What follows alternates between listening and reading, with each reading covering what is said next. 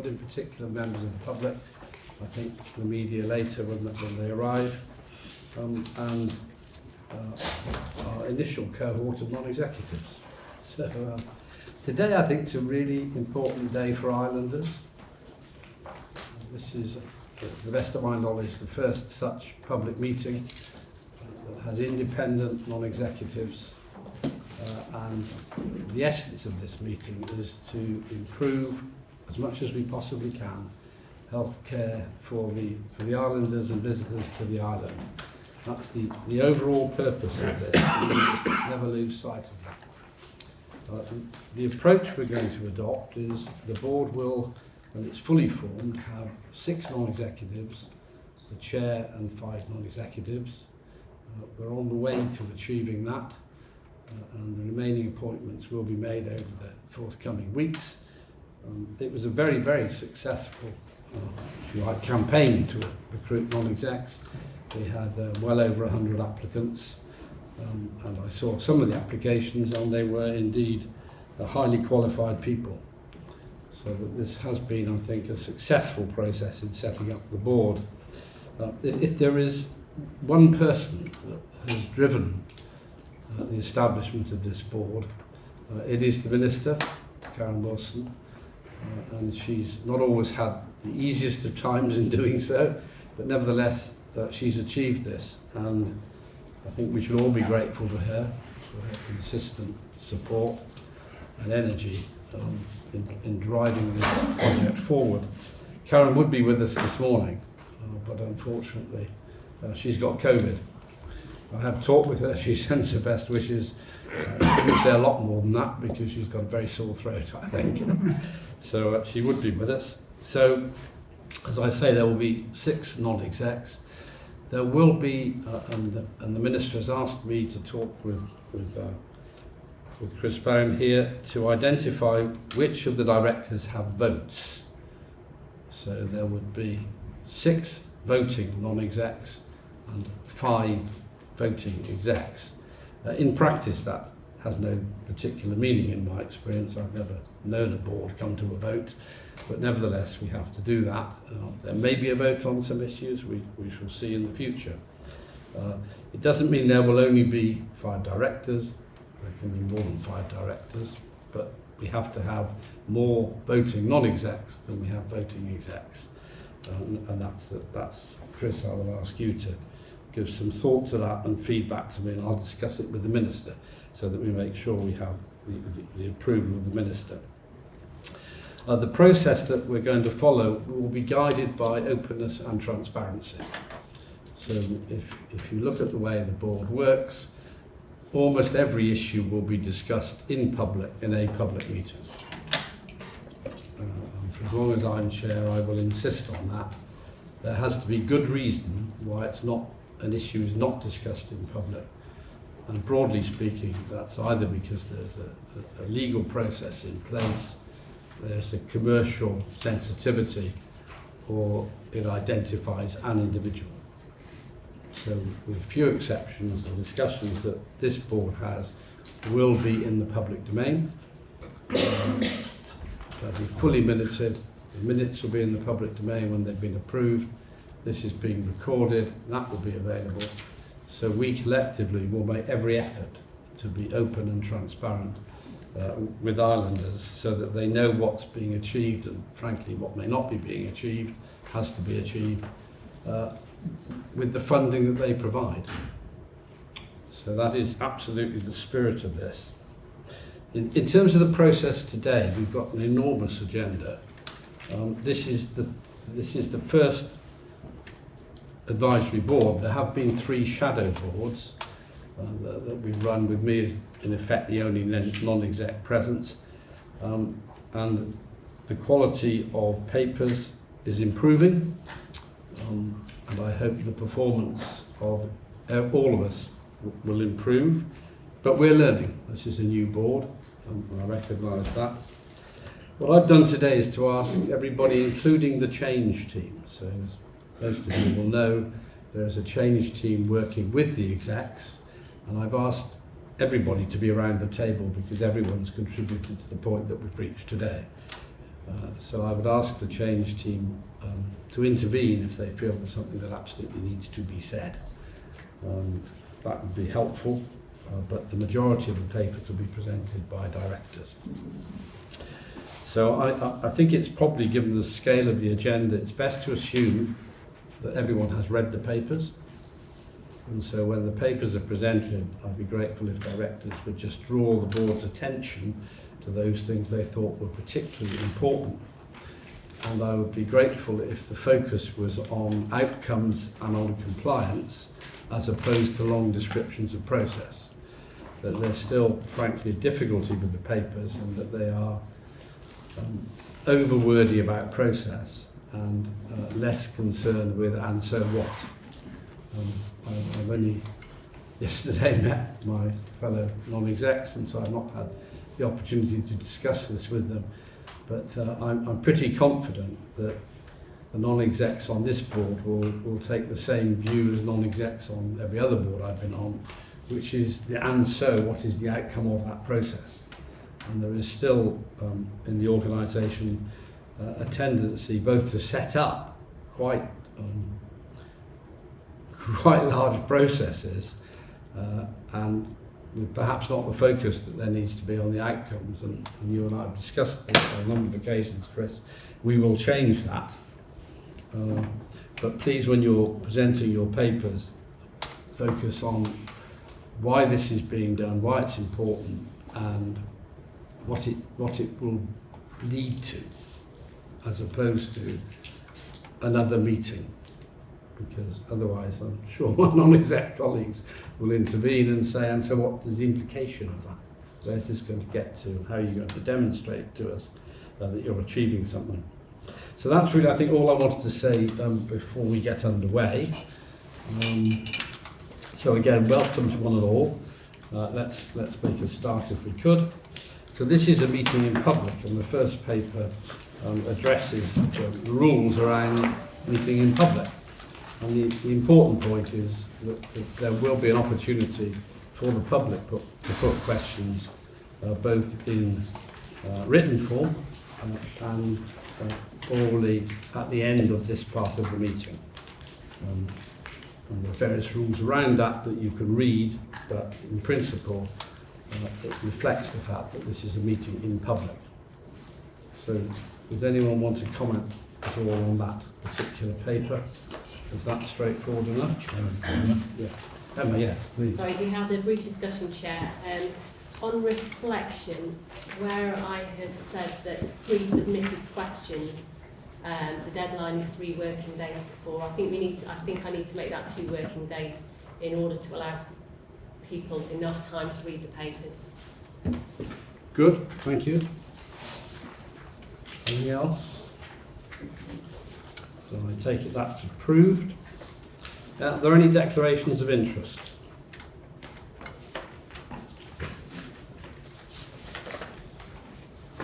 Thank you very much. There are two sets of minutes here of the previous shadow boards. And we brought the minutes to this meeting to be approved by the people who were at those 2 meetings. One was a more routine meeting, the second was an exceptional meeting. I'll deal with all the matters arising in a moment, but in terms of the accuracy of the minutes, the people who were at the meetings content that they're accurate. Good, thank you. So can we turn to the action tracker? Now there are an enormous number of actions here, but there are far fewer outstanding than there were. So I suppose my summary of this would be there's an awful lot to be done, but it is far more encouraging than it was initially. So we're making progress. I think we need to refer on this certainly to the red, the ones that are marked red. The proposition is that others are closed, I'm sure, is optimistic. So there's a proposition that all these other actions are closed, but I think when we get to discuss them later on in the meeting, we'll discover that we're not prepared to close them yet. So can I just suggest that we go through those outstanding issues that are read. And Emma, if there's anything that we propose to close that's not on the agenda later, can you draw that to my attention, please? Make sure that everything is discussed. So, project management support. Chris? Yes, Chair, we're making good progress with that. The PMO office is starting to form, and Obi Hassan, our Finance Director, is progressing with that with HR as quickly as we possibly can. So I'm happy that that is taking place now. I think we could close it because the main thing was about establishing what we needed, and I think we know what we need, and we're now making progress on that. So whilst not everyone is in place, we know what's necessary. And you're confident it will happen? Yes. Yeah. Okay. People content to close that? Thank you very much. Upcoming inquest, mental health. We've dealt with this because we had that extraordinary board meeting, so we can close that, and the minutes that we've just approved. So moving on down, maternity services. I have discussed this with the Minister, and as I expected, she takes the view that we should find appropriate benchmarks, probably from the UK, but if necessary from elsewhere. And we should begin to benchmark those services against those standards. Now, if that's acceptable, I think it's probably better if we were really clear at this meeting what they will be. Is that sensible? So could you bring those back at some point? Whoever doing this is you, yes. Chair, just to draw the board's attention to in the maternity paper, Yes. there is a proposed metrics as one of the appendix to that paper, so that's presented today. Right, and you're content that's sufficient? That's your proposal for That's the in moment? keeping with other national benchmarks such as the NHS, yeah. Right, we will look at that, thank you very much, and Chairman. if it's okay. In support of the comment from the Director of Clinical Services, we've also made inroads to undertaking a professional relationship with an integrated care board within the United Kingdom. It is that care board that receives the majority of our patients, no problem sure to go there. So we'll have a national benchmarking tool which is aligned there as well. So will the benchmarking be our performance against theirs, or our performance against a national group? So clearly the Integrated Care Board is aligned to national metrics. Right. So it's actually taking that national metrics to a local metrics and how they are relevant to that population. But when we look at those, we'll be able to distinguish between the overall performance of that group and the performance, our performance. Most definitely, yeah. And I think that's what we have to be minded of in Jersey because of our size. We have to ensure that when we are reviewing those data, we are always looking at the SPT chart, looking at trends rather than individual months changes. But most certainly there will be the national position and the Jersey position with the relevant narrative. Right. Given the importance of maternity services, when could the board expect to see that benchmarked information? So the dashboard that's in the paper today, if supported, we're confident that we've got the ability to collect that data. Right. I suppose, and obviously we'll continue those discussions with working with the ICP, which whilst in their infancy will then allow us to, so we'll have the metrics next month, and then obviously we'll be able to develop the position in relation to how we sit with other services in the forthcoming month, but the data will be there next month. Right, but when will that benchmarked information be able to come back to the board? Is that next month? It'll be able to come back next month because yes. the national benchmarking is available. We have the dashboard. Right. And then again for board assurance internally, the executive team have established a maternity programme meeting which takes place this week, and whilst metrics do not change place on a weekly basis, to ensure there's traction on the movement of that action, that is followed through on a weekly basis, Chairman. Great. So to be clear, next month the board will see that data about maternity, and then we can take a view on whether we want to see it every month, or I think we must see it next time, so that we've established that we are the information is at least available to the board. And I think probably we'll want to see it monthly, given the high profile of this service. I think that's important, Chair. Yeah. Yeah. So we'll come to the board every month. Thank you very much. So where have we got to? Yes, financial report. So finance report, Chris? Yeah, this was about the issue of the new treasury system around the availability of budget information to budget holders. I just wanted to turn to Obi just on an update on that. It's not particularly encouraging, is it? It is something we've been tracking for the last 6 months. One of the issues has been since the implementation of the new system, the access rights have all changed, but the control does not lie within HCS, it lies within centrally. And because of the system challenges people have in giving access to users, we have been told that that's been delayed because of the number of issues. IT issues that still need to be sorted out.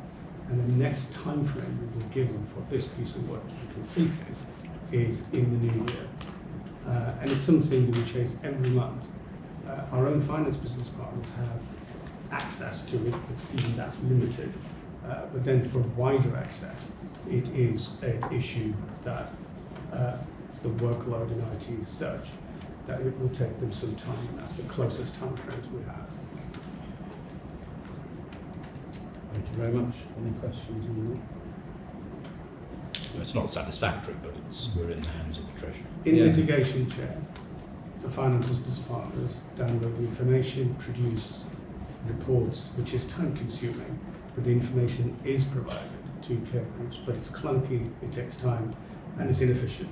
But we obviously It's largely manual, isn't it? it's Yeah. manual. And in terms of it getting better and becoming more user-friendly? Yes, I mean, our manual interventions are very time consuming and unnecessary, because the sooner we can get access to budget holders, they can look at the information on demand to make decisions. I mean, yes, there are two aspects to this, aren't there? At least two. One is that management decisions can be made on the basis of it, and the second is that people are being held to account for the management of their budget. Yes. So I suppose what interests me is, well, both interest me, but the latter. How is there a process in place by which that accountability is enacted? Yes, we do that. One, we do that on a monthly basis through the normal process of reporting, because each care group director has its report and all the variances reported and the reasons behind those, as you will see in the finance report. That's the monthly process of CGPRs, the care group performance review meetings. But during the month, we have weekly meetings with our care groups where we present information before we get to the month end, and those are the accountability meetings. I think the issue, Chair, is not that there's not information to hold people to account to. It's the length of time it's currently taking everybody to pull that information Yeah. together, because it's not automated, or will be automated, but it isn't at the moment because of the new system in Treasury, which won't bring us, and I imagine other people, it's not just HCS, it'll be other government departments that won't have this automated system. And sorry, I've kind of missed this. And what's the time scale of that automated The system? closest we've been given is the first quarter of the new year. Obviously, I've expressed my dissatisfaction with that. We'll Yes. continue to push that. Okay, so can you keep us updated on that? Because it does seem to be important. And when I did my review and when I looked briefly at the finance data, I was surprised at the paucity of it. The data was less sophisticated here than I'd seen many years ago. So, yeah. Yeah. So, it's just basic management information, really. Good. So please bring that back and update us, perhaps the board after next. Hopefully to tell us that it's coming in the new year. So bring the good news back in December, if you would. Right. Risk Management Committee. Yeah, sorry, nice guidelines. Nice We've actually guide- got a paper in Yeah, the sorry, agenda. yes, exactly. We'll discuss that at that point. Thanks, Chris. Yeah, so we'll talk about nice guidelines, including their implementation later. Andy, Anushka, risk management, and the approach to that was, yes. Yeah, I can talk to this one, Chair. So I'm working closely with our government internal audit function to develop terms of reference, following approval of those terms of reference, we will have a look at how our current risk committee interacts with the overarching audit committee that we'll be establishing. Yeah. I mean, my feeling is there's quite a lot of work to be done to sort out these processes. And they've got to be aligned to the governmental process, haven't they? That's right, yeah. So there's a greater complexity here, which is this is not purely an internal process, internal to HCS. So we've got to develop something which is fit for purpose for HCS, fits with the BAF, Yeah. and fits with the governmental process. So we're beginning to do that work. Is that? That's right, and we have a meeting with the Chief Internal Auditor on Monday Yes. next week. Good. Are you too happy with that? Or yeah. Yeah. So I say it's quite a complicated area, and then we'll have to get our heads around it and get it aligned with all these different points, and then begin to use it to manage the organisation. The purpose of the risk register is, of course, to be used. So it needs to work for the organisation, and indeed work for the public, because it will be in the public domain. Right. What's next? Yes. I think we've made. I haven't written because what's been shown is we don't need to write about this. Steve, can you update us on? Yeah, thank you, Chair. So following this meeting, assuming agenda item 27 is ratified, which is our training matrix, then we can share that with Mark, and he will agree for us to not have our staff doing the corporate training that is then replaced or superseded by our own clinical specialist training. So we won't be doubling up on asking people to do general safeguarding and then specialist safeguarding. So we just need the ratification from this board of the matrix, and we can proceed with that. Good, thank you. So the issue here was we discovered that there were, if you like, two sets of mandatory training, one at a higher level and one within the organisation. And we anticipated there might be some difficulty in resolving that. In practice, everyone has been very helpful, haven't they? So the common sense has prevailed here. So that if we can approve that, then I think we've dealt with the issue. Yeah. So good. And perhaps we can thank Mark for being helpful. Yeah. Good. Safeguarding? That's coming to the next meeting. Yes. That's in November, yes? Good. And then moving on to the last page, November, December, I think they're all for future meetings. So if people are content, we'll move on from this, recognising that we're going to come back to quite a lot that's on this actually as part of the meeting. Yeah, people are happy. Good.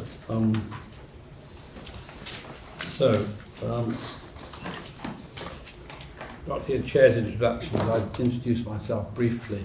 I just wonder whether perhaps two Neds who are here might say a word or two about themselves. They have threatened to say a word or two about each other. So I'll start off. My name is Carolyn Downs. I am a very recently retired local authority chief executive. I was 8 years chief executive of the London Borough of Brent, which is one of the largest London boroughs. Prior to that, I was chief executive of the Local Government Association, which is the national body for all councils in England and Wales. Prior to that, I was Deputy Permanent Secretary at the Ministry of Justice, and prior to that, I was Chief Executive of Shropshire County Council. I am currently a non-executive director for the largest 4 acute trusts in the UK, which work as a collaborative in North West London, and I am hosted by Imperial College National Health Trust in London. And I am also a member of the London Policing Board, appointed by the Mayor of London to monitor the improvement of the Metropolitan Police. Thank you and welcome. Thank you. Morning everybody, my name is Tony Hunter. I'm a social worker by background. I've worked in health and social care for the totality of my career in a range of different roles across the private sector, charity sector and public sector. I'm a previous director of social services in 2 councils. I'm chief executive in another council, and the previous president of the Association of Directors of Social Services in England. My most recent full-time role was as Chief Executive of the Social Care Institute for Excellence, which is an improvement, social care and health improvement agency close to the Department of Health and Social Care and Department for Education in England. I recently chaired 2 children's trusts in areas where the responsibility for children's social services has been taken away from the council for persistent failure. Very complex roles. I currently chair the Bury Metropolitan Borough Council externalised adults function, and I'm an NED also on a hospice in South East London, and also on a charity, Functional Neurological Disorder Action UK, which is the condition from which my son sadly suffers. I'm absolutely delighted to have been appointed to this board. Very much looking forward to working with everybody. Got a lot to learn, but I hope a lot to offer as well. Thank you. Good, thank you very much. Third non-executive who's been appointed is Dame Claire Gerardo, who I've known for a long time. Claire's had a GP by background, and still, the best of my knowledge, practices as a GP. She's currently President of the Royal College of General Practitioners in the UK. She's had a plethora of roles across the NHS at national level, and she is a very, very able and welcome non-exec. And finally myself, and so you've heard about the 3 stellar CVs, now there's mine. So I'm a clinician by training. I was a consultant physician in Leeds, and then I moved into various management roles. So I was medical director in Leeds, which at that time was the largest trust in the UK, and I was interim chief exec there on several occasions. And then since that time I've had a variety of roles in provision and in commissioning, some at local level, some at regional level, and a number at national level. And they've included things like being trust special administrator in mid-staffs, and doing a number of clinical governance reports, one in Western Australia, one in the Middle East, and most recently here. And it was in that report that I wrote that I proposed that there should be a board here, a board with independent non-executives that should meet in the way that we're meeting. And as I've said, thanks to the good offices of the Minister, we've achieved that. I was appointed for a year to attempt to set up. I'm delighted to say we appear to have achieved it. This board, and my time as interim chair ends in mid-November, so I'll probably be chairing one further board. The process for appointing my successor is underway. So, Chris, Chief Officer's report. Yes, thank you, Chair. As you said, I assume everyone has read the papers and therefore my report. The aim of this report really is to try to summarise some of the key issues that are facing HCS, and many of which have substantive reports in the pack itself. I hope that the issues in the papers reflect the 3 pillars of the HCS turnaround, and that being strengthening of clinical governance and strengthening of clinical services, financial improvement and financial recovery, and cultural change in workforce. So I think when we read these papers, we can hopefully align with, as you said right at the beginning, Chair, the need to improve services for the people of Jersey. And those 3 pillars and the papers need to contribute at every stage towards that aim. So I'm not going to go through the report to say I think many of the issues we cover in substantive papers, but I'm very happy to answer any questions that anyone has at this stage. Thank you. Questions? Chris, if any? No, not out of complete disinterest. But so many of the issues that you've covered are actually covered on the papers They are. They in are, the report, yeah, so probably best to discuss it just once. So thank you for the report. What I tried to do for those members, because of course these papers are public, so for those members of the public that don't want to wade through something as big as that, Yes. hopefully looking at my report will at least give you a flavour of those issues. Yes. Yeah, can I say I welcome the report, and I think it's very important and useful to hear from the Chief Officer where the issues are covered further on. What are the things that really matter to you as Chief Officer at this time, and the things to which we as the board and NEDs should be giving some priority attention. So I think it's very important to have this in the way that it is. Thank you. Okay, thank you. Thank you. So moving on to the quality and performance report. There is a vast amount of information in here. With your permission, I thought the way to approach it might be, I'll ask a few questions. If you have questions to ask, Tony and Carolyn, please do so. If anyone wants to raise any points, please do so. And then there's a more general question or more general points to make about who's accountable for various things and what our approach is going to be to issues that are just solidly red. Because one of the things that I find a bit unnerving about this report is that there are quite a number of issues that just remain red without any suggestion or hint at all as to what's going to happen about that. And I think we need to be clear with each other and with everybody else about whether or not we intend to correct them, and if we do, when, rather than simply report them on a monthly basis and say, well, this is as red as it was for the last 12 months. So, can I come first of all to some specifics? And this is almost by way of example.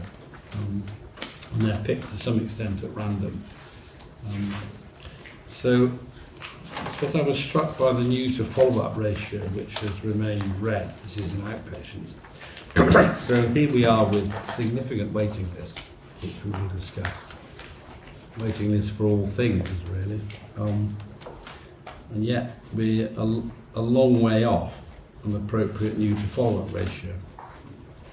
So the first question is the standard of ratio 2, would that fit with the national UK and elsewhere? Is that 2 is about right? Yeah, that would be my view. Yeah, so most people would reckon this ratio should be 2. Yeah. This ratio has never been 2, and is almost, it's 2.9, 2.7, 2.9. So, what's being done about that, and when can we expect it to be 2? Yes, please. Thank you, Chair. So there's some complexity here in relation to obviously specific new to follow-ups for different specialties, which we do see the detail of at the monthly care group performance review. So each care group will provide specific new to follow-up ratios for specialties within their group. So for example, in surgery, you'll see neurology, dermatology, and the specific of those, and allows us as executive directors to obviously ask questions to gain assurance in relation to the utilisation of clinical capacity. It is fair to say that there are some of those specialties that we would consider as outliers to suitable benchmarks, and obviously there is opportunity where we can reroute that clinical capacity to further address the improvements we want to address with our waiting list. So for example, in urology, they have a higher new to follow-up ratio, and however, there is some complexity with how we manage our patient tracking list here in Jersey, in that there are patients who are actually on surveillance for example, pathways where we require to see them every year or twice a year, and generally on a PTL, and then obviously allowing the capture of that new to follow-up ratio would generally be discharged, but obviously because we have a different primary care model here, where obviously we keep them on our acute provider PTL. So there is some discrepancy, or there is some difference with the new to follow-up ratio at a specialty level. The outliers of those are being considered as part of our clinical productivity piece of work, which is supporting our financial recovery programme, and the opportunities to obviously ensure that we've got, for example, much more of a personalised outpatient model, and we're very much looking to national standards and evidence, for example, looking to implement patient-initiated follow-up, which we know in other health jurisdictions has had delivered significant opportunity to divert resource. So I do accept that we've got some areas of improvement, and they are sitting as work streams in our clinical productivity work stream for the financial recovery programme. Sorry, Chair, can I just answer from the point of view, Claire, of because of our primary care model, and I know patients don't get referred back to primary care for a whole range of reasons. Correct. How much of this do you believe is impacted by the fact that we're keeping people in a hospital process and pathway rather than discharging to primary care that you might see in other jurisdictions? And I suppose that's the first part of the question. The second is the outliers. Are there significant outliers that are skewing this up to the above the 2 ratio? Yes. That we're actually targeting? Because if we target those, we see the whole lot come down. Is that? I would expect that, definitely, yes. And in terms of then, I would say that it's a bit, I don't necessarily have the detail, but from obviously our initial review for what we want to take forward to the financial recovery plan, that I would say that there is a significant impact in those specialties that obviously that we are not discharging to primary care as you would see elsewhere. But we obviously need to take that into account in our, further detailed work. Yeah. But just a couple of things. If there are good reasons as opposed to idiosyncratic clinician behaviour reasons, then we need to recognise that. I suspect there are relatively few of those. They're always talked about, but when one looks at them, they're often less convincing. So I think we need to be really clear if there are reasons in Jersey why things are different, as opposed to an assumption that they might be different and therefore that's all okay. Then I'm not really buying that one. So I guess my starting point is Jersey should benchmark against everywhere else, and if it can't, then we need to know why. We need to have signed off the reason why, as opposed to assuming why. I would welcome the opportunity to bring that detail back. Yeah, please do that. And so the next thing has got to be, given all that you've said, if we still are going to use 2 as our standard, as I've said, there's got to be good reason not to, then when do we expect, what's the trajectory that gets us to 2? Rather than, what I'm very nervous about is that we just have these long lines of red without any obvious plan or trajectory from it. It's ritualistic and pointless. So there may be other areas, and I don't want to give you a vast list of things to do, but there is something for me which says that if we've got, I don't know, think of a number, 6 reds in a row, can we please see a plan to get out of it? Yeah? Otherwise this is pretty useless information. It just tells us we're failing, frankly. Now, so I'll just pause at that point. What do you think of that proposal? Yeah, so so I think the report is difficult to ascertain what is improving, what you're doing about it. So, when you look at it, it must be quite demotivating for yourselves, actually, because, it's just like a block of red. There are obviously some greens, just in case anybody thinks there's not any greens, there are. But there's lots of blocks of reds, and I had no idea, obviously being new, so the whole of this year they're red, since August 2022 on quite a few. Were they red for the whole of the year before as well? So has there been any kind of longer term change or impact? So I had no view as to, okay, well they're all red now, but actually they were even redder if it was a year before. So therefore it's quite a difficult report for us to interrogate, I think, because it is so blocked red. and actually so little movement actually between each individual month, very little movement. So I think on that basis, you do have to ask the so what question. And for me, and I think it's an issue in relation to a lot of the reports, what is really important to, and I didn't get a feel from this report, so from this block list of reds, which is the most important issue and what are you actually doing about it? And I think that would be really good to know.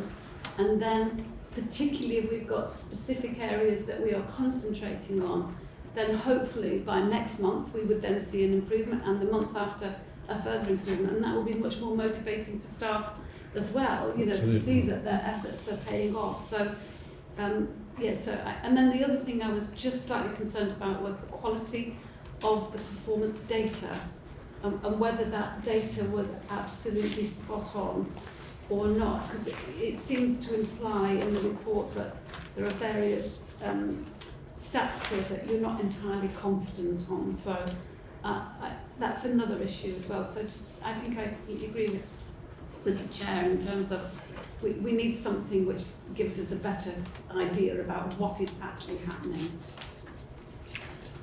Thank you. And I suppose what I'd done is to sort of pick a few things Yes. that I'll run through and say, could you start looking at these? But if people think, when I run through them in a moment, I picked the wrong ones, please say so. You know? But what we can't do is just accept it. Tony. Yeah, can I add that I think it would be useful for us as the NED to understand what might have been anticipated here and what's the learning when it comes to future years. If I'm putting that kind of, you know, well, what's the surprise here? Where is the surprise? Is it one that could have been anticipated? It's not to be critical, but that's what a learning organisation does. Yeah. Thank you. Thank you. So, would it be helpful if I've just got maybe half a dozen little crosses that say, what about this one and what about that one? They're chosen to some extent on an arbitrary basis. And so I'm very open to the idea that you tell me, no, you've missed the point and you should be looking at this one rather than that one, yes? But I'm not open to the idea that we don't look at any of them. So the ones I looked at were that one, new to follow-up ratio. This elective theatre, that utilisation of theatre seemed to me pretty disastrous, and presumably disastrous financially. Yeah. So it must be disastrous in waiting list terms, disastrous in financial terms, and if I were a patient on a waiting list, I would think, well, what is going on? So can we have It's definitely one. Yeah, good. Yeah, I don't think So I've hit the right one. you've hit the right one there. Right, Yeah. good. It's reassuring. So I thought perhaps you would be kind enough to come back with information on that. But the next one I just picked up on was particularly the percentage of patients triaged in regarded as majors. So the percentage triage majors is less than 50%.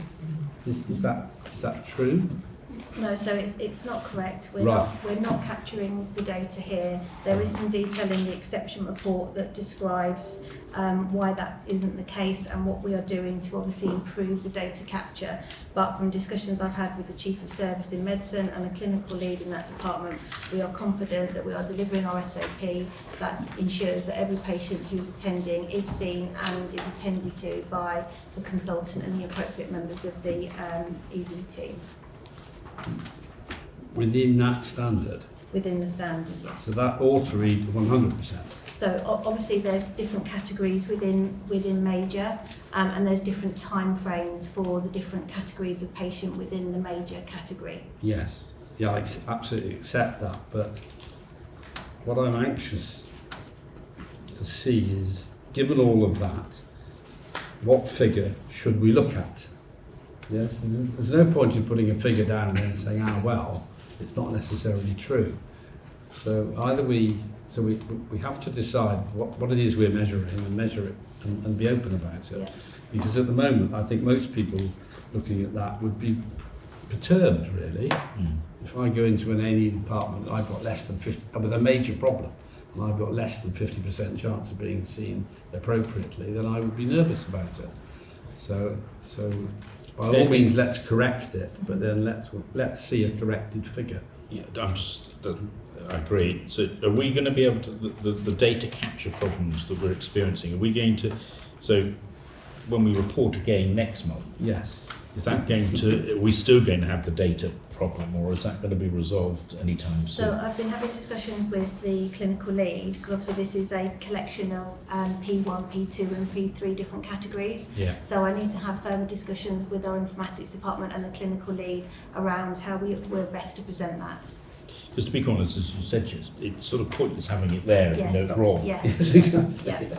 So I'm seeking to get to a point where we're either able to describe the different performance in the different categories and therefore reassure the public and obviously also describe that performance, or whether we're obviously seeking to change the metric because we can't capture at the moment those 6 categories.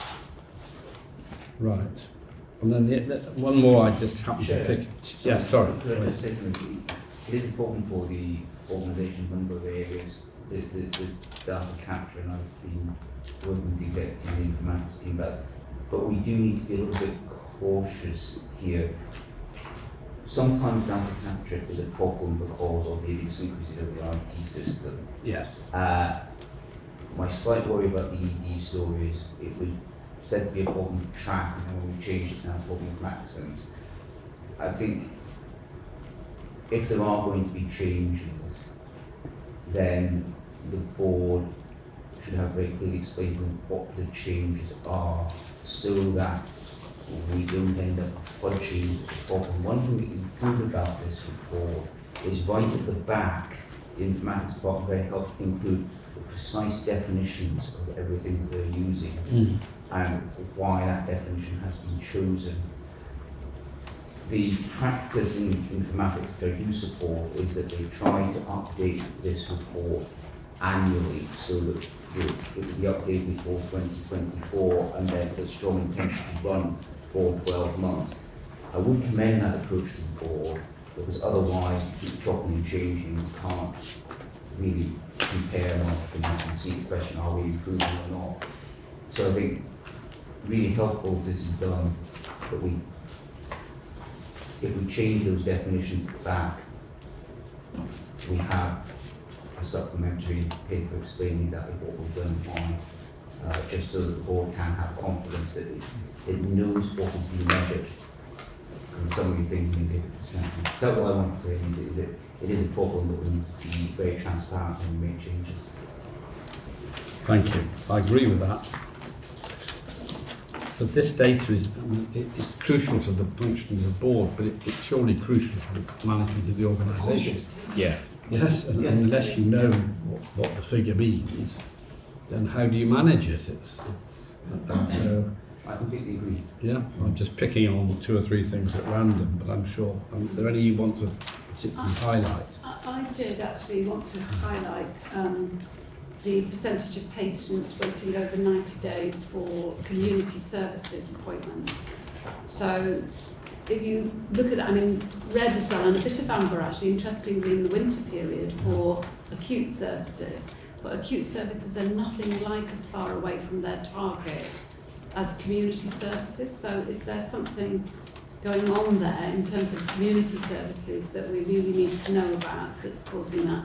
And then the other one for me that I thought was hugely away from their target and is actually progressively getting worse is diagnostics.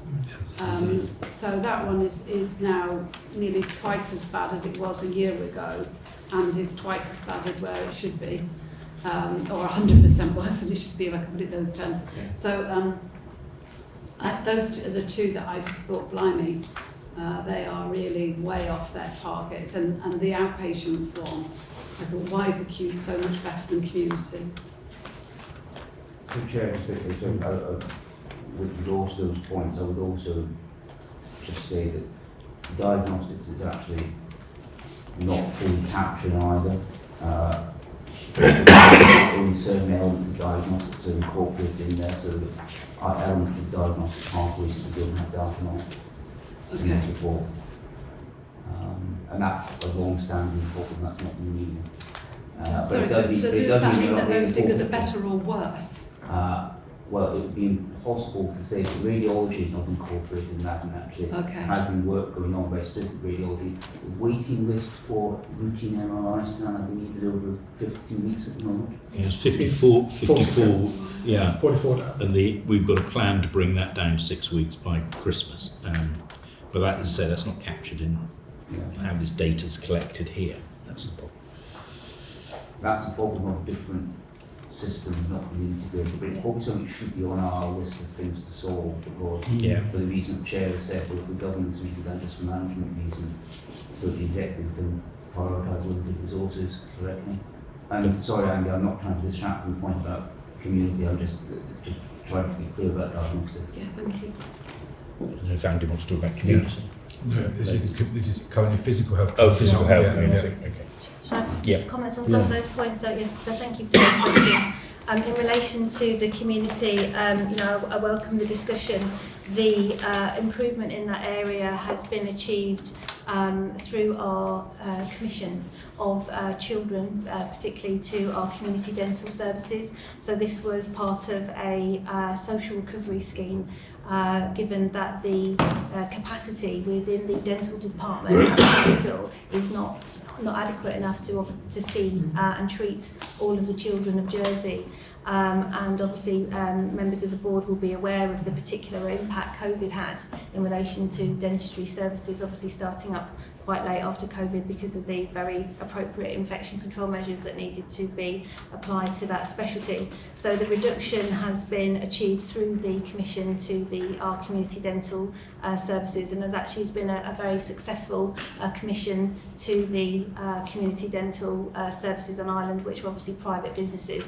And the delivery of the trajectory in line with that is presented in the waiting list paper.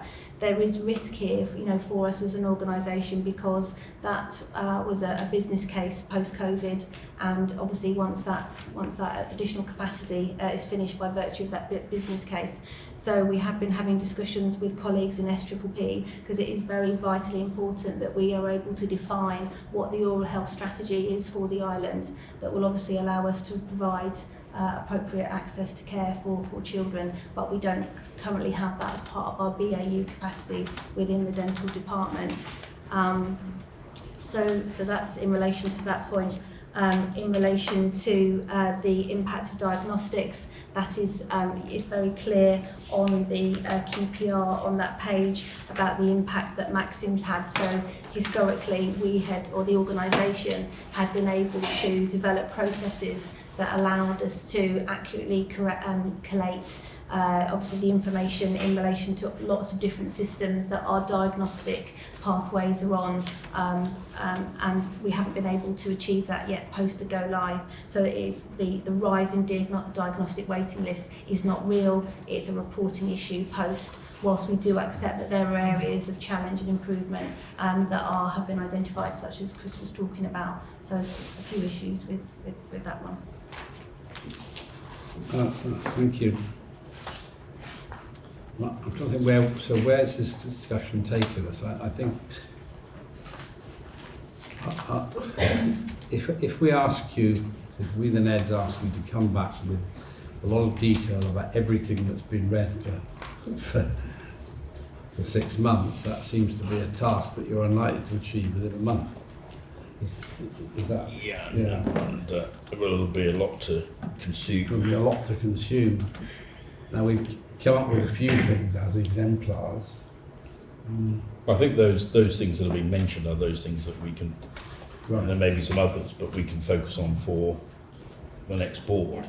And I said there may be some others there that we would also want to Right. identify, or the board would want to identify that we should look at. So can we, looking at my two colleagues, can we agree that our executive colleagues will look at those things, plus anything else they wish to look at, as specifics, but in general, taking into account the flavour of the conversation, yeah? Which So is, the other one that I'd quite like to Yes, understand, it please. might be really easy and quick for you to do this and then knock it off, is the rate of emergency readmissions are, within 30 days, because, if there's something that we're doing, if we are discharging too quickly by a day or two, you know, when people are or may or may not be medically optimised, then that's something that we can sort out quite quickly, isn't it? So I think that's another one where you could get potentially a quick win on. We just to provide some context, this has been an area of interest before we provided a deep dive report on our readmission rate to a historic assurance committee, and I think it was a piece of work that I also asked Simon to give some scrutiny to when he started working with HCS. In broad terms, it describes that our readmission benchmarks well, but happy to, you know, we've got that information there, and obviously we can decide how that's an area of focus. Well, that raises a different issue, because if we're benchmarking well with all other Yes. similar organisations, then is our target correct or Yes. not? Is another Yes. issue. Yes. Yeah. Yes. Yeah. Maybe I should just add, I mean, so Claire's absolutely right. I did look at the work, which I thought had been well done, and at the time we did fall within the English sort of range, so we weren't an outlier. I'm not saying that we were at the bottom of it. It's something we need to look at because it collates with some other information. The Royal College of Physicians said that some patients were discharged too early, despite the fact we're actually worried about the increasing length of stay. So it's a complex picture, but it's one of the things that you're correct. We should continue to keep a focus on, but it may fall into the wider aspects about medical patient flow, which isn't also about sending people out too early. It's about getting people ready as soon as possible. Yeah. But I take the point. The other things we don't know about how case mix has changed. We don't have the coding data, unfortunately. Okay, that tells you it's different complexities. But to do that, which is another thing that inhibits good management of service. Chair, I'm very happy for that not to come back, therefore if somebody could send me a copy of that report, which has been done previously, that would be really helpful. Good. Thank you. Dr. Simon McKenzie has stolen half my thunder. I was going to make sure. Let's hear the other half. Yes, there is always the other half, which is we work very well together. The quality and financial improvement programme absolutely come together in these KPIs. They are one and the same. And my recommendation would be, you've already touched on one, theatres efficiency, and the other one is patient flow. My recommendation would be those two KPIs can be measured. It unblocks everything. Absolutely. Quality and money. Precisely. Yeah. Thank you. Andy? Sorry. Chair, I'm not sure if this is the right place or not, but I'm also very keen, Andy and I have discussed this, to be working on what are the sort of KPIs you'd be expecting from a well-working social care system, which we both feel are very underdeveloped at the moment, and gives us a lot of opportunity for some real focus, I think, for the next few months. Very much support that, thank you. Yeah.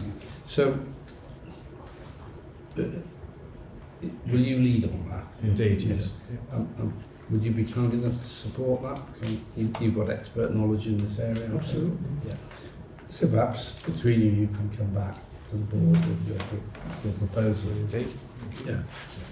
I should explain to the board that Andy may have to go to court this morning.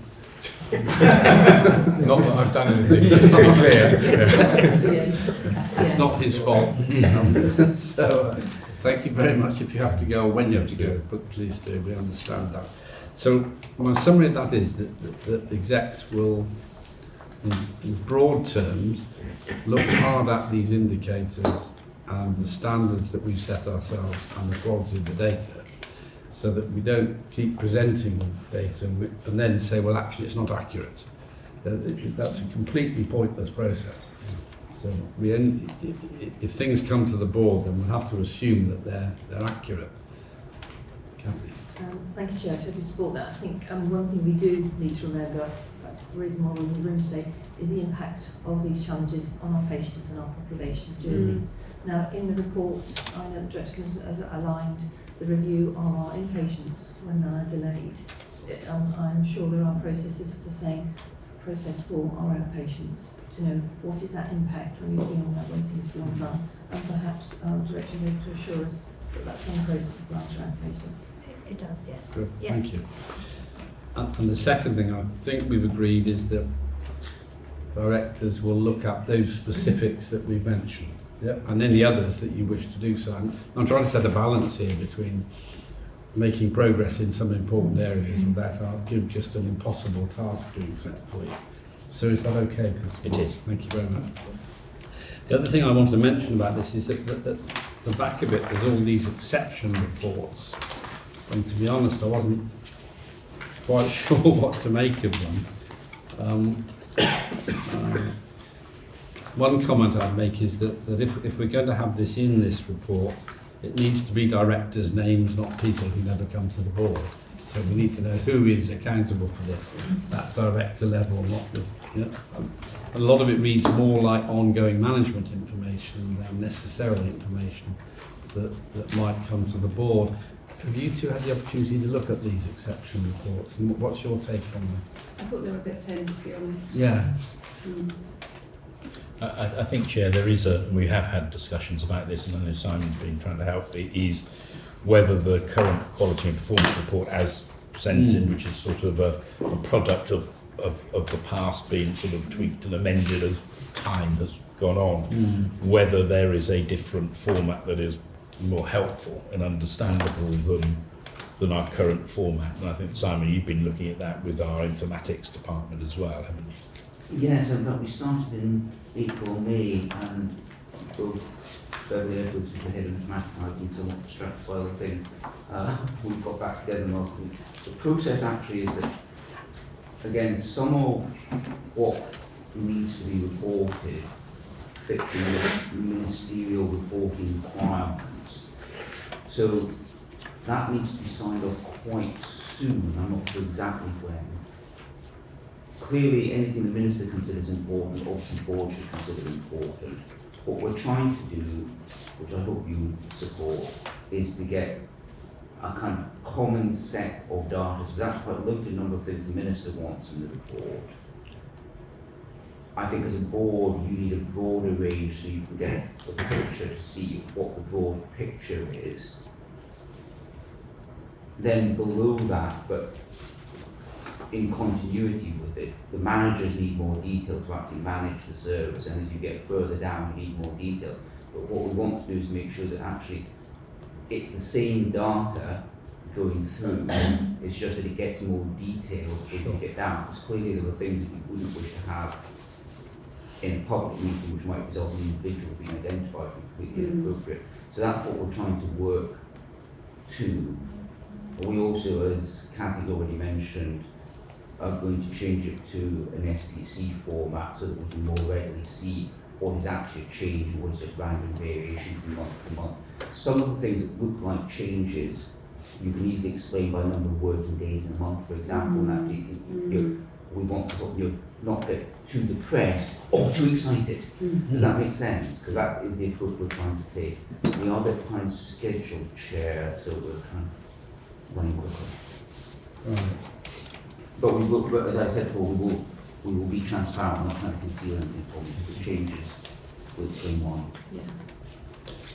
So if execs come back with some variation to this, some changes, I think it's the NED's responsibility to agree them and then stick to that.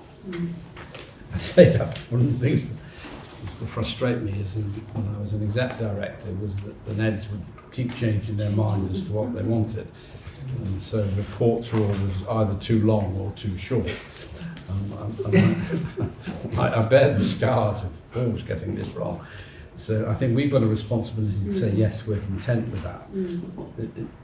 And so in the first instance, please come back with any proposals, and then we'll look at them and hopefully agree. We do need agreement from the board, because to say, and then of course if we keep changing our minds, then it's difficult to compare positions and movements. But yeah, it's getting that too much detail or too little detail position. Okay, anything else on this report anyone wants to raise? Good, thank you very much. So, Obi? Thank you, Chair. On the finance report. Thank you, Chair. I'll describe the current position as is, what our forecast is for 5 minutes. I will then use the account to describe, so what are we doing about it.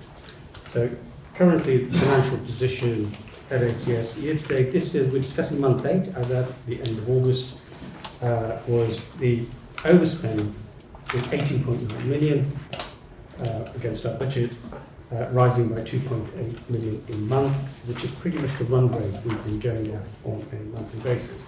And the run rate means the excess of income or expenditure over income, the net run rate of expenditure over the budget. Our year-end forecast remains at 29 million. That's where we will end as a deficit position, which is expenses exceeding income, 29 million by the end of this year. Key reasons behind it, what are the drivers? Pay, non-pay and income, all three are drivers behind that. What are the issues with pay? Agency spending is rampant. And there are reasons behind that, which is recruitment difficulties, attracting people in Ireland, and the interventions and the speed at which we can make those interventions. That's costing us a lot of money. The figures are 205 agency staff, vacancies 516. But we're still overspending on that. So half the people available for the budget, but the cost of those is so significant that it leads to an overspending. That's the big problem. In terms of the number overall, pay only seems to feature at £5 million overspend in that total expenditure of 18.9. But what it masks is the underlying reality of where the pressures are, which are then mitigated in other areas where there are underspends. The key pressures are in the key clinical services, medical services, surgical services, women and children, mental health placements, social care packages. All of those are highly overspent. And they're overspent because of those underlying structural factors that I've talked about that we need to do something about, and I'll come to that in our financial recovery programme. We're looking to address those things that drive money to be what it is. On non-pay, there's a £13 million overspend year to date. By the year end, that will be 22 million.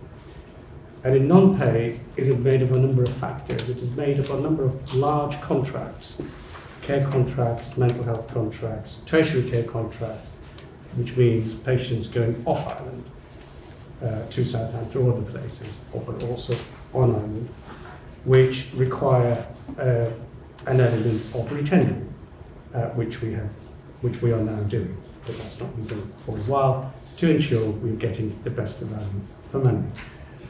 Also, in there has been some opening budget pressures, which also during the financial recovery programme and its construction, we went away to try and discover why at the very beginning we had opening budget pressures. That was £13 million pressures. In other words, the budget was not available for services we were already providing. Therefore, that was always going to be a problem for us going forward. The third element, which is the income side, we generate income through private patient work and recovery of income in other areas. We have not been able to recover some of that income as planned, 2.7 billion year to date, and it will pretty much be around that number, or 1.6 million by the year end. Reasons behind that are, again, what we've touched upon. To drive income, we need the theatre capacity to be there, theatre efficiency, but also we need the beds. And if we have patients stuck in those beds, we won't be able to do the surgery, which earns us income. And hence the flow is such an important element in unlocking the hospital. So what I'm trying to demonstrate is the money doesn't do things by itself. The money is a consequence of the actions that are taken to deliver care. The better and more efficiently effectively deliver it, the better the quality of care that is delivered, theatre's efficiency, patient flow, so that people are not lounging in beds, theatre's efficiency, elective is coming down, and it directly speaks to an improvement in the financial position. And that is the basis on what we are doing about it, is what the financial recovery programme is built on. It's built on those set of core values, which says, what are the actions we can take to improve the quality of care, which is paramount, and deliver better value for money. And as I've demonstrated through this money, I hope that if we get our agency right, which is we get substantive recruitment of people that we want to have, We want to have all our posts filled. Nobody wants to cut staff. We want to have posts filled, but we need those people permanently, substantively, who commit to this island, come here, and really commit to good quality of care, rather than temporary staff who are not as committed, don't provide that absolute quality of care, because it will reduce the money by half and give better quality of care to islanders. So that's where the quality of money come together, and that's one of the key interventions in the financial recovery programme that we're looking to make to recover this 29 million deficit that we're starting from. The true position, the work we did in the financial recovery programme, the true position of the underlying problem that HCS faces is £35 million. So it's 29 plus another 6. You'll ask me where the other 6 came from. It is because there's been some non-recurrent funding of £6 million, which is then being drawn away, which gives us an underlying deficit of £35 million. During the construction of this programme, we had managed to secure a level of funding, which I now believe, and I'll commend the financial recovery programme and plan to everybody, addresses that problem sustainably for HCS and islanders over the next 3 years. So there are 3 elements to this. In understanding the 35 million problem, the work we've done in the FRP, where we also got the help of an external consultants firm to help us whilst we build our own capacity to continue delivering this programme going forward, which is our programme and delivery team. We have to separate those factors in that underlying deficit that are within the control of HCS to do something about, and therefore we take responsibility for that. And also those factors that are outside its control, which it cannot do much about because there are either political decisions taken, there are budgetary errors, pressures that nobody could see coming, and therefore need to be addressed through proper planning going forward.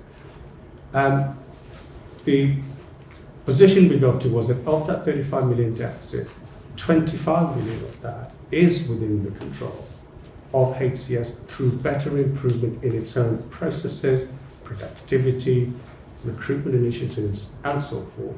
But also a recognition that 10 million of that 35, therefore, is outside its control and needs to be permanently funded going forward.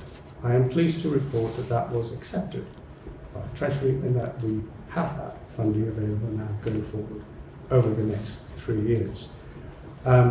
Also worth noting is that 25 million of what we believe is in our own control is also the realism we have is that it can't be delivered all in 1 year. It will take 3 years to deliver it because it's a considered program. It's done at pace, but it's a deliberate pace. It's not a deliberate pace.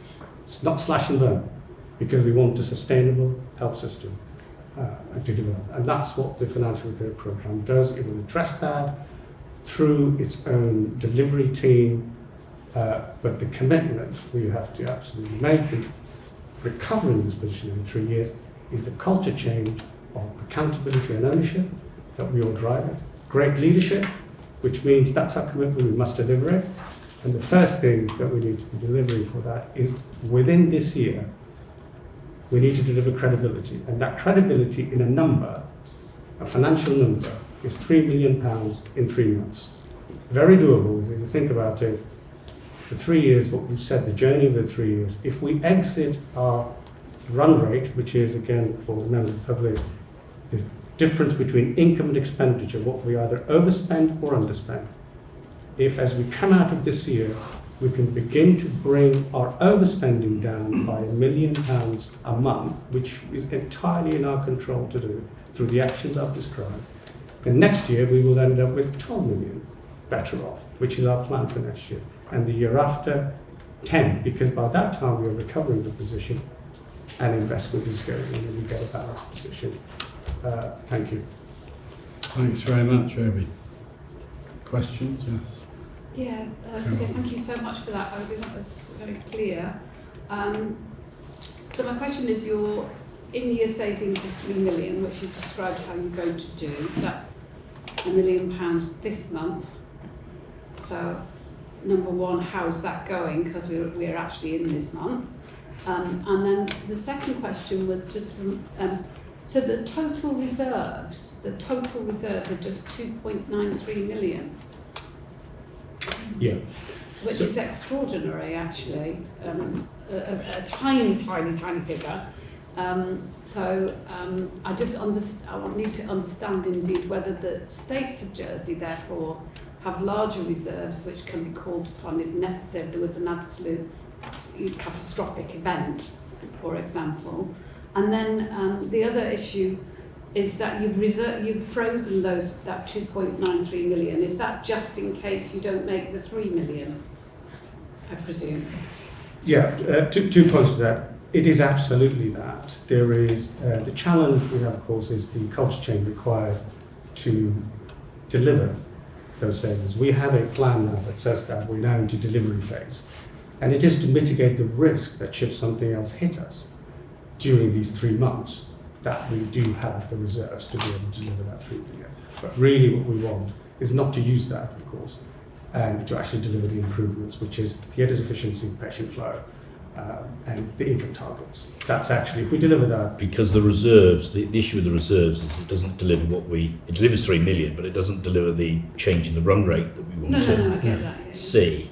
So we can sort of hit the target, miss the point type thing, because we want to get that down. I think the point around obviously total reserves of government, I'm no expert, but I'm looking at Anushka, probably better of, the government are likely to have more than the reserves that we've got, one would hope, if anything catastrophic happened to deal with that. But we're certainly not expecting or would receive any welcome to go and dig into any further reserves, because I think the government plan for next year has recognised and supported the financial recovery plan, which I think for a board need to do a proper workshop on at some point, so you have a good understanding of supported the phasing of that funding, and then put significant sort of commitment to fund us and give us a bridging to enable the time that it will take to reduce our costs. No, sorry, thank you. I did understand that, and I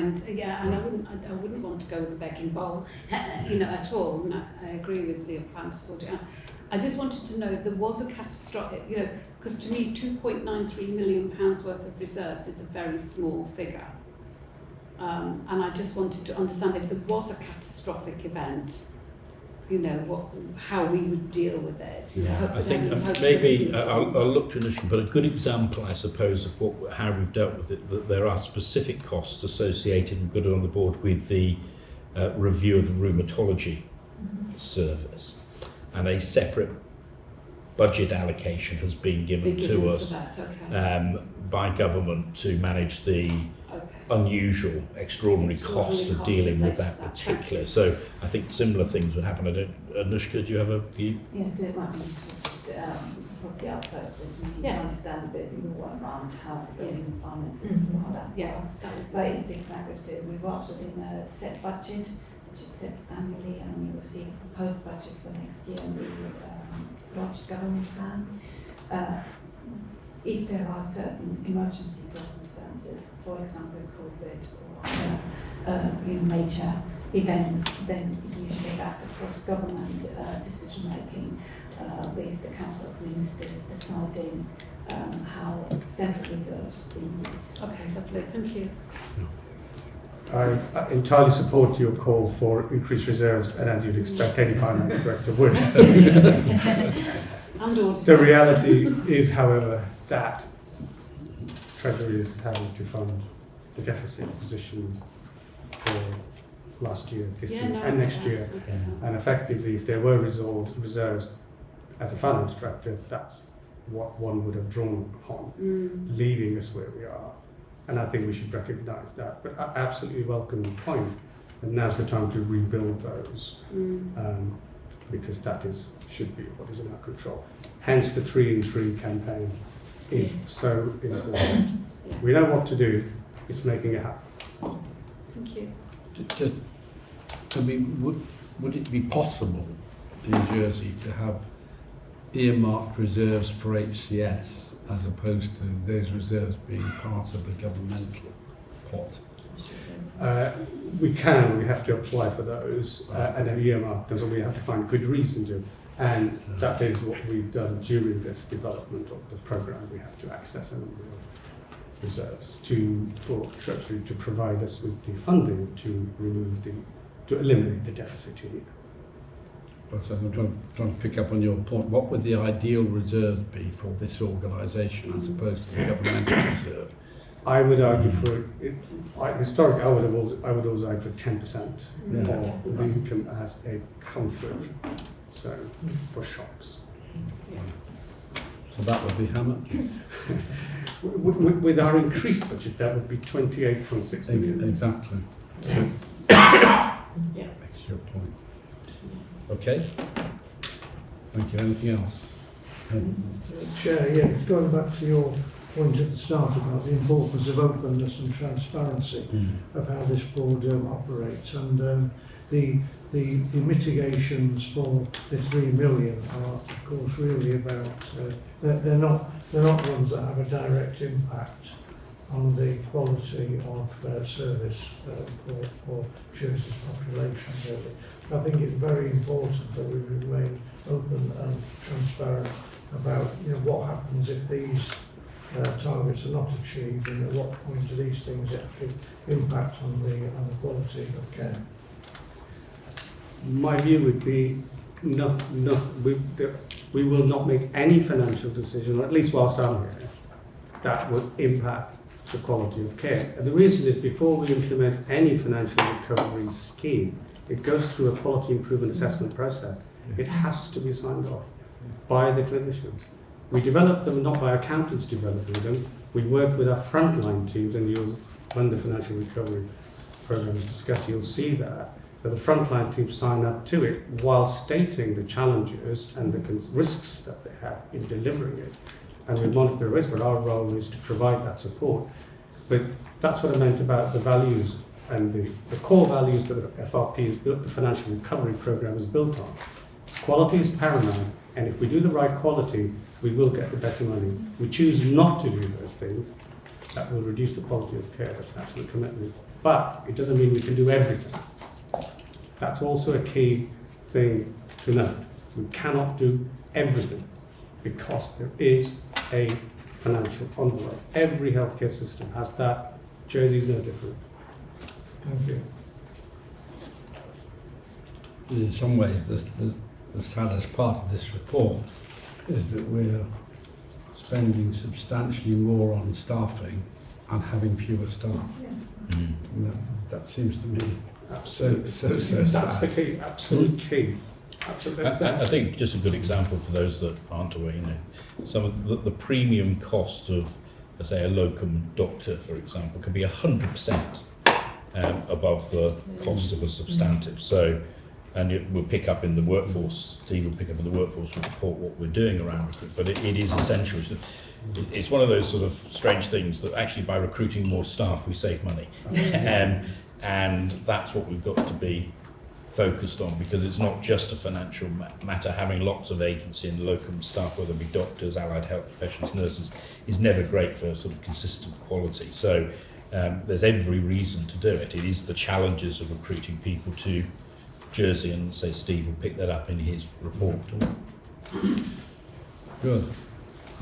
So, Thank you. Nice aim. he's been practicing that.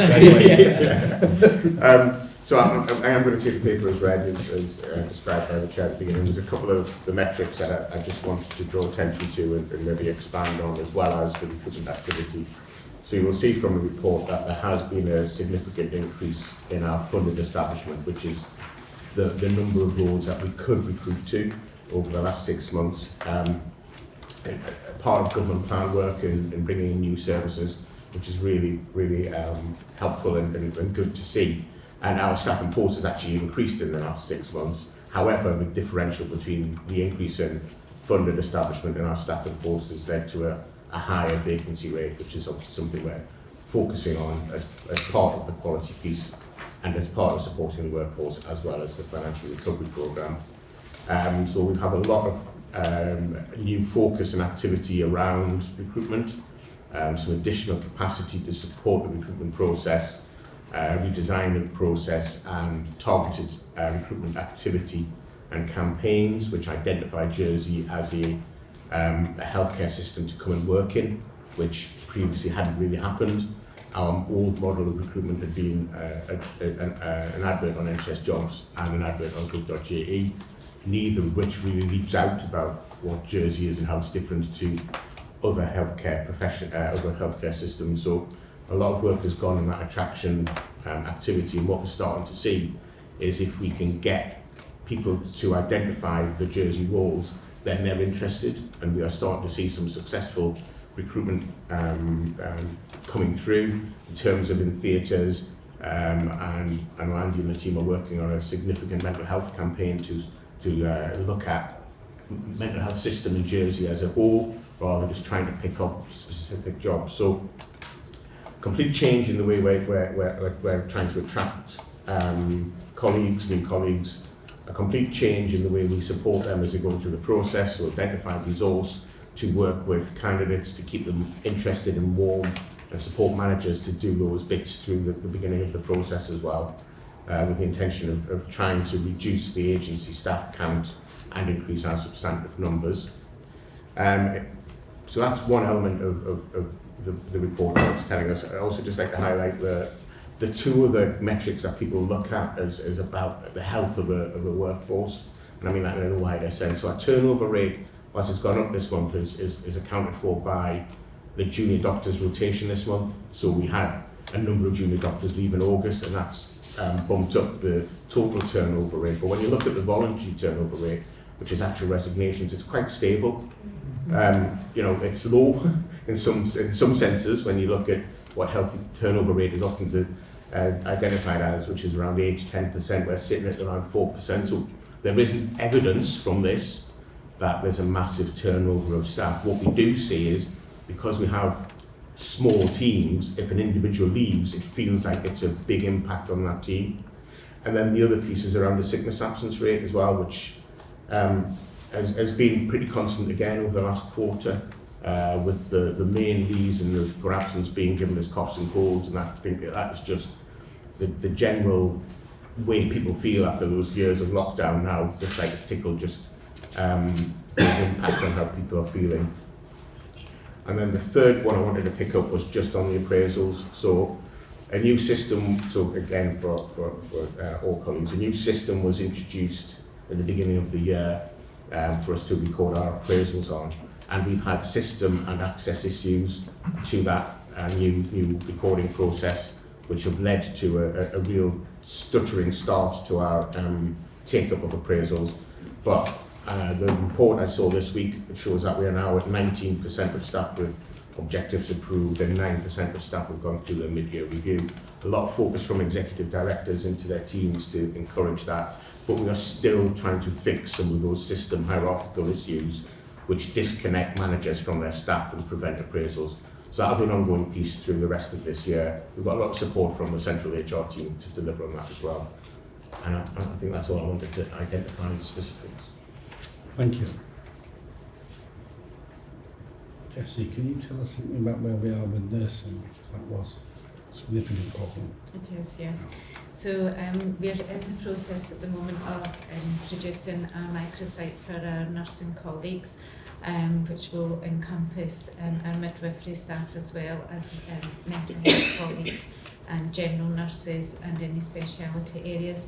The focus of the microsite is on what Jersey has to offer in the way of career pathways and nurse training and education, as opposed to what was previously selling the beaches and the lifestyle. It's actually about selling nursing. That should be up and running by the beginning of November. We're just in the final draft stages of having that done. In the interim, we have been working with specific recruitment agencies to look for substantive staff to fill some of our difficult to recruit areas. We've had some good progress in some of those posts. We've also, as Steve said, got the central team, and we've got some team within HCS pulled together to help recruitment, so we're doing it in a timely manner, so keeping the candidate warm, getting them interviewed as soon as possible, and trying to get the clearances done in a timely manner to fill those vacancies so that we can release agency staff. Good, thank you. Bev, is there anything you want to add? And then I'll come to you, Cathy. I think in support of the nursing microsites, it's been a big breakthrough and will be a big breakthrough. What we've also recognised is that the UK is still the richest market for us to try and recruit from. What we have avoided for nurses overseas because of the complications around the OSCE requirements, and we're not an OSCE ready centre. We'd have to rely with another centre and have to pay considerable amounts of money for them to remain in the UK before they can come over to Jersey. So we've also, so what we've done is focused on the UK market, and then the other thing, as Jessie said, we've replaced some roles with theatre nurses, ODPs. There's a potential to work with Andy around mental health nurses and MTs, just to get some slight difference in skills mix, but would reduce that gap of some of these globally difficult to recruit to roles. I read yesterday 1 in 8 Band 5 nurses are vacant in the UK. That's your entry nurse role. So it's getting to be, to be a really even more competitive market. I think what we see here is a reflection of the global shortage of healthcare workers. So whether we were sat in China, Brazil, the United States, Belgium, I think we'd all be having boards or having those conversations across the world because there is a shortage. And so the focus on lifestyle and beaches is a good one because of course it is so beautiful here. But that's not enough. Professionals need to have and see that there is a career opportunity here, that they're being trained and developed. And so trying to shift from the beaches to the career is something that I think we're starting to get some success. But of course there are areas, Andy, in mental health, there are big impacts of not just being able to get substantive staff, but even agency or locum staff we can't get, which impacts on some of our waiting times in mental health, for example. So there is a direct impact about the global shortage and the impact that it's having here in Jersey. But there has been a much greater focus over the last few months on recruitment. As retention's often raised, but as Steve said, we're not seeing high numbers compared to, say, the UK, which I think, in the places I've worked, the retention rate, the wastage rate is much higher than we see in Jersey. So it is recruitment is the big one. I think that's absolutely right in terms of mental health services. We need to make sure that we're creating opportunities for career pathways. So the workforce is still quite traditional in the skill mix here. So as we've been redesigning services, we're introducing new senior clinical posts for non-medical staff, for example, because you need to work out why people would come. I'm not just going to come and do a couple of years. I'd actually want a career pathway that gives me opportunity, and there's lots of opportunity here to do that. But I think you're also right, there are very specific things such as advanced psychological practitioners where we are fishing in a very small pond competitively for individuals, and despite multiple attempts to secure permanent staff, temporary staff, etc., we're just not getting there at the moment. So further skill mix required. Really appreciate the support from the workforce team in terms of thinking about a different way of recruiting, but more work to do. Thank you. Yeah, I mean, clearly it's a very difficult context as this here, and more wider, some specific issues here. I think I'd certainly like to understand more, not necessarily now really, but about the different recruitment and retention strategies, such as they need to be for people of different ethnic origin, age, disability, gender, and so on, really. And what we're learning about what effective recruitment and retention strategies actually are here. And I think what you're getting at there, Andy, about, and others, about how jobs can be kind of, reframed and adapted to meet better the skills that people have, rather than matching people against things that may not be necessary, really, both in terms of the JD and the personal spec as well. Are we creating too high a barrier, etc. So lots to discuss here, really, and maybe, yeah. Okay. Thank you for that. You ran through a list of things there, all of which seemed important to me, but I couldn't remember. Can you email me with that sort of list of questions that you would like addressed, and I'll pass that on. Yeah. Thank you. Yes. I think we support colleagues on the work that the here and now, that solution. But clearly we need that medium-term recruitment strategy. Chief Nurse for England, Ruth May, in the next fortnight will be launching the nursing strategy for England. As that, we talk about the changing face of the role of the nurse, the midwife and the professional. That I know the Chief Nurse has perhaps submitted and the work she's undertaken them. We've just signed a contract, renegotiated the contract, so once again we are continuing to educate and train our own first-line registered nurses. There is a great move nationally to look at that change in model and discuss that, the role of the nursing associate, how we can actually provide that opportunity for the young man or woman on Jersey to be able to go from perhaps as they come through the entry door of our hospital to end up, sat in Jessie's office by that virtue of that real career ladder. And I think very much we've been stuck in that. We become nurses, then become ward sisters. What do we do in the beginning? We know we have an appetite with our young people, or even our less young people who wish to come back into service, who wish to educate and move on. And I know work, because really if we're actually looking in the UK, the role of that nursing associate, how it opens the door to many platforms, many areas. And I think really we just must be really mindful to run this here and now resolution in line with that medium-term strategy is exactly where, Obi's actually identified that good ongoing quality care will deliver those financial remits. And I think that's something we know we have an appetite of our young and our return to the workforce people of Jersey that wish to embrace this, and I know the Chief Nurse working actively on that. Thank you. Sorry, Chair. Something not dissimilar really, so I won't go on that length. But again, I think most of these reports refer to recruitment difficulties. So if you go through the whole agenda, there are recruitment difficulties. It's a running theme. And I think it would be really helpful for us to have a report, whether it be in November or December, which looks at the longer term approach to recruitment across the whole service area, which then links into colleagues such as Steve in the government departments as well, because you must have recruitment challenges across the public sector, not just in health and care. So it's a broader issue really about attracting, growing your own, investing in people, etc. And then as Tony said, how do you retain people once you've got them here? What do you do to retain? So, Jim, I'll just say one thing, because we haven't talked about the medical workforce in this. We're quite practical about all that, which is important just to highlight that medical workforce recruitment is also a problem. It's the same as everything else. Every different specialty, especially by and large, we're in a situation now with healthcare professionals with any qualification, they're more choosing their employer than their employer choosing them. We will need to face some difficult issues going forward, which may even include what services we provide on Ireland and what we provide elsewhere in order to make sure we provide services of high quality. And I endorse everything that has been said.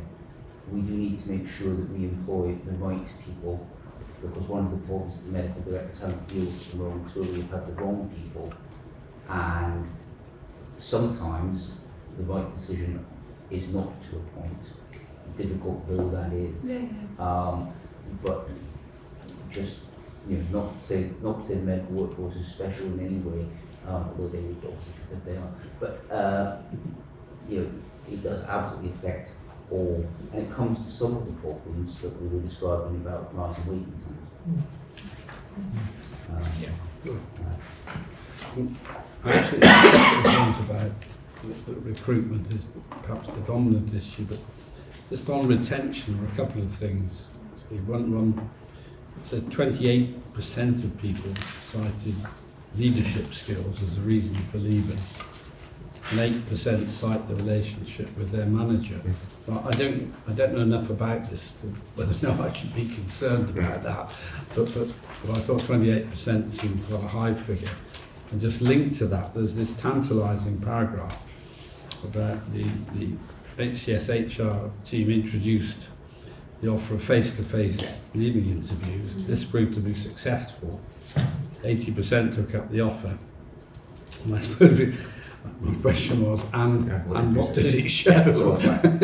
Thank you, Chair. My intention is to bring the analysis of that to a future board meeting. It was an early start. Okay. And it's a piece of evolution. The reason we did that was when you look at the form online from the government, it's quite, it's factual, but it doesn't give you the opportunity to cross-reference what the key levers are on someone leaving. So they may be leaving Jersey for a reason, but you can't tell the two. Sure, so the face-to-face was to extrapolate that. So yeah, we can bring it. So when can you bring that next time? Is Yeah, it too soon?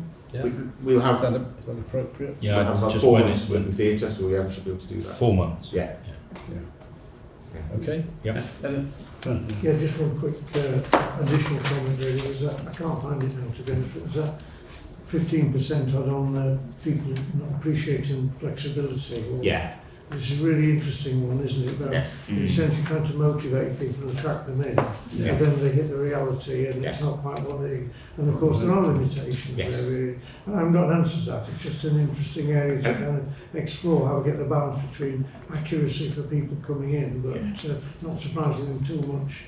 What the reality is really. And I think a lot of that is to some of Jesse's point earlier about changing the reason for people coming here. Yeah. So without being glib about it, the talk about the beaches and that sort of lifestyle, I think gave an expectation that it was quite a relaxed, flexible healthcare system, and it's not. It's a full-on healthcare system, and you'll come here and you will be needed to work. So when you look at the reason for the expectations for coming were about flexibility and so forth, and then the reason for leaving was they didn't get the flexibility they expected. So I think what the turnover shows that once people come here and understand that, then they will stay. And if we can build the careers in all professions, not just nursing, you know, that allied health professional careers as well, then I think it becomes a much more attractive proposition.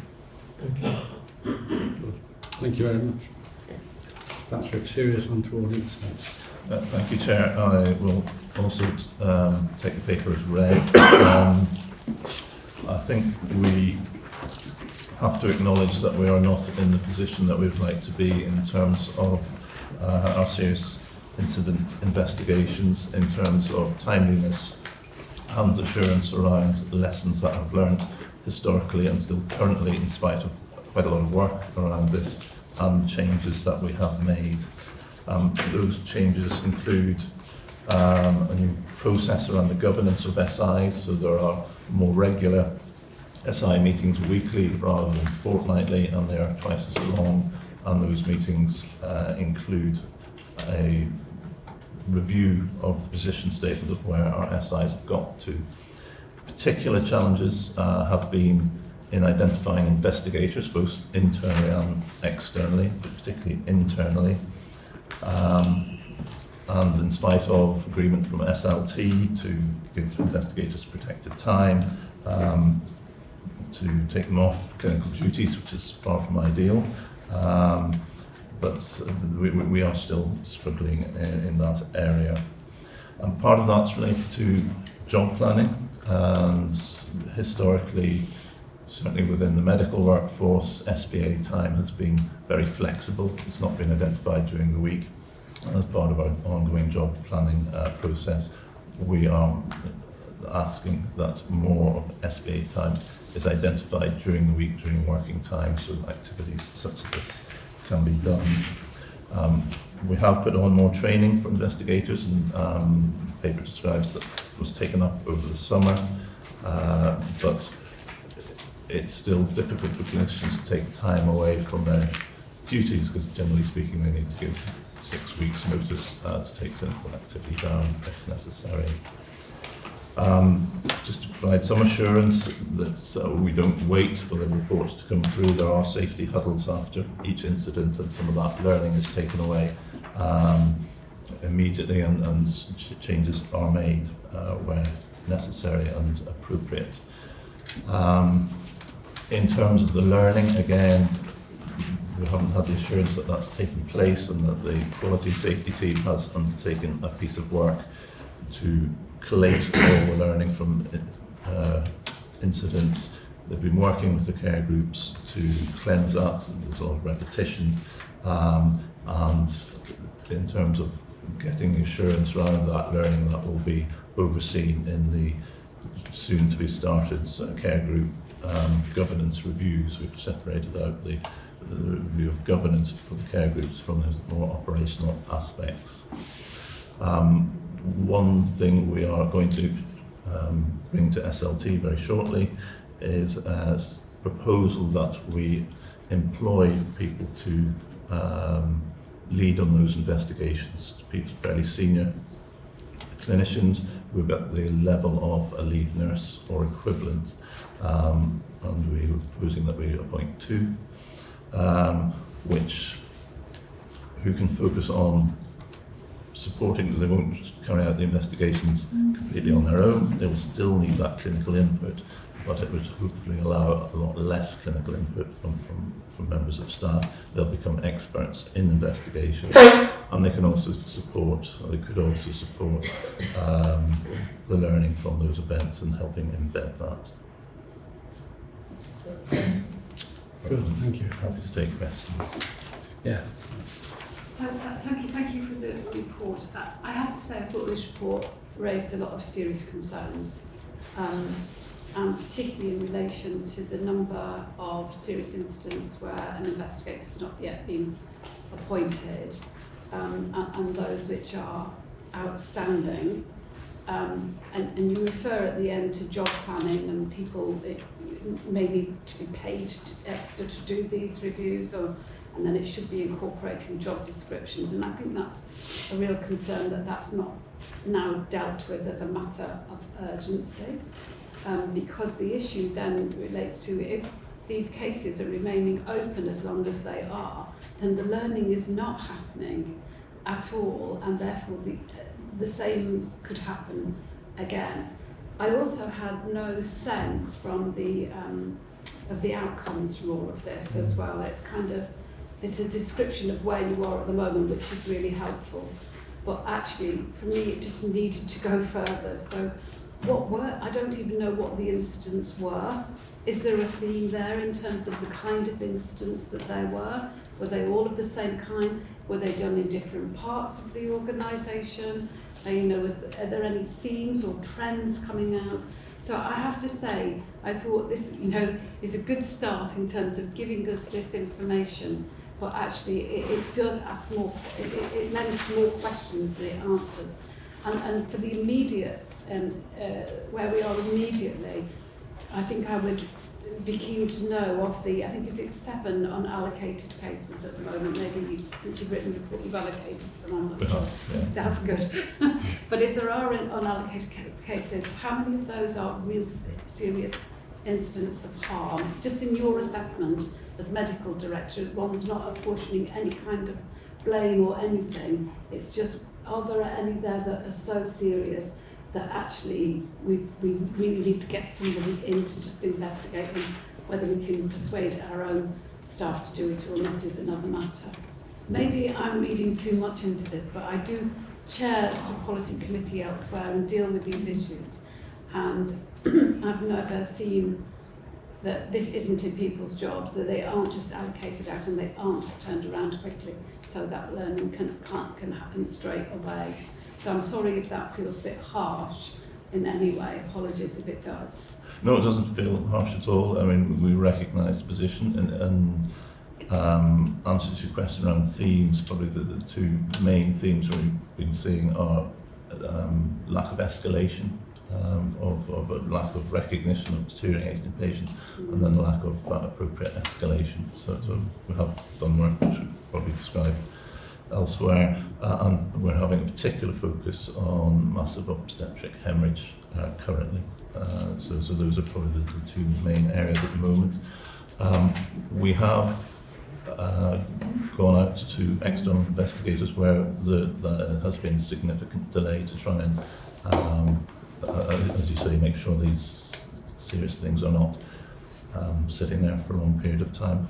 Even that's a bit of a challenge, particularly for Jersey, given our geographical isolation. It's more difficult to come to the island, though some of it can be done online. And I'm aware of a piece of work where we are looking to, for a fairly senior person to perhaps come and do some focused work and try to move some of the SIs along, though that's not yet confirmed. But I fully accept that the position we're in is not good and not where we want to be. In terms of the job planning, well, I'll come to that in my paper. It's our job planning is not where we want it to be either. Historically, it hasn't been done in a way that you would recognise within the UK. It hasn't been done on an annual basis, and we're well behind, and people aren't perhaps used to being job planned and, in essence, held to account about what they're doing in such a robust way as you would find in an NHS trust. But that is certainly a journey that we're on. So that this does feature a lot in our every time in our senior leadership team meeting, because we're all concerned about this, and the numbers that are sort of outstanding still to be resolved.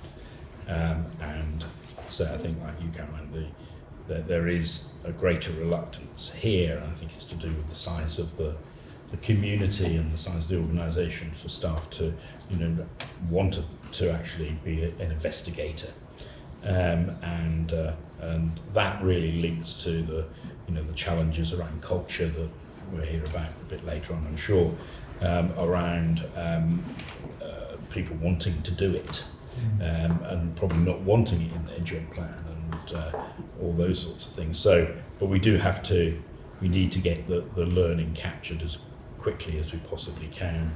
External investigators, again, we have commissioned external investigators. It's not as quick as I would like, as people, as I think you said, Patrick, that not always sort of keen to come across and devote the time into Jersey. So we've got to find a solution to this, and if the solution is that we have to fund someone who's dedicated and is experienced and an expert in investigation, and then are supported by clinicians, and that, when I say clinicians, it's not just doctors, but certainly doctors are a big part of this, then I think that's what we're just going to have to do, because the current position is unacceptable. Yeah, it's good to hear that reference, Chris, just now to the importance of culture here, really, because some of this takes place within the wider context of service kind of improvement, doesn't it, really? And people feeling ready to articulate, share and talk about things that might have gone wrong, actually. Yes. They haven't, well, they might have done. And that's part of the learning culture. So it's not a punitive process, and I think some people feel potentially that this is about trying to apportion blame and be punitive, but it's about learning and making sure that mitigating the risk of it happening. Absolutely. Within that wider context, but certainly when you read this, you think, well, if there really was a major incident tomorrow, would it look as if we were doing all the things we could and should be doing? And the answer would be no. Yeah. Thank you. Yeah, I think you identified there probably the organisational vulnerability, as well as obviously the fact that there are real people, as Kathy reminded us a few minutes ago, at the heart of all we do. And as we get focused on our statistics, I mean, individual tragedies matter even if they're insignificant to the larger number. I endorse everything there's a couple of points. I mean, I think the suggestion about having dedicated investigators who can help is one we should pursue. I first need it, but it doesn't remove the professional obligation that certainly exists for doctors. I'm sure it exists for nurses and midwives as well, to constantly examine and improve your own practice and work with the organisation. This is a cultural issue which we will need to address, but there is an organisational responsibility here and an individual responsibility. It's been on our radar since the change team arrived. It is proving remarkably difficult to change, I have to confess, Chair. Indeed, just a couple of comments. The first is, can we deal with this SPA question when we get to job planning? And be really clear about what SPAs are and are not. They are certainly the spending of public money. There's no doubt about that. So can we come back to that at that point? Just on this, we focused rightly in this discussion on how do we get the investigations, how do they report, and that type of the front end of it. The other bit of this, of course, is I think what the board needs to see is not necessarily the specifics of an incident, but we do need to see what are the themes that are arising, what changes need to be made as a result of those themes, who is responsible for enacting that. And that may be at the highest level will be a director, but I'm really interested to know how people perceive their role when they're in more junior management positions. So what is where does the responsibility sit? And then how do we know that any change has occurred? So it's about completing the loop that we're all familiar with. Yeah, so my perception of this, based in part on when I wrote the report and in part on this paper, is that at no point in this does it work very well. So we don't seem to get the investigations done appropriately. Some of the investigations I've seen, the results that are of reasonable quality, some frankly are not. So there's a question here about training people to be investigators. It is in itself a skill set. There's the extent to which we can politely ask, as opposed to manage the situation. And it's sad, it saddens me that people don't see this as one of, in my view, the best forms of CPD. You learn so much investigating these things, far more than you might learn from, at least I learn personally, far more from doing something and doing the investigation and seeing what went wrong, as opposed to reading the theory. So this is a massive CPD opportunity for all professions. And it's just not being taken. And then when we've got the results of an investigation and we've got recommendations, who is responsible for enacting them, and how do we know it's happening? And we as a board have got to focus on that, yeah, as opposed to, well, these are all the numbers of people, of things we've done and things we haven't done. And they're important to know in managing it, but they're not the most important issue here. The issue here is what is being learned from this, and are we confident anything's being learned at all? And frankly, I'm not. Right, so we've got a line. Let's start with you, Beth. So I think, and I think Cheryl would agree with me, I think this is characteristic of a legacy of retributive justice instead of restorative justice, where we are not, as an organisation, understanding the context in which these incidents occur and the organisational learning to stop it happening again. The environment in which a person's made a decision or not is not the most important thing. It has to be, because the only way that we will make safer the services will be if we get these done quickly and we understand that context created perhaps some of the and it's a very difficult thing to shift. So I think the reluctance of people to get involved will be based in that legacy. And that's where we need to influence the training moving forward. And if you look at the journeys of other healthcare organisations, they map their HR processes around restorative justice, they map their clinical institute training around restorative justice. And I think we're probably at that point now where we've got to start to move that more quickly. And more assertively. Absolutely, absolutely. But you're right about the CPD. You will learn a lot, and you can change and influence how your organisation expects you to work if you do these things. The recall a year later is no. Absolutely, yeah. Cathy, and then Simon. And I think picking up on Bev's point and trying to get investigation, the outcome and how do we know it's done. More importantly, how do we know it's always done? It is very easy to get to a process when we've decided that perhaps we should have locked the door. And on Monday, because we've been told at the end of the investigation we lock the door, but in 3 months' time, or 6 months' time, or 3 years' time, that door's not locked. So really it's that how do we make change, and not change because the investigation said so, but change because it's the right thing to do. And that then follows the whole culture, and I think that is really a real part of the board, you know, the fact we've agreed to it today. How do we know that? Real business as usual, we'll always find that door's locked. Now, we might find in 10 years' time legislation's changed, and we don't need a door there, but whilst it is there, we need to make sure that embedded practice is part of our very change, our CPD, and we do it because it's the right thing to do. And I think that's where the whole link with culture takes it forward. Thank you. So I wanted to perhaps come back to a point where Carol and myself and the chair earlier is we've had a useful discussion around process, but and it's important that we're open and honest with the board about where we are with that. But the real information I believe the board should have is about outcomes. Yes. So I was going to propose that for, and I'll be frank at the moment, the story's not an entirely happy one, but nonetheless, work is being done to close down actions from previous investigations.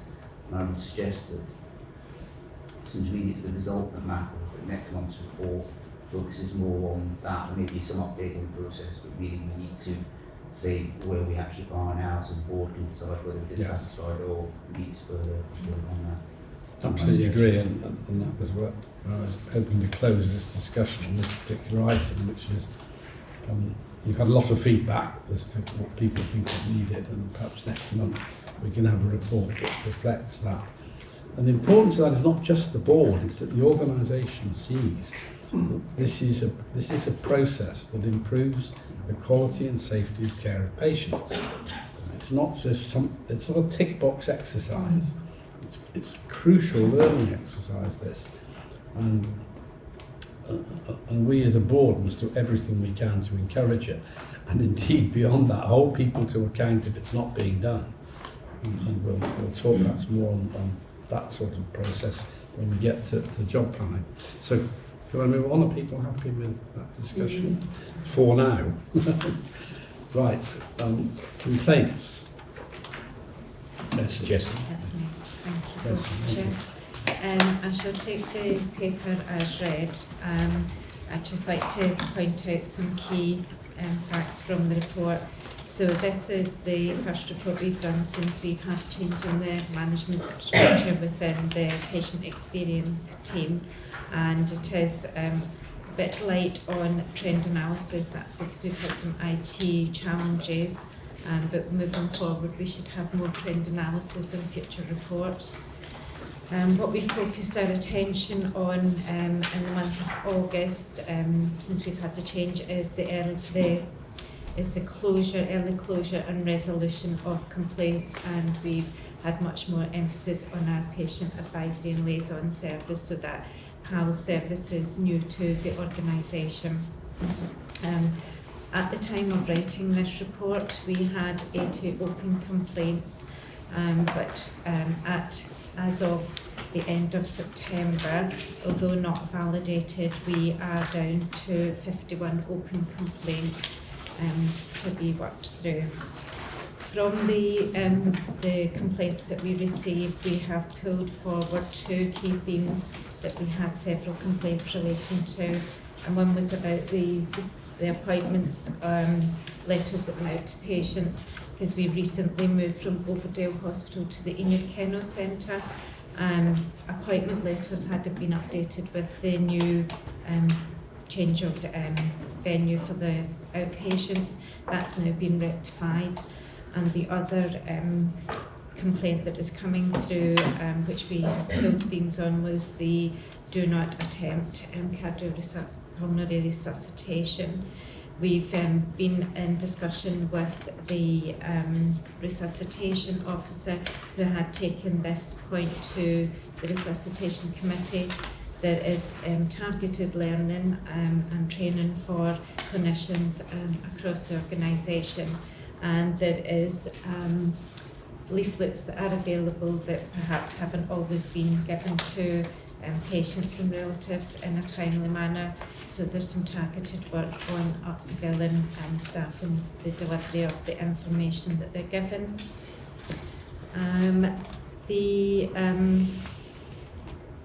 We have still got 6 what we call legacy complaints. Those are sitting on our previous DATEX system. We've got DATEX A, DATEX B to put it into context.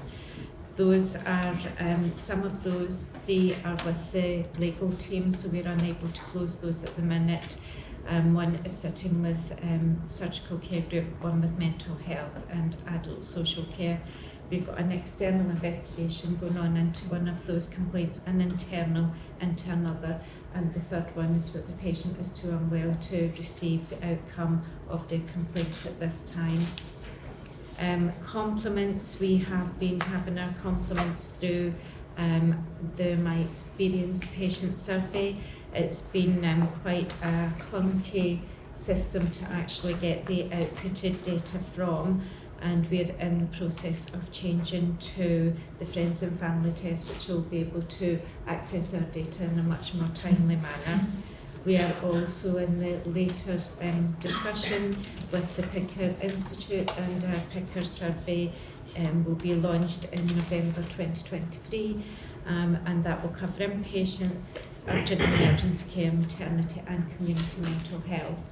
And we would like to bring a future report back to the board in 2024 with the outcome of that survey.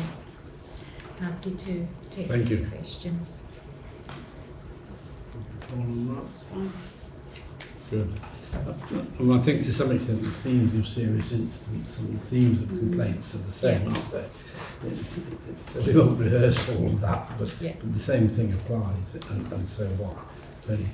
Just to reinforce that, an organisational learning has become quite a theme this morning. For me, it's good to see the emphasis on that. I'd like to understand a bit more about what some of the complaints were, but that's not for now.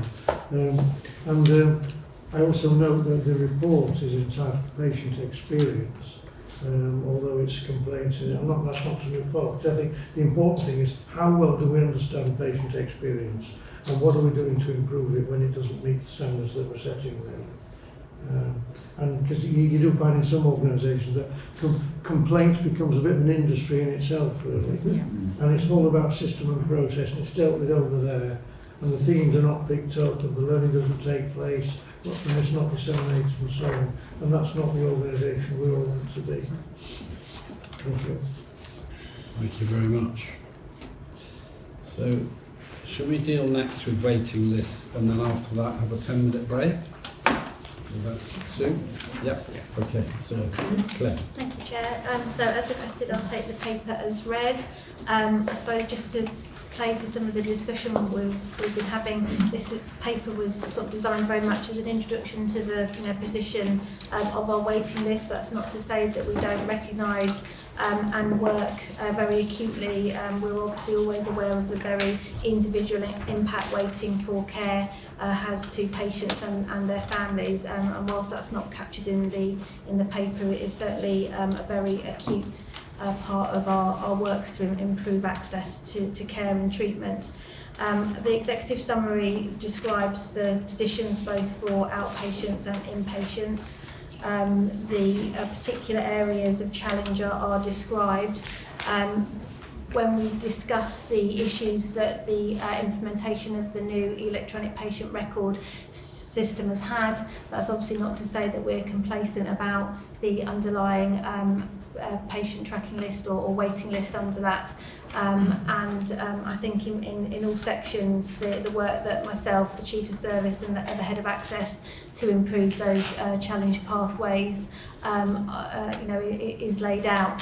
I think in terms of the outpatient waiting list, obviously we can describe, and is evident on the bar chart, obviously we can see when the Maxims, the EPR system was introduced, the bank holiday last weekend of May. Obviously we've had the steady increase in our outpatient waiting list.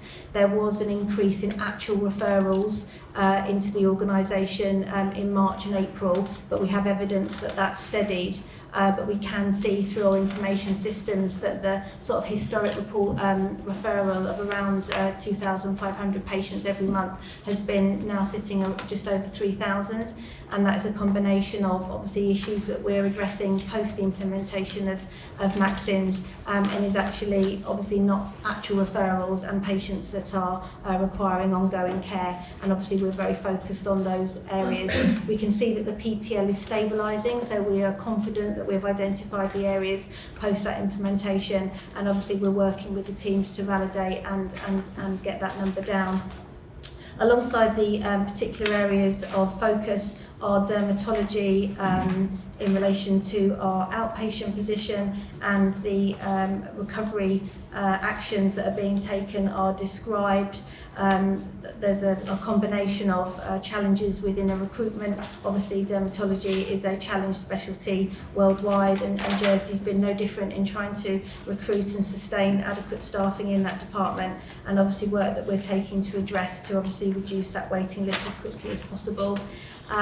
In terms of our inpatients, obviously those specialties are described later on in the paper. Again, the board will note the increase of 300 patients. Again, at the end of May, that was because we lost the ability to contain in a separate patient tracking list patients that are actually suspended for a variety of reasons, either not being fit for surgery or patient choice, and so they're now being counted in the overall PTL, and obviously that's the reason behind that 300 increase. So that's described in the paper. Again, obviously, we're very focused, as in, we've touched on in earlier conversations, our theatre utilisation. Obviously, it's a significant resource, and we need to ensure that alongside bed availability, we're focused on improving that. I'm now attending our weekly 642 meetings, and I'm pleased to see that actually our planned utilisation is improving. What we are still working to improve on is our ability to capture that, but that challenge and that responsibility has very much been given to the teams working in that area. And also a lot of work working with our informatics colleagues, and we've got a fantastic new theatre utilisation dashboard that's been developed, and that's giving us the data that we need to drive improvement in this area. Obviously we're focused on our procedures of limited clinical value, and we're working through that to ensure that we can maximise the available resource. And again, the increase for the rise in the diagnostic pathway is described, again a consequence of Maxims. That said, we know that there have been some challenges in that area, particularly endoscopy, and our approach to improving access to that diagnostics described in the paper. I'm happy to take any questions. Thank you. Thank you. So just to say, this is so critical for patients, and as I say, there is the impact of Maxims, and we sort of mention IT systems quite a lot here, don't we, when you look back at about and their implementation. But we need to overcome that and get ourselves into a position where the stats are what we would expect. There is also the issue for me is, really the point is not how many people sit on waiting lists, it's actually how long you wait. So it's not the fact that you've got a big one, but because if you're being seen very quickly, the length of the waiting list is not, it's the speed in which people can be seen. And we have been given some additional funding by the government to in-source and outsource additional capacity, and we've been going through the procurement process, the government procurement process, which is quite long, to secure that. Now, I think from the point of view, Claire, of where we've got with that, we are now at the point where we've gone out to tender and looking for or choosing prospective capacity to address this. So for me, whilst we've got some particular targets, you mentioned children's dentistry, we've mentioned MRI, but the real test has to be what we can achieve over the first quarter of 2024 once we've secured that additional capacity, about bringing those lists down. But equally, of course, that is a one-off amount of money that we've got to deal with backlog. So the real challenge will be ensuring we've got the capacity to maintain those waiting times, and that requires the reshaping, and we've alluded to beds and theatre utilisation, of the whole sort of clinical pathway and process, both in medicine and in surgery and in diagnostics, to ensure we don't slip back up again. So waiting list is a sort of symptom of many other things, including recruitment. But I think it does have to be a board focus, because this is just so important to our patients. Just for information, we were given how much? 5 million. And when? And how much have we spent? Right, well, we haven't spent we spent, well, you know the numbers better than I, and Obi knows the numbers. Yeah. I haven't got the... I think we spent So we're on 2 million. schedule to spend 2.2 million this year. Obviously a lot of that, the more, I suppose, heftier items of spend of those that have carried the more complex procurement strategies. But we're happy, we've got a weekly waiting list initiative meeting where we're ensuring that we've got both the activity data and the financial data, so happy to provide further detail on Sure. that. I mean, we'll come to the broader issue in a moment on waiting list, but just on the specific, we were given 5 million when? So it was approved this year. We were given that this year. I When- think it was when- about June. Sorry? I think it was about June time. And We were given it this year. Right. And my concern here is that we might, on this specific bit, we're potentially open to criticism if we were given 5 million in June, and how much of that have we actually spent so far? Yeah.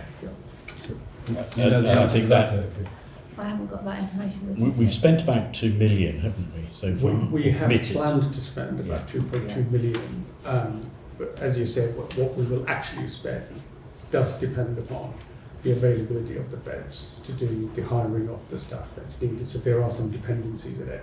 But that's And also the plan. procurement process has taken us, the business planning and the government process of business case and procurement has a format that we have to comply with, and that has, quite frankly, compared to if I was doing this in the NHS, it would be quicker. But our processes are slightly protracted, so that is accounted for when we've actually been able to do this. Well, just on this specific, and then we'll come, as I say, to the broader issue. I think if I were a patient in Jersey, I might be frustrated if we were given 5 million to spend in June, and we're still saying, well, we're planning to spend some. No, I agree. Yeah. So could we have something specific to the board next time on why it takes so long here to spend money when we're given it? Yeah. Yeah, because it's just embarrassing, it seems to me. That we can set that out. If you could set it out, I would be very grateful, because I think that should be, in fairness, put in the public domain. Yeah, so we've been given money for which everyone should be grateful, and at the moment we've planned to spend less than half of it. Yeah. Is that the fair summary? So the question there is why. Right, let's move to the broader issue. Thank you. Yeah. Can I just assure the board that there is no restriction on that from a finance perspective? It is as fast as the organisation can go to deliver it. But of course, what I'm anxious to know is what is the nature of that restriction? Because it's not finance. Well, no, I'm not looting, I'm not criticising finance. I'm just saying we're given 5 million, we haven't spent it, we plan to spend less than half of it. And why have we got all these waiting lists? We will spend it all because it's carried forward into next year. Great, but you know, not wasted. No, it's the process of getting the allocation of the money to be actually to go out to tender to secure that. That's the process. That we need to What is worth noting, your chair, is that on one of the weights, diagnostics weights, those have rapidly begun to come down, and it's part of this programme. Okay, well, just I think a picture of it would be helpful, because we need to understand a bit why it's so difficult. So let's turn now to the broader issue of these waiting lists. Yeah, so thank you.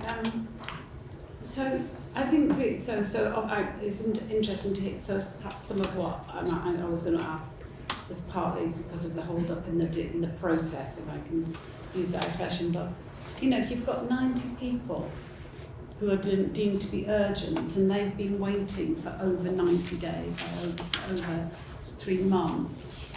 And then there's others as well. Some people have been waiting for over a year who might not be deemed to be quite so urgent. What assessment is being given to the harm that those individuals are potentially suffering as a result of the wait? And is the cost of their treatment then going to be, if I look at it from a financial perspective, is the cost of their treatment, the time that they'll be in hospital, then going to be greater than it would have been if they were being dealt with in a more timely fashion? So I'm just really concerned about the potential harm to those individuals from the wait. So I understand all your explanations, and it's brilliant that there's the extra money to deal with this. But how long is it going to take to get rid of those 90 people who've been waiting more than 90 days who are urgent? And what harm is being, what assessment of harm is being done in the meantime? So in relation to harm reviews, obviously that was a key feature of the organisation as we came out of COVID. As obviously we know, people have been waiting a long time, and we developed a process to ensure that we could review those patients, and any patients who found to have either both physical, psychological impact, harm about that obviously that went through our patient safety incident process. So we're dealt with in accordance with the organisational policy. In terms of patients who are triaged, obviously that's a clinical triage, both from their GP, their referring healthcare professional, and then obviously a triage by our consultant on receipt of the referral. And obviously we can describe that those in those more significant categories are receiving their care soonest, and obviously are kept under review. So there are processes to review those patients who are waiting on the waiting list, and obviously patients who are then seen and are found to have any impact from the wait, that would be recorded and dealt with within our normal organisational process, and actually isn't a theme of our our SIs or our patient safety incidents. So we do have processes. Obviously we encourage patients to return to their GP or notify. We do know that we need to be more responsive, so we do see as a theme of our complaints as well about people not being able to get through to appointments, leaving messages, etc. And again, is a very important area of focus, because we must be more responsive. So that's sort of some of those answers to your question. Yeah, but I don't really get a feel from that answer as to the actual harm. Right. But anyway, it might be that you're not able to answer that because that specific assessment. So, of those 90 people, you are of the view that, for example, 30 of them, their position has deteriorated in that period, etc. Sure. And then, so the other point, do you have any stats that say how many people who've been waiting on the waiting list for a long time then eventually become emergency admissions? So no, we don't. One of the reasons for taking the decision to ring fence what was our private ward, to ensure that we were able to start impacting our patient public waiting list after COVID, and actually where we demonstrated that we did reduce the inpatient waiting list over Christmas, was particularly around the specialty of trauma and orthopaedics, where we know that there is obviously impact to patients waiting for that surgery, impact to their mobility, being able to work, pain, for example, and we can demonstrate where we've reduced waits in that front, because we are prioritising, rightly so, the urgent referrals, which potentially are cancer pathways, so they continue to be our focus and our prioritisation, and obviously was the reason why we then took that step to ensure that we were maximising the inpatient beds. On a daily basis, obviously beds are a challenge. I think Simon alluded to some of the decisions that we've taken to increase the beds available to us for acute medicine, and obviously we'll come to that on another paper. And again, I think obviously a quite widely discussed issue is around the medically fit for discharge patients that we have in the hospital that obviously require ongoing domiciliary care, nursing home care, residential care, and obviously that does impact our ability to reduce our waiting list, because those patients are in hospital for too long, and obviously suffer impact to themselves because they're in an acute hospital, and that's not where they should be. Patrick, Jesse, do you want to comment on this harm question? It raises a really important issue, this. What is happening to people who we've agreed need to be treated? Yeah? So, do you have any comment on the harm being done? we have had a process in place to look at those harm reviews. I think that process probably could be strengthened. I'm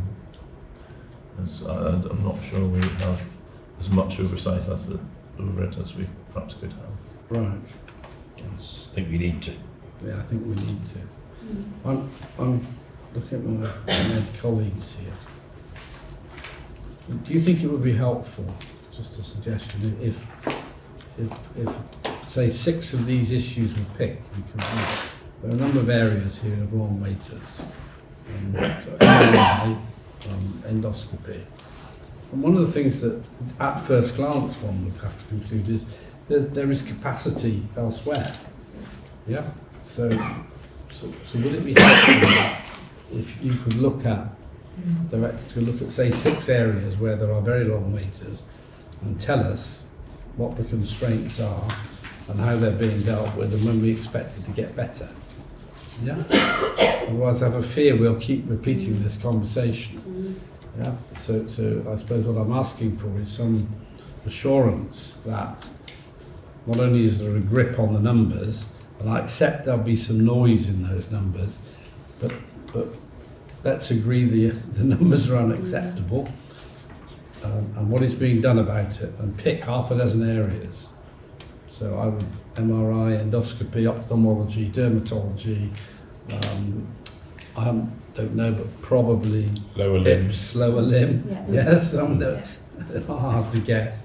So we're across half a dozen of those. Where are we? What are the constraints? How are we dealing with the constraints? And where do we expect to be? And please be just ruthlessly honest about it. Yeah. So what is the constraint? Because I do think that, go back to the theme, that should be in the public domain. And what is the problem? And how are we trying to deal with it? Is that okay? It is. Yeah. Yeah. I'd say that, but hopefully being helpful and constructive, we need to address this head on, I think. Anything else, Fred? Good. Right. General surgical acute rota, Patrick. Thank you, Chair. So this is just a verbal update. I think from the last meeting there were some concerns about the sustainability and safety of the general surgical on-call rota, particularly at consultant level. I think this is a really good example of the challenges in a small jurisdiction such as Jersey of providing emergency and urgent on-call services in probably many of our specialties where you have small teams, high frequency, probably less intense on-call rotas than you might expect to see in the UK. And just to give some context, the general surgical on-call rota up until about 2 years ago consisted of 3 consultants, a colorectal surgeon, a breast surgeon, and a vascular surgeon.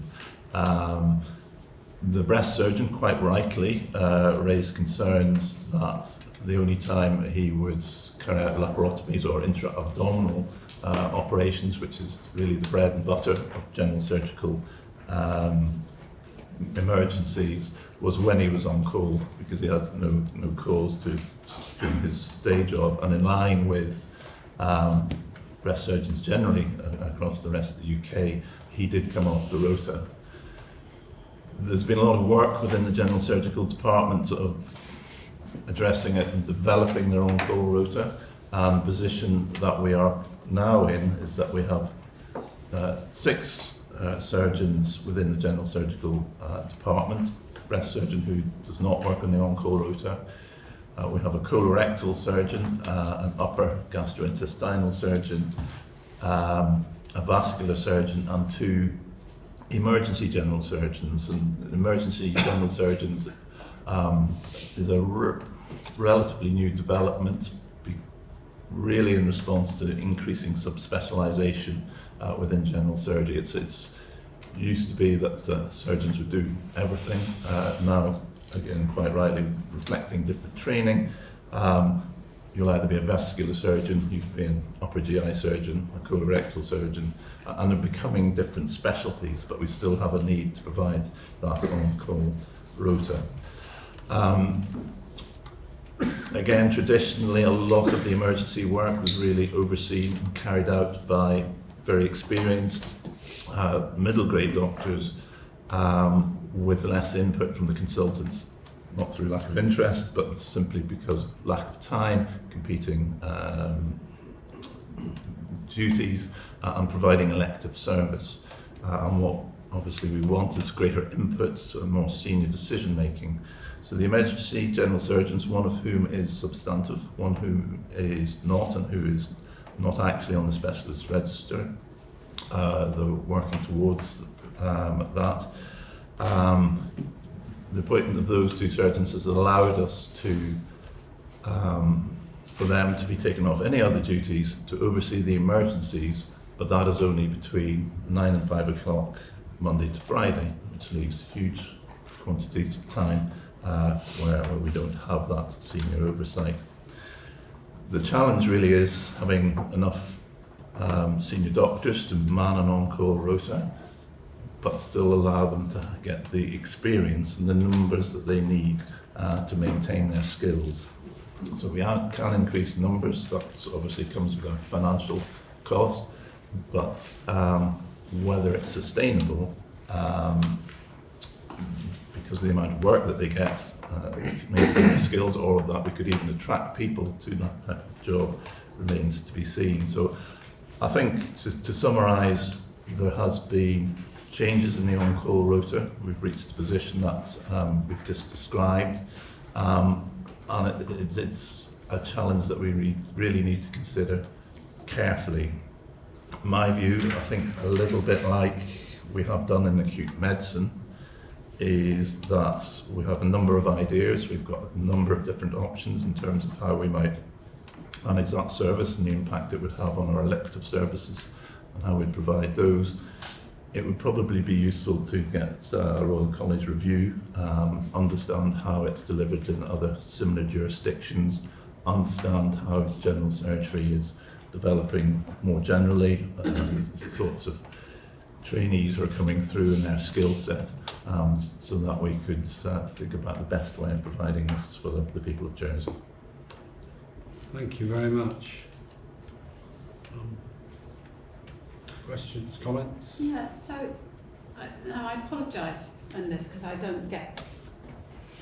Because I just come from a background where, you know, you're paid by the public, you provide a service to the public, and somebody determines what that service is, and you just get on and do it. And you have a job description that reflects that, and if you don't do it, then you're subject to performance mechanisms. So I'm struggling a little bit with the fact that this is an issue, and I really don't understand it, so you'll have to help me there, because I just kind of think people are paid by the public purse to do a job, and part of their job should be to do what the service says is appropriate, and then if they don't do that job, then that becomes a matter of their performance assessment, and pay and employment indeed. So I'm not really massively understanding why this is anything other than here is your job description and you are expected to do X, Y and Z, and you know, I don't understand. I genuinely am saying I don't understand. Okay, sorry. No, it's not you. I think it's the system I don't understand. I think so. If we take our current complement of consultants, if we take our vascular surgeon, for example, who is doing his on-call as requested, but vascular surgery has changed massively. There's more endovascular procedures, so minimally invasive. Traditionally, Chair, sorry to interrupt. I'm sort of conscious that this conversation, which is important, is now mentioning, not by name, but in an identifiable way, individual members of staff. Subject to your position, I do wonder whether you should go into now at the start of this discussion, which I think is valid to take place in the second part. I just don't know about just conscious. Well, there's a delicate balance here, Yes. isn't there? And I do appreciate that, and I don't want to get into a discussion about individuals, but Sorry, I think... I'm on the wrong report anyway. I'm on job planning. Yeah. Anyway, apologies. But there are two, well, I think they're interlinked issues here. Yeah.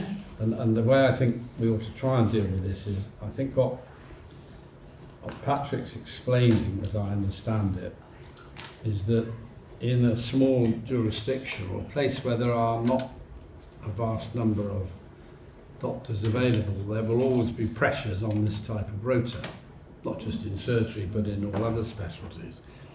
And there's a balance to be struck between the numbers of doctors you employ and their skill set. So that sometimes you could have a vast number of doctors which will allow you to fulfill all your rotas easily. The difficulty would be it would be very expensive and they would become de-skilled. And so the issue here is about that balance. So how can we be as assured as possible that our acute rotas, that's to say the rotas that deal with people who are suddenly, urgently ill, as opposed to elective care, which is that you can plan more easily. And I think, Patrick, your suggestion is that faced with this difficulty, one way that the board might be assured is we get an external review of it. And because no external source, I promise you, will be able to say, if you do this, it'll be perfection. But what would be helpful was to have some external validation of whether or not the services that we are providing are the best that we can do in the circumstances which prevail. We can't and wouldn't want to stop Jersey being an island. It is good. It has a relatively small population, and therefore we've got to find a way of distributing the skill set which is available in a way that provides the safest care 24/7, 7 days a week. And I think your suggestion is that we get an external review of that comes and advises us, are we doing as best we can? And if we're not, what should we do, what could we do? Is that fair? Absolutely.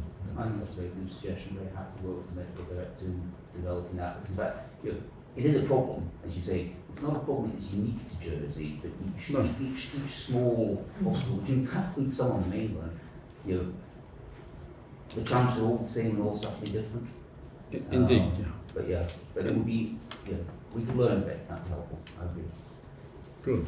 So that's acute surgery, and then to link it to your point, which is one of the, well, let's deal with job planning in general. Do you want to, it's your paper, you want to start?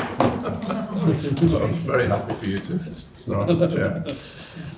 So again, take the paper as read. The job planning has been more difficult than I think any of us imagined.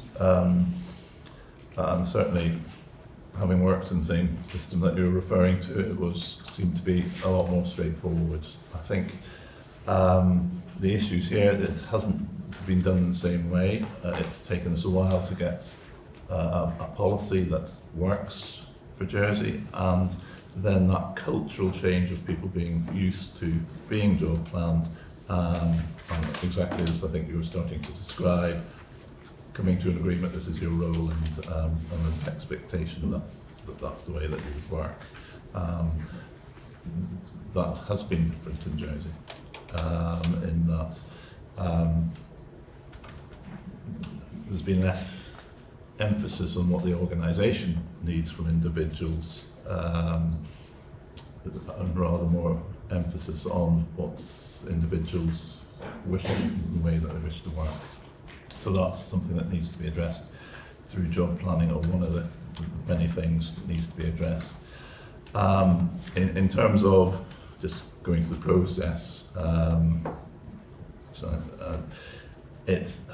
I say, it has taken a lot longer. We've missed a couple of deadlines. We initially wanted to have it completed in July and then in September, but partly needing support for the chiefs of service and clinical leads to do job planning, where we've seen colleagues who've come from the UK more recently who are used to it. ED would be a good example. Job planning has been done much more quickly, much more robustly, and in fact they're on to their second round for next year, which is exactly what we want to see. But there's a steep learning curve for other areas. we are making progress, albeit slow. I've put figures within the paper even since then. There's been improvements, and we now have just over 50% of people who have an in-date job plan. And it's something that we're monitoring almost on a daily basis. And I think where we will get to over the next couple of months is that probably about 90% of people will have an in-date job plan. Because we don't have that year-on-year cycle and people being used to it, and job plans that are just sort of developing rather than in some cases almost starting from scratch, I anticipate that there will be more than you would expect that will be appeals for. There is already clear that in different parts of the organisation on different surgical rotas with people working similar amounts of time, there's different reward for that, and we need to address that, and we are addressing that through a consistency panel. And I did mention the consistency panel in the paper, saying that applied assurance, just to be clear, that's more of a management tool so that we can have those discussions rather than providing assurance within the organisation that Professor Mackenzie is very kindly chairing and helping us with. But it's, I think this time round, it is proving difficult and challenging. Hopefully as people get more used to it, then there will be richer conversations about what's expected of them, both from the organisation point of view and the individual point of view, and we'll get into more detailed discussions about how those job plans support the services that we need to provide for patients. I think probably just to add to that, I think what we're hearing here is what we've heard in other papers, is the need for the change in culture around holding people to account for delivering high quality services to the people of Jersey, whether that's doctors, nurses, managers, allied health professions. And I think what I've observed is that, of course, from those that have come from the UK that are used to this, that it's not so much an issue. Those colleagues that have been on the island for a while struggle with this concept, and I think the conversations that we're having here in Jersey are probably ones that I can recall from back 1996 in the UK, and when job planning was first introduced. So we have got quite a way to go to ensure that we are in a position where we, and indeed the public of Jersey, can be very clear about what we're delivering and the services that we're providing for Jersey. And of course that wraps up the point around the SPAs for what doctors are doing in their SPAs, whether it's investigations, whether it's education, training, development, being very clear about what taxpayers' funds are buying is really a very basic thing, and helpful. It is a contractual, just in the paper, it's a contractual requirement of all doctors to have a job plan. Indeed, the British Medical Association, the trade union for doctors, is absolutely critical of the fact that we don't. So I think no one is not wanting it from the sort of managerial side, and indeed the doctor trade union side. It is about getting it done and getting that cultural change. But we must get it done. We have failed to deliver against the targets that we originally set as a senior leadership team. It's not good enough because it has such implications for financial recovery, managing our waiting lists, and as Patrick's saying, we have to get this done over the next 2 months and buttoned down, because it has to be an annual process, because things change. We need to be flexible as services develop and change, but it is something we have to get done. As I say, this isn't a paper that you would see in other jurisdictions, because this was a paper you would have seen in 1997, and we are got some catching up to do, quite frankly. Thank you. So thank you so much for that explanation. Apologies for raising it on wrong item. But anyway, thank you very much for that explanation. And so I now understand. So the report refers to the fact that some will have financial gains and some will have financial losses, and not quite sure about that, because I thought this job planning was just making sure people do the things they're meant to do as opposed to reassessing. So I can understand some resistance if people think, well, there'll be some people who think I'm going to get paid more, they'll be delighted and rushing through the process. But there are people who, if there are people who will think that actually this might result in me losing money, and you have to go through that process every year, and you might lose money every year, that's not a great place to be, is it? No, absolutely. And just, if I could just make one comment, there are a lot of colleagues who are very keen to be job planned as well. So Okay. it's not that all doctors in Jersey are resistant to it. A lot of them are very, very keen that that process takes place. Yeah.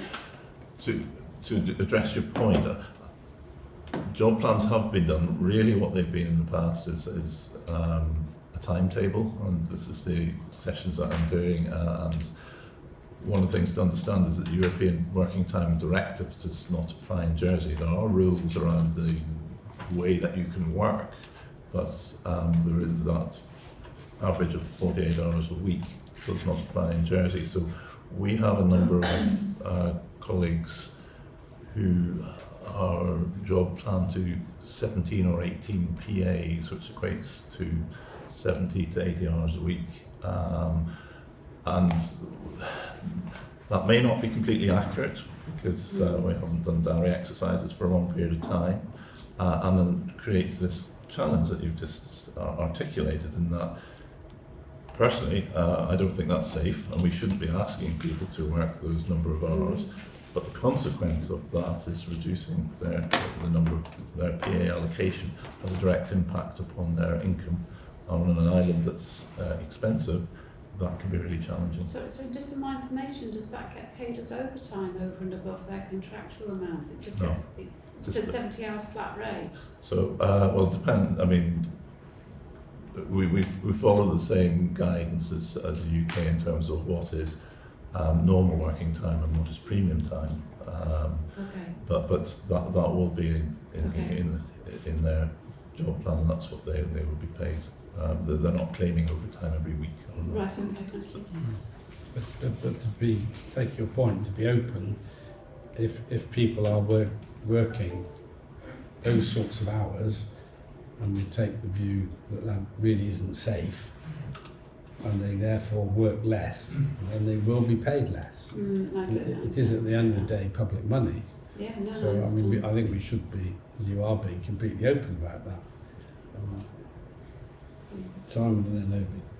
The offer, Chair, if it would be helpful, and same may apply to medical affairs when we get to it. I'm very happy, because I've done work for this all over the country, to do a short briefing note on job planning for medical staff and training for medical staff, because they have rules which are specific and which are different. So I can do that, and if that's helpful, I'm willing to do it. If it's, to raise more questions and it answers, very happy to have a sort of Teams meeting or something like that to spend an hour going through it, if that would be helpful. I think it would be really helpful. I think if you could Simon, both say what was in a job plan in terms of direct clinical care, SPAs, private practice, everything that has to be in it in detail. And also talk a bit about the advantages, which seem to be to all parties. That's one of the difficulties that I have in understanding why it's proved so difficult here, because the advantages are to all parties. There's an advantage to the organisation because it has to spend public money and be responsible for that. There's an advantage to planning activities. So the sort of discussion we've just had about acute surgery, it becomes very apparent when all the job plans are done, because you can see the gaps and see where you need to fill those gaps. So it provides safer services. And for the doctors concerned, it provides openness, and so it puts them beyond criticism. So if this is what they're supposed to do, and everyone knows that's what they're supposed to do, and they're doing it, then they are beyond criticism. So there can't be any sort of veiled comment that they're somehow not doing what they should do. So I can't, it's really hard, genuinely hard to understand why this is so difficult. There is in addition, I think, a robust appeal process. Yeah. So I do think, I think frankly we're going to have to keep on top of this, because also there's a contractual issue. Again, as I understand it, this is actually in breach of contract. Well, it is. The BMA has ironically threatened to initiate a dispute about that. Bring it on. In my experience, done well, if it's done well, job planning can actually help build engagement and mutual understanding between the medical staff and the organisation about what we are trying to achieve. So whilst this has obviously been a rather downbeat conversation, because the position is downbeat, it's worth doing, and you're right, it is a contractual obligation, but that's fundamentally not the reason for doing it. It's actually beneficial to the public, to the doctors, and to the organisation. So I'll do something brief. I have run whole day workshops on this, so I'll do something brief. Thank you very much. And yet again, another doctor has stolen half my thunder, this time the chair. But I wanted to bring the money into it, which is the question you also asked. And I entirely support this process and have, in my experience working with clinicians in doing exactly that, is actually delivers huge productivity benefits. Because in an island where it's very hard to recruit, if you think about it, nobody's going to take away anybody's job plans. If they have capacity, if anything, you're going to want to use that in all the areas where you have gaps. And in my experience, that is the benefit of job planning.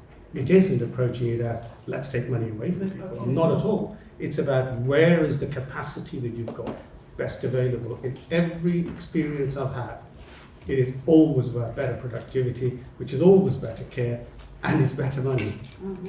Thank you. So I think we're going to ask you to report every month on this matter. Yeah. If that's okay. No, absolutely. Yeah, good. And so Simon, you'll produce a briefing paper and just distribute it. Yeah. And we can bring the paper back to the board next time, but I think as soon as you can do it, the better. Thank you very much. And we'll ask you to come back each time and report on progress. And I think the discussion will must surely conclude that we see this as a matter of some urgency. As Chris has said, this is now years and years out of date, and it's very straightforward. And there is no particular reason for it being out of date. So can we please just get it done and move into an annual cycle, which is again a benefit to all parties and will inform our conversations about the services that we offer. So thank you. Nice guidance. Patrick, it's you again.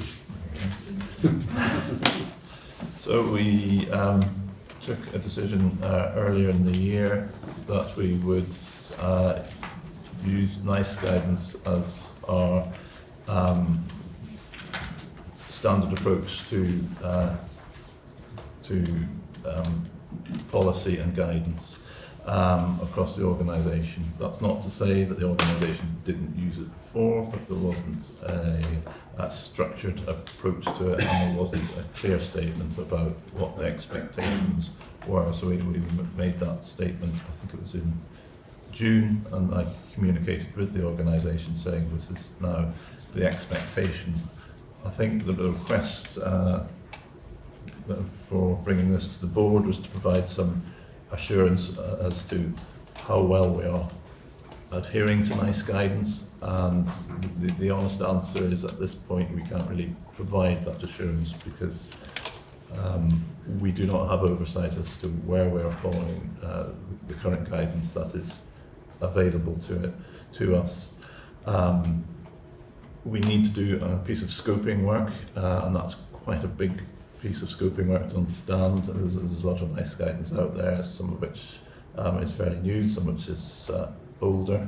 But we plan to do that work early next year. It's been a significant amount of some individuals' time, and we've had significant expansion of the quality and safety team this year, and some of those posts are for around compliance and assurance, and we will use those posts to do that piece of scoping work, which we reckon will take about 6 months. It's not to say that we won't we'll wait 6 months before we can report back, but I think it will be an iterative process.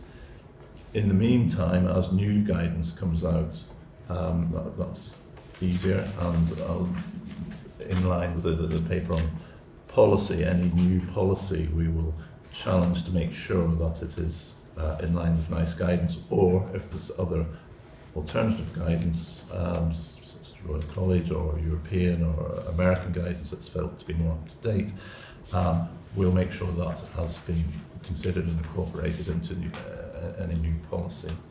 And we will also ask for, within a policy, a description on how we're going to audit that and make sure that there is compliance with policy moving forward. So it's easier for the new guidance coming out, we can keep track of that, but there's a large piece of work to be done to understand where we are with previous guidance. Any questions, any points on that? Yeah. Yeah, thank you, Chair. Yeah, I mean, you know, it's good to see the openness that this is not yet being delivered and complied with as we would expect. So, I mean, thank you for that.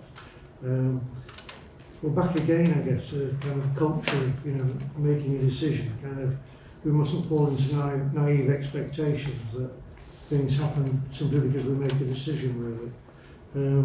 But I think this does feel like an important issue, and we will certainly want assurance that, there are some mechanisms for doing that, as you just said, Patrick, and the quality and assurance team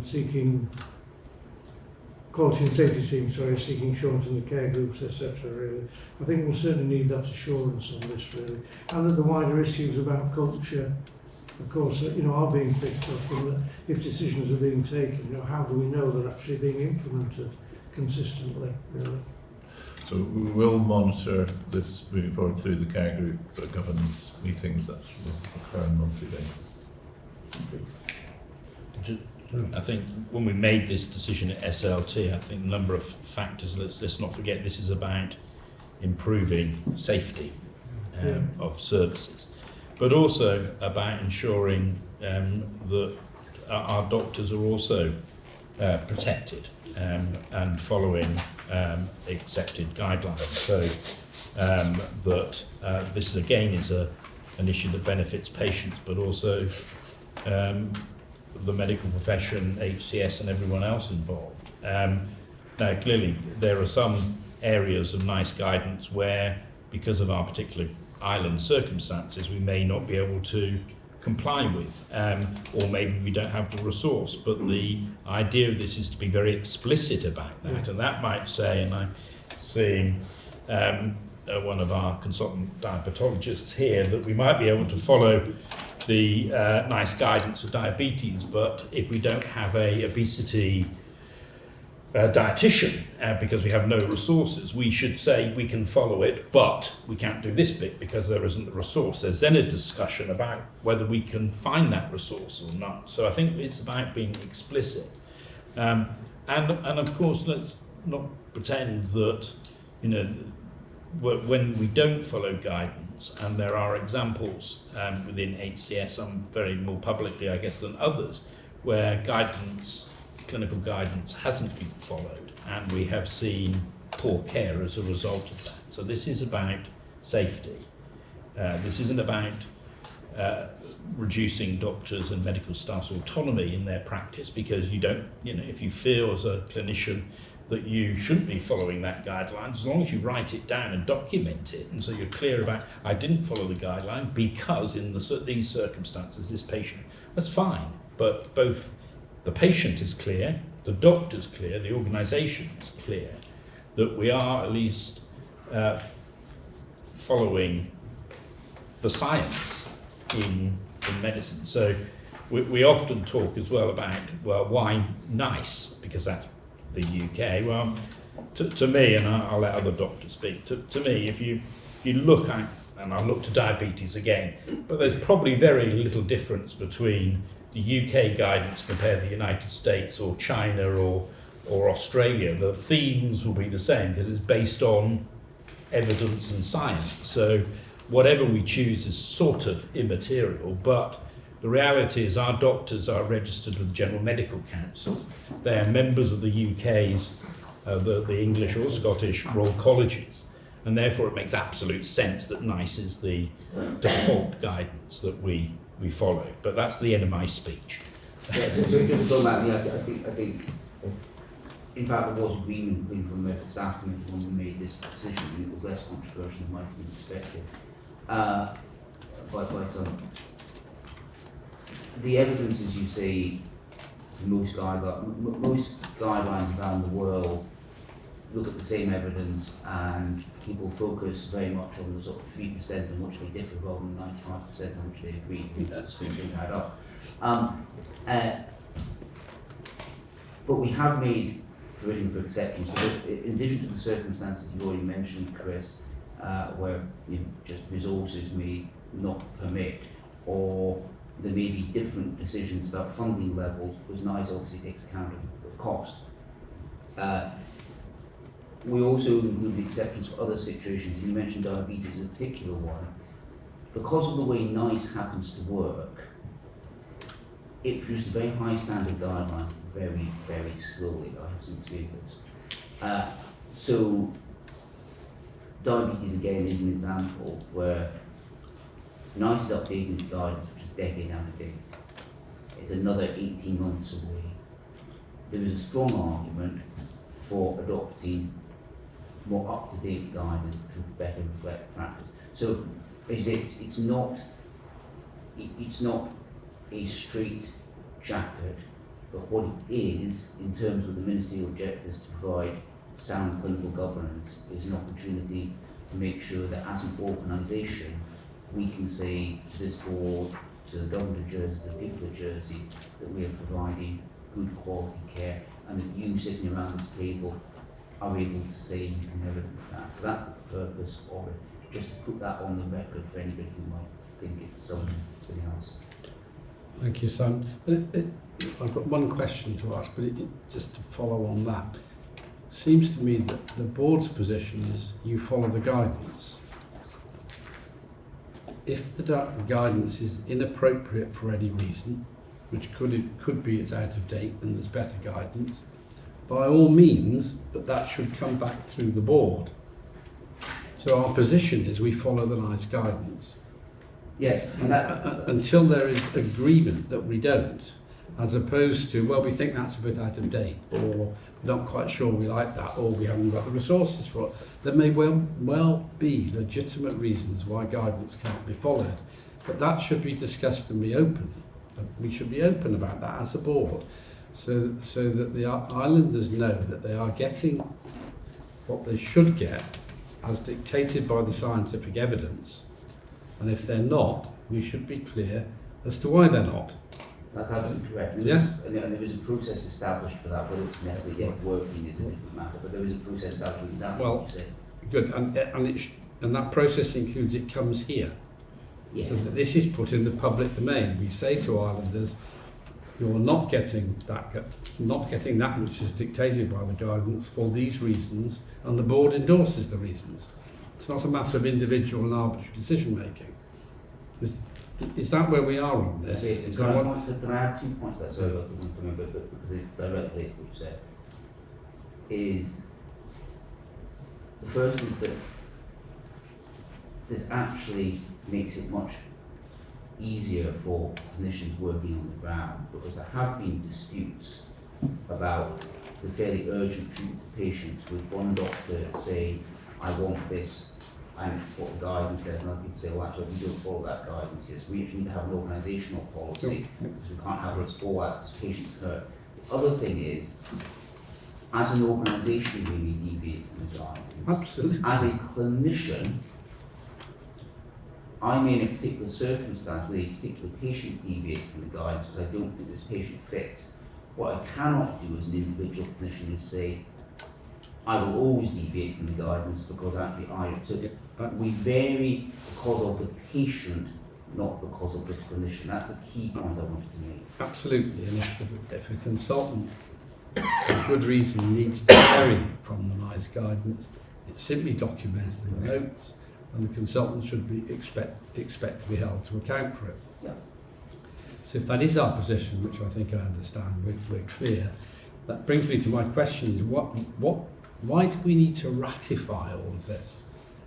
Right, the organisations that I'm familiar with just accept it.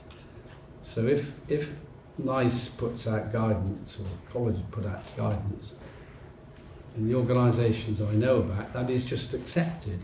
Is that true at Imperial? It's not re-debated. So what is this ratification process that takes months? What actually happens in it? Here, I mean, no, I think Here, yes. moving from now onwards, we will simply accept that guidance, Right. unless the Commission brings forward the very good reasons we've already discussed. In which case they come back to us. But I was picking up on the bit that when policies are being sent to the PPRG for ratification, and I suppose the point I'm making, they don't need to be ratified. This is we could save people's time, could we not, by saying So I that we think do. part of the point might be in that, in fairness, that suppose we produce a policy on how to do something, which is hopefully a readable few pages, it won't. Some of the NICE guidance can be quite unwieldy to read, it does vary. But we want to be sure that if we produce a local policy on, I mean, it really doesn't matter.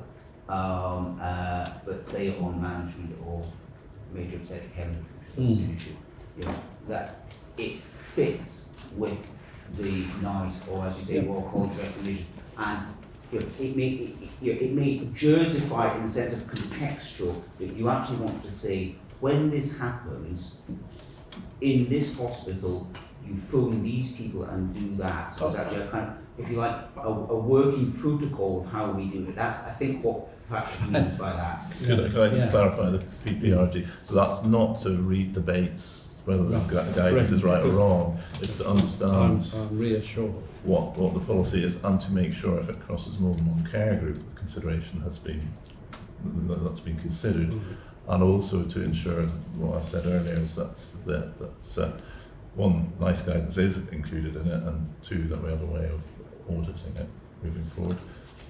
But would it be acceptable to bring in one of our chiefs of service who's done a lot of work on this for comment? Is this? Yes, certainly. Dr. Hawkins. Just to make a comment, having just started to put some guidelines through in practice, the system that we've now got is quite robust and I think is effective at enabling a degree of flexibility to make sure that we follow best evidence. So in producing a guideline that's slightly different from NICE, where there is good quality evidence to deviate from NICE, there's a very robust process and how it works. So, you know, for example, I've just produced one in my own area of diabetes, hypoglycemia guidance, which NICE, frankly, doesn't really cover that in depth. But we've adopted the policy based on the Joint British Diabetes Societies, which is the gold standard effectively in the professional opinion. And there's a very clear statement to explain the rationale, how we've chosen the evidence to use. That it will now go through the process through the development groups. In terms of the future, I think we're in a transitional phase, and once there's been appropriate updating of our guidance, then it will very much be a factor of ratification will be simply, you know, as new NICE guidance comes out, are we following it? Yes, no. If no, why not? Why not? But if yes, should not be any further discussion. Thank you. I mean, you and I have discussed this, and I'm grateful for that. I don't anticipate lengthy discussions around this board table on the detail of guidance, if for no other reason than probably none of us are competent. Yeah? But what I am trying to do is to be completely open and say, for these reasons, we are not doing that, we are doing this. Yeah? And the sort of reasons you've set out are absolutely fine, and I would expect the board to endorse that. But I am anxious that it goes into the public domain, and so this is not a decision that's being taken that's not clear and open. Yeah, and I know we're agreed on this.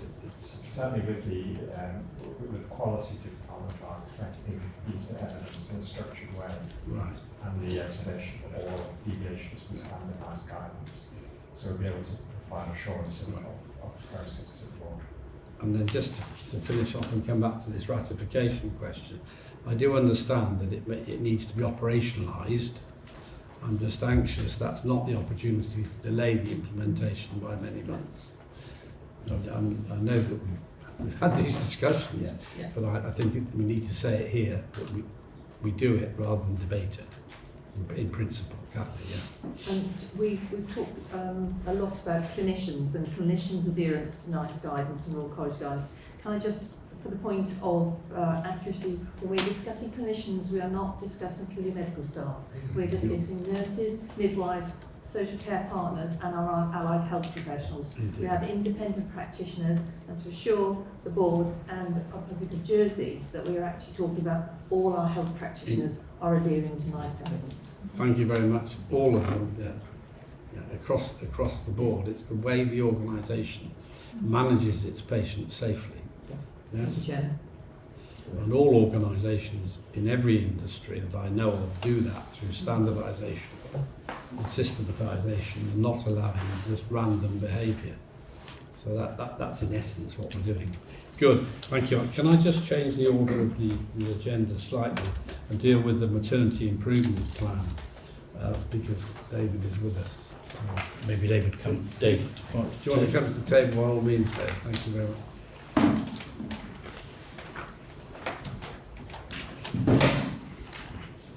So David, we should say that you are a diabetologist.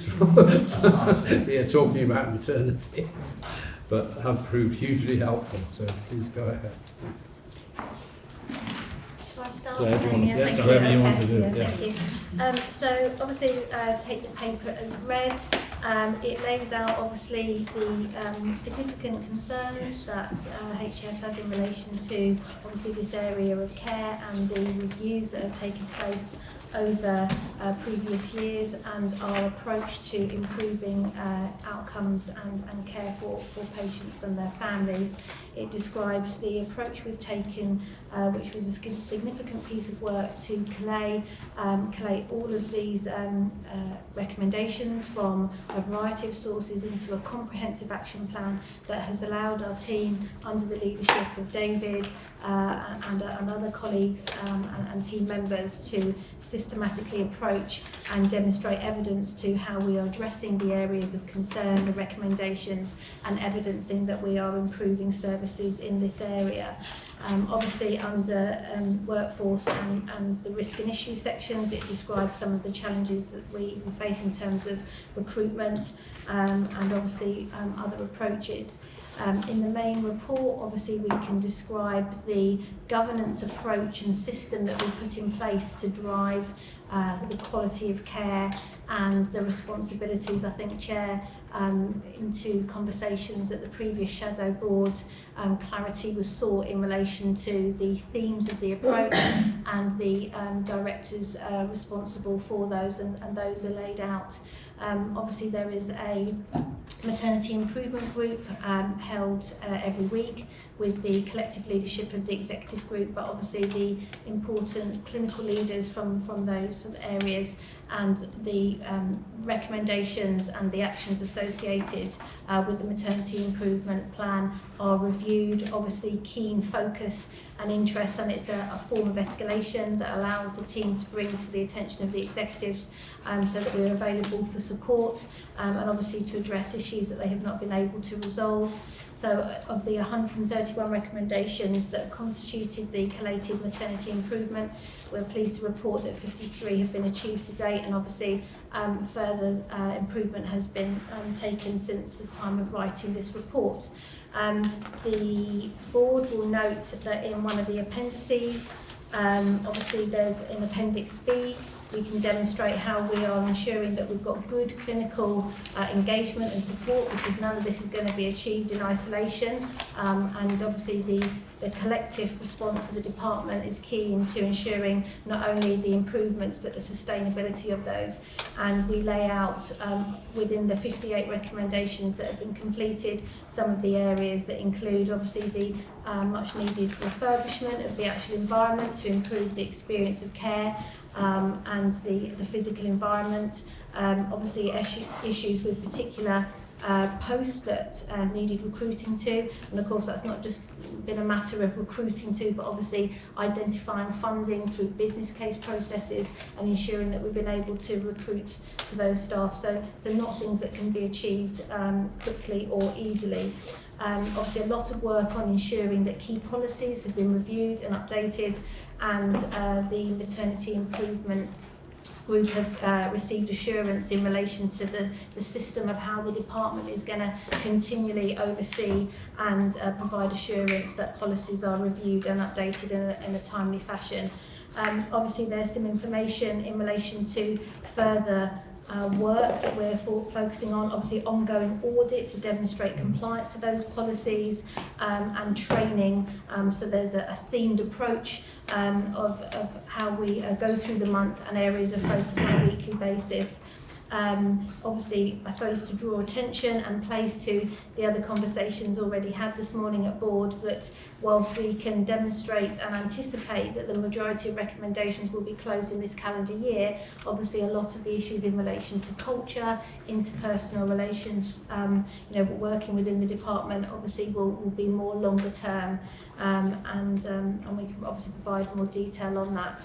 And then to also highlight to the board, as in keeping with our discussions earlier, the new refreshed maternity dashboard, which will obviously form part of how we gain assurance into some nationally accepted and recommended specific metrics that we can monitor to demonstrate how we're improving safety of care. I think those are the highlights, Chair. I'm happy to take any questions, or if David wants to add. David, would you like to? Thank you. To add, but very happy to discuss your points further. Hold on a minute. And so I missed. Have you made any comment you want to make, David? I missed. I know. I said summarised it very well. Just very happy to answer further questions on that. Right. Thank you. I thought one or two. Jessie. I just wanted to make it noted that we have appointed a new substantive director of midwifery, so we'll be joining the team on the 11th of December. We have an interim head of midwifery at the moment. Okay, thank you very much. Chairman, I had the privilege of sitting at the pre-meet towards maternity improvement meeting, and as Director of Clinical Services identified, we had 50 completed recommendations. As of yesterday, there were in excess of 80 completed recommendations, which is actually identified not, and again, for non-execs who want to live the dream of the maternity improvement plan, the coding excellent project officer has actually identified to support not only do you, in a sense, close the door, but where we have evidence that it is business as usual and before it is actually closed down. So it's really to assure the board that through the work of the director and care group, there's ongoing traction, but this still cultural challenge remains as the almost our real challenge. It's really sorry. Yeah, so I thought that this report, thank you for this report. I thought it was clear and good. Thanks very much. And my question is quite a simple one. So the Appendix C dashboard is what I would be used to seeing for maternity services. So when will that be available for us to look at? Next month. Next month, that's brilliant. And then I think one of the things that it's always, I certainly find in relation to where I do look at this work elsewhere, there is a huge amount of disproportionality that is involved in the outcomes for women and their babies, in terms of who those women are.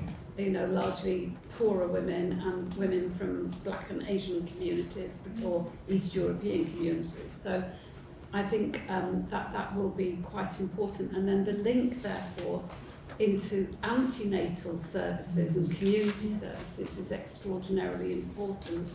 And it would be helpful at some point if we can think about the number of women who do not attend for appointments, for antenatal appointments, who then end up having stillbirth or early or very early emergency births is huge. So that link up to antenatal care within this dashboard, if we were able to do that, would be really good. But I just think, good stuff here. Thank you. Yeah, can I echo that? I think it's a really, really good report, and is the direction we need these reports to go in. So thank you. It's really An exemplar, Chairman? an exemplar, indeed. Like your good self. And so we'll want reports back on the remaining issues. But I just wanted to ask a little bit more about the cultural issues, because my understanding of where things have gone wrong, certainly in the UK, and what Sockenden and Bill Kirkup have found, is that all the improvements that you've set out are necessary, but the fundamental has always been about relationships within these departments. That's at least my understanding. Perhaps I'm wrong, but if that's the case,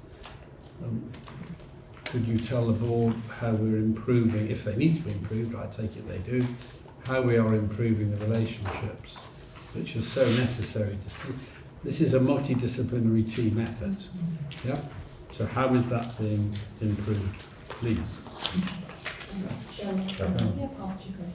So, Chair, I think it's helpful to acknowledge that we've engaged in a number of listening events with professional groups that sit within maternity.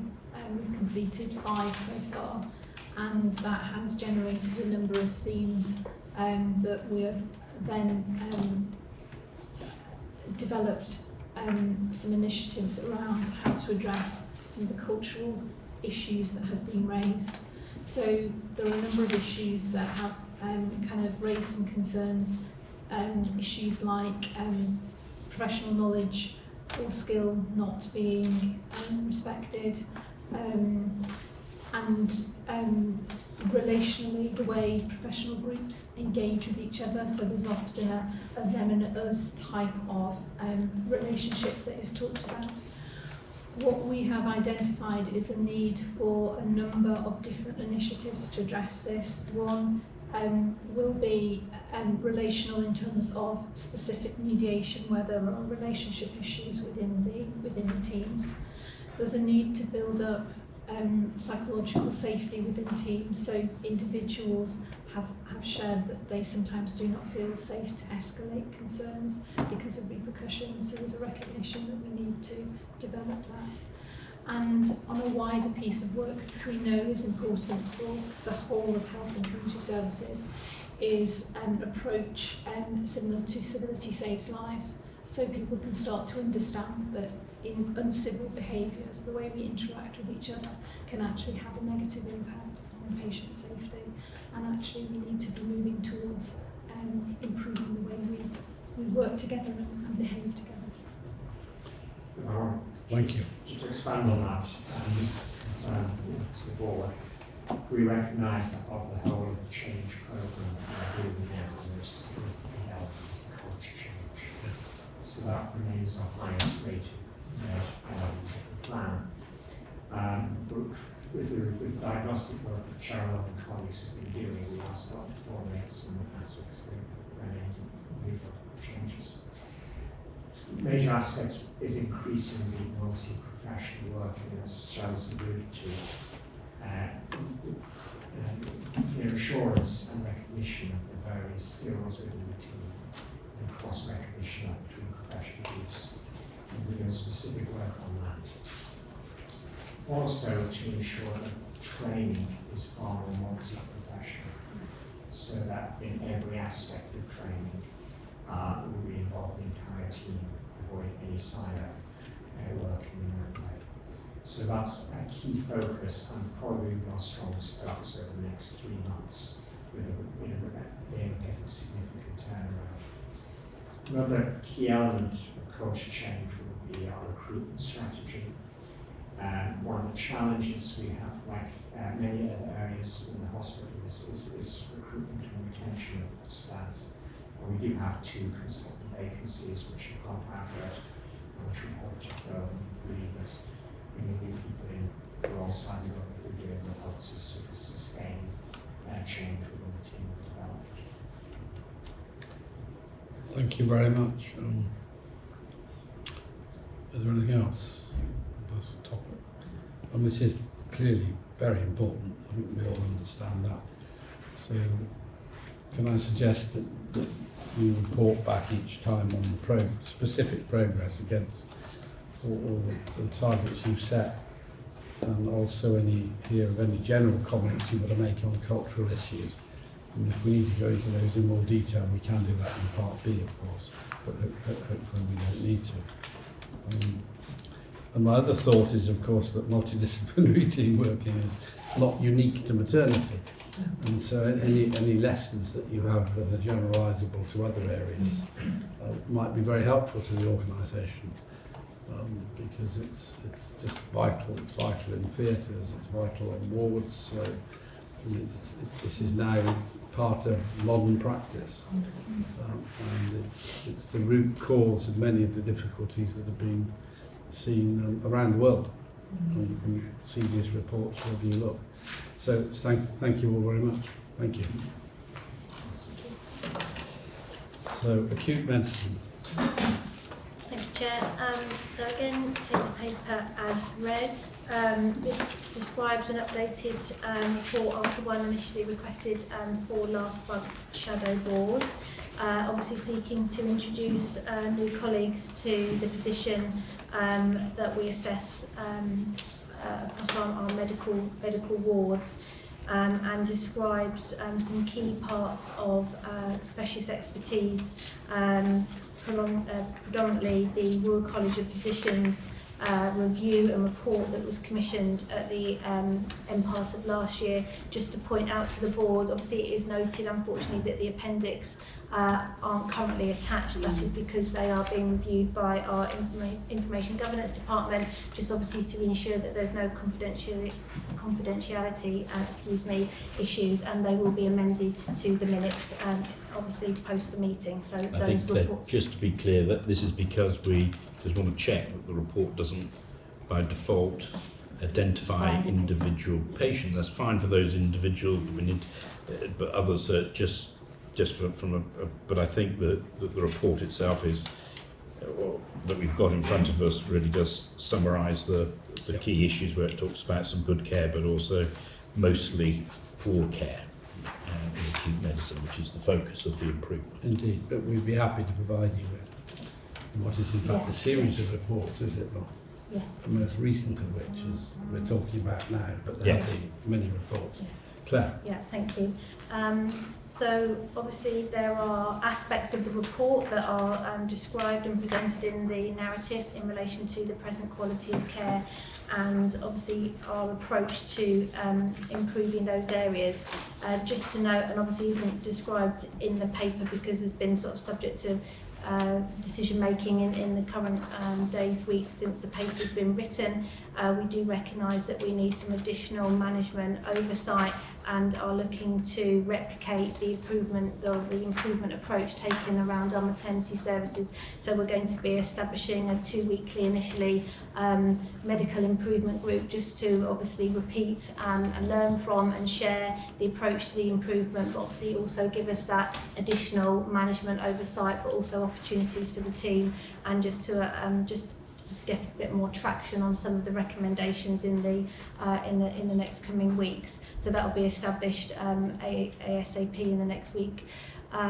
There's obviously description around some of the particular areas that were highlighted, not only from the Royal College of Physicians report, but another external colleague whose support and expertise has been commissioned in response to the Royal College of Physicians report, and particular areas of focus around improving our same-day emergency care. That's our ambulatory pathways, obviously the focus of the acute admission unit, how we're going to use the enhanced care area, and then I think the work that's already been mentioned earlier in board about ensuring that we have the correct medical base and available to us, because obviously if we don't have that, then obviously we aren't able to provide access to the emergency care, and having that correct bed base is key to not only the quality of care that's delivered to our emergency medical patients, but obviously has impact in relation to our elective programme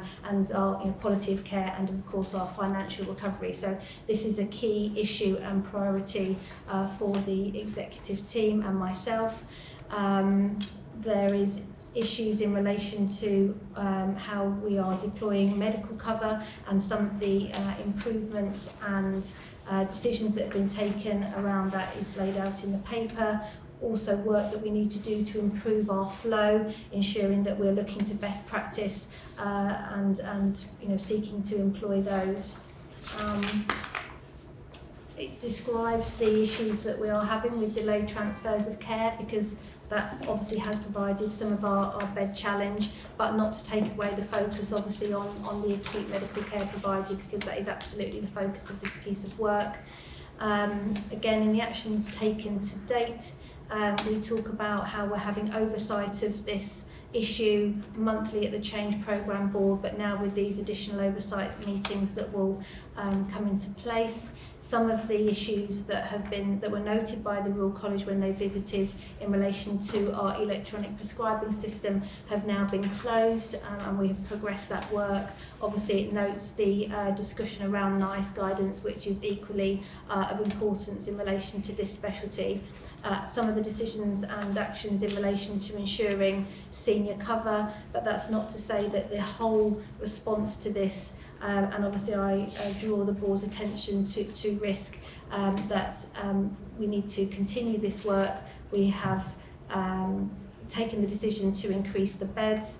That is not without risk, because obviously that is outside of our financial envelope, but we have identified the actions that we're taking to respond to that, particularly reduction in agency that we're able to take by ensuring that we've got substantive beds, and obviously that will impact particularly nurse agency spend. I think those are the key points, Chair. Happy to take any questions. Thank you. Questions? Points? Yes, I mean, there's clearly an important area is this really, and under the next steps there's a series of commitments, which is great really, and I think we were referring to players. So is there a detailed improvement plan on this? There is. So there was, it wasn't reviewed this month at Change Board. We reviewed the board report, but an action plan has been produced, and we can obviously either produce a summary or share that. Yeah, well, we certainly want to know how that's progressing as you'd expect, really. And then there's, specifically, in my own background, when there's a statement of it's going to cost more, what do you think I'm going to say next, really? How is that going to be funded? What implications has it got, given we're already heading for major, given we're in financial recovery and so on? I know it says this is a commitment in principle, and it's important that we do know the costs attached. Yeah. But what do we do with that information as the board? So I suppose to break that down, in terms of the initial opening of the beds that were identified as required, so in two wards, AAU and Corbière, there have been surge beds open for a number of years to provide the adequate bed stock, and because those beds weren't substantiated, we weren't able to recruit substantively into those areas, so that action has been taken, and there was £1 million saving recognised as part of changing that workforce from temporary into substantive. So that area of cost is covered. In terms of the opening the additional beds in Clement Ward, which is a ward that's been used for ward refurbishment plan, we've substantiated or taken the decision to substantiate 12 beds or staffing for 12 beds, and there's a action plan being developed to identify, so obviously plays into the areas of the FRP and obviously the 3 million in 3 months aspirations around how we identify funds for that. That is very much in relation to clinical productivity, delivering some of the quality outcomes associated with improving care. The work, I suppose, the bit that's described very much in the paper is in relation to the medical workforce, which we're having to define and obviously describe as we take this work forward what is, so playing into some of the discussions that we've had around subspecialty development and how we're using our current workforce. So with discussions that I'm having with the Chief of Service in this area, there could be opportunity to divert current resource that's within HCS, which could limit some of the financial risk.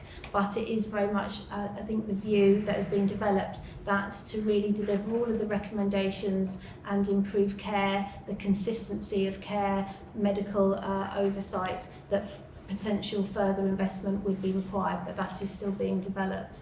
Yeah, I think when we discussed this, the SLT, the issue of beds and increasing the medical beds, it is the outstanding issue of the medical workforce required to deliver this. That is definitely not funded within our plans as we stay at the moment. So I guess you'd expect me to say that we're not likely to get any more funding from government, so we would have to make some tough choices about what we fund and what we don't fund going forward. But I think we're not at the stage where we're clear about what that needs to be as regards to medical resource, because as Claire said, that's being worked through. But from a bed's point of view, we can consume that within our financial plans, but there's still an issue of resourcing for overall. I think that's probably what we need to kind of understand and see the consequences of. Yes. Yeah.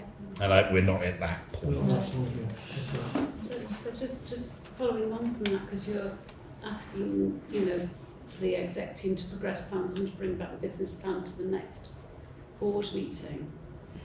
I think it would also be helpful because a lot of this is about flow, isn't it, in and out? Yeah. And, there's no mention of social care really in here.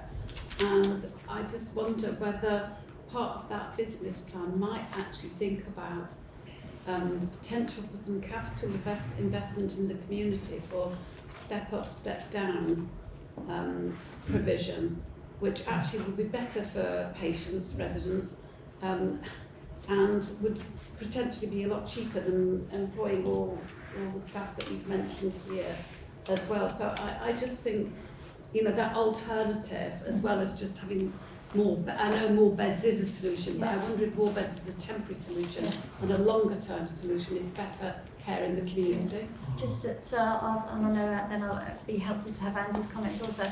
So in relation to the ward that we're looking to open up for this winter, we are very much taking that approach around intermediate care and obviously not just replicating more acute beds, because we recognise that we do have that cohort of patients in the room, so we want to respond to that appropriately and address the experience of care for those patients and not just replicating acute beds. But Andy and I have been working very closely. We've been reviewing the delayed transfers of care patients on a weekly basis to help inform our strategy. I'm sure Andy wants to. So we've commenced a piece of work that's jointly led by social care, the hospital and the intermediate care service currently, which is about really understanding for all of our delays what's the cause of the delay and what could we do to minimise that.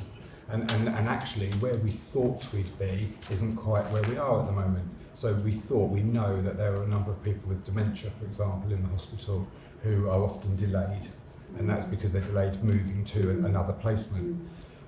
We thought that would be a primary issue, but it hasn't been. Over the last couple of months, those numbers have actually been very small. They're there, but it's actually, we're talking less than 5 at any given time. The real issue at the moment appears to be flow around, as you describe, intermediate care, so step down, but also packages of care in the community. So often people are waiting for over a week for the package of care to be delivered. So we're working jointly with the social care team to think about, well, what could we do to help mitigate that? Because that could really help us in terms of flow. So to provide assurance, that's a piece of work that's ongoing. We meet weekly and we've got a raft of plans around how we might start to address flow in a different way. Thank you. Can I just add a little bit, so I don't come too much. You're absolutely right in everything you say. The beds questions, at the moment, essentially, there were the escalation beds within what might be loosely described as medical footprint, which are funded by agency staff, and the decision to actually say, we're going to need those beds because they've been in place for years, and it would be better to staff them with our own staff for all the reasons we discussed earlier. It's quite an easy one because it will save money, it's a little cheaper, and we'll get our own staff. We also decided, and Obi and I spent a lot of time on this, that for the short term we should additionally fund an additional 18 beds. The reason for that is that has been the average number over the last year of medical patients in surgical beds. This is where it indigitates, because that is meaning that actually surgical work, both public and private is built income to the organisation, has been constrained. We can argue about exactly how much it has been. We're aware of the danger that that is adding cost and may just become part of normal. Again, it is a complex picture because if I benchmark the number of medical admissions per head of population and the number of beds per head of population we have in Jersey, it's not an outlier by any means. So that's one thing you might say, actually maybe we do need those beds. On the other hand, we know that comparing 2019, the last pre-pandemic year, to 2022, if you like, the first post-pandemic year, our median length of stay has gone up by 2 days. So that is partly delays in transfer, but we also know there are internal efficiencies. So this is where it becomes really complicated. But again, back up Obi's point, there is an advantage for individual patients in getting better quality of care and the organisation in getting this right. The medical model needs to be redesigned in a way that is outlined in the paper, but the implementation will be very challenging. There's a mixture of reviewing and changing the existing consultant job plans, and there probably will be a need for some additional consultants. At the moment, they are using about 4 local consultants on a perpetual basis, but they tend to rotate around, so it's not very consistent. But absolutely we're aware that if SLT chooses to fund those, there will be a consequence that something else will not be funded. I mean, that is the consequence of the settlement that will be negotiated with the government. But actually, as Obi said originally, if we don't get theatre efficiency and medical bed utilisation improved, then actually we won't really be able to achieve any of the other ambitions. So it is again one of the really core things. I hope that it helps explain why, but it's not to deny that it's an extremely challenging thing to deliver, and it's not, there's no guarantee that delivery will be successful. It's going to be hard work. Thank you. Just a couple of things. First, I don't want to get into it now, but if we're funding for locums, then we are funding them. So there's something here about looking at all the job plans and making up. One of the biggest drivers to getting people through hospitals is daily consultant ward rounds by substantive consultants. And so I won't ask the question today, but that will be my question. And perhaps next time, are we getting daily ward rounds done by substantive consultants? Well, I can give you the answer. The answer is no, and that is one of the things that is very much, I have said exactly the same thing as you have, so it's very much that is on the agenda, and that's all I can say. You need to speak with us about. This links back to the job planning as well. It does indeed, Right, and the second thing is, this paper is very helpful and contains a plethora of things that need to be done. But I think it might help the change team itself, and would certainly help the board or the non-execs if it was set out in a table of these are the things that need to be done, and this is the potential, and this is the time scale of them, rather than just a whole swathe of things that might need to happen, particularly as my understanding is, that what was recommended by the Royal College in 2022 was not dissimilar to that which was recommended in 2014. So, we've demonstrated, if you like, the collective inability to follow through on recommendations. So we've got to be much tighter on it this time. So can we be really clear which recommendations we intend to enact in a list form, as opposed to a long narrative of all the things that would be nice to do? Because some of these are actually pretty tricky, and some of them ought to be done quite quickly. And I think we've just, Simon referred to one that ought to be done quite quickly, because this is not just a throughput issue, it's sounding more like a safety issue to me. Obi. I just wanted to bring together the conversation we just had, Chair, just to say what my support in the change team and the exec team and the frontline care groups working together. These are the two most important projects, improvement from quality and financial point of view that we just described. And I hope the board has assured there's quite a lot of clarity in what needs doing. I hope that's the feeling it has got. But it underlines that the challenge here isn't what needs to be done, it is cultural. But it brings together patient flow, theatres, job planning, all these things absolutely go into flow and productivity, including the downstream social care capacity and safety, which is extremely important. In the end, patients are safer. In the end, patients are challenge is safer. cultural. Just one very brief just in relation to those locums they're not all additional, they are replacing some key absences. So they're not just surge locums, if you just wanted to make that point. No, I kind of assumed that, because I assume you can't be a locum for something that doesn't exist. Thank you. Perhaps I'm wrong. Okay, Thank let's you. move on to infection control. Patrick, Jessie. That's me, Chair. Yes. Jessie, thank you. I take the paper as read. The paper was a result of the previous Shadow Board request to focus on healthcare associated infections and hygiene. The points to note is that in the month of August there has been no outbreaks of any healthcare associated bacteremias or C. diff in the organisation. And in regards to hand hygiene, the overall compliance of hand hygiene is 93.2% across all staff groups, with the 90% compliance required. The data can be broken down into specific staff groups if further information is required. At the time of writing the report, there have been no concerns raised. So I have a fairly short paper. And the board is asked to note the contents of this paper and the improvement in hand hygiene from previous reports continues to increase. Happy to take any questions. Thank you. Anybody want to raise anything? Just one.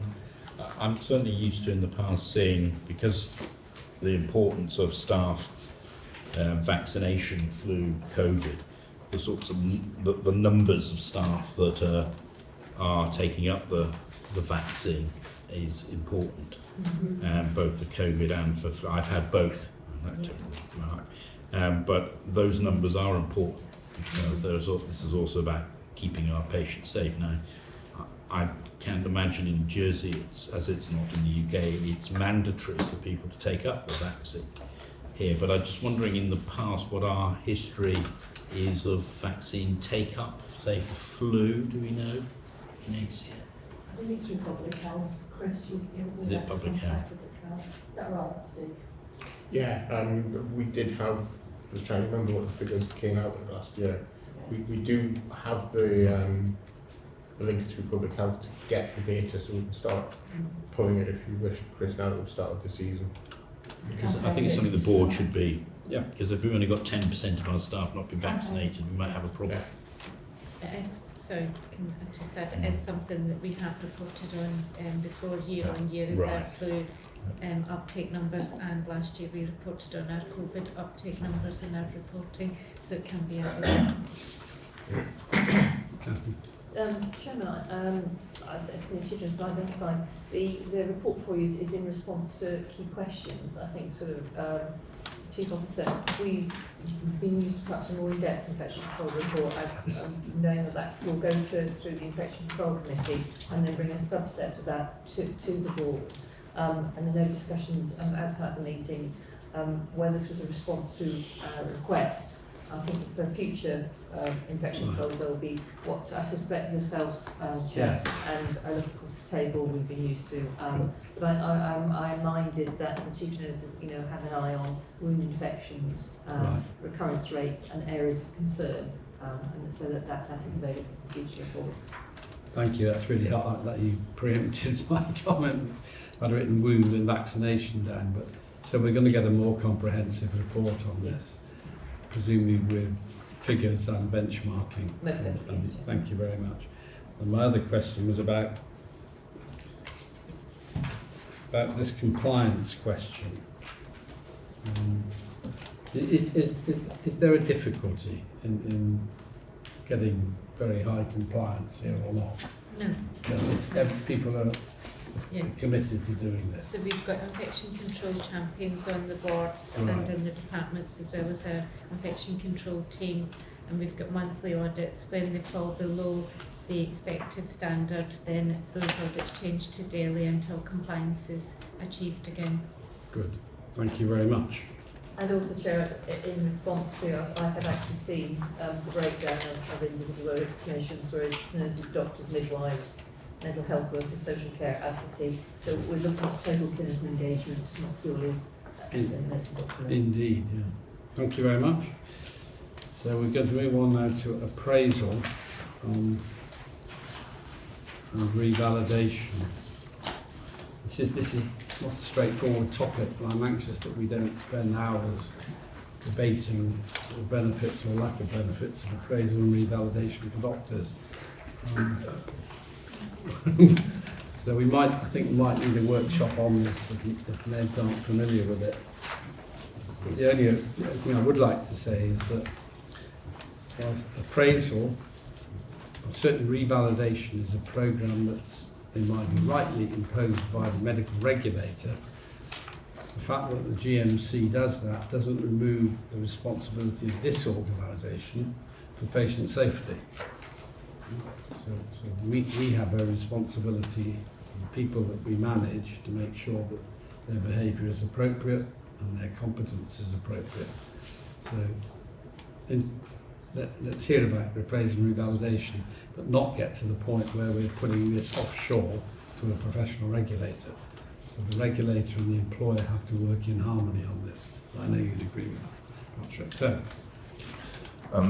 Absolutely. I again take the paper as read. It's a slightly longer paper than I think you asked, just so that we had more context around the importance of it. I think the things I would highlight, and which are really some of the challenges in Jersey and the difference between appraisal here compared to the UK, is probably the lack of useful data and information that feeds into the appraisal system, both from the organisation that's accessible to individual clinicians. So, for example, as a surgeon in the UK, I would get a set of metrics such as my wound infection rates. I could get information from the National Joint Registry, information from Dr. Foster or equivalents in the UK. It's all easily available, whereas it's not here. And that's why John, who's our suitable person and responsible officer on the island, explains in the paper that that's one of the things that we really need, and that's one of the areas that we're working on to get that set of metrics. And also some of the challenges here from our DATEX incident reporting system. You'd be used to being able to identify people involved, and that hasn't been the case here, so that when you ask for what incidents has a particular clinician been involved in, either directly or more indirectly, that information hasn't been readily available. so it's more difficult to have that discussion and reflection in the appraisal, but those are the areas that we are working on to try and get that set of metrics more available. We did have a visit from the higher level responsible officer group in the southwest of England, just reviewing our appraisal process recently, and had some really good advice and suggestions, some of which we've incorporated into the paper, and that's where we talk about having deputy responsible officers, a broader team to help and assist John in his roles to oversee and the quality of appraisal, and make sure the things are being discussed that need to be discussed within the appraisal moving forward. And also that obviously requires some support, administration, and again John mentions that. So there will be a paper coming to SLT to talk about how we achieve that. That's not appointing full-time equivalents, but it's building it into people's job plans as an additional. And I think there is good engagement in the appraisal process, and obviously as doctors we have to revalidate. We can't work in Jersey without being registered with the GMC, so that process does happen. But I think what we're really talking about is improving the quality of it. Good. I think this is relatively straightforward. Clearly the organisation has a responsibility to provide doctors with the relevant information so they can be properly appraised. And then there are a lot of other responsibilities which attach to the doctors. So I think we should leave this at this point, but it would be helpful. Perhaps we should have a workshop on it and discuss in more detail what it means and link it back to the performance management of the medical staff. It's a complicated issue. Patrick, thank you. So cultural change, Cheryl?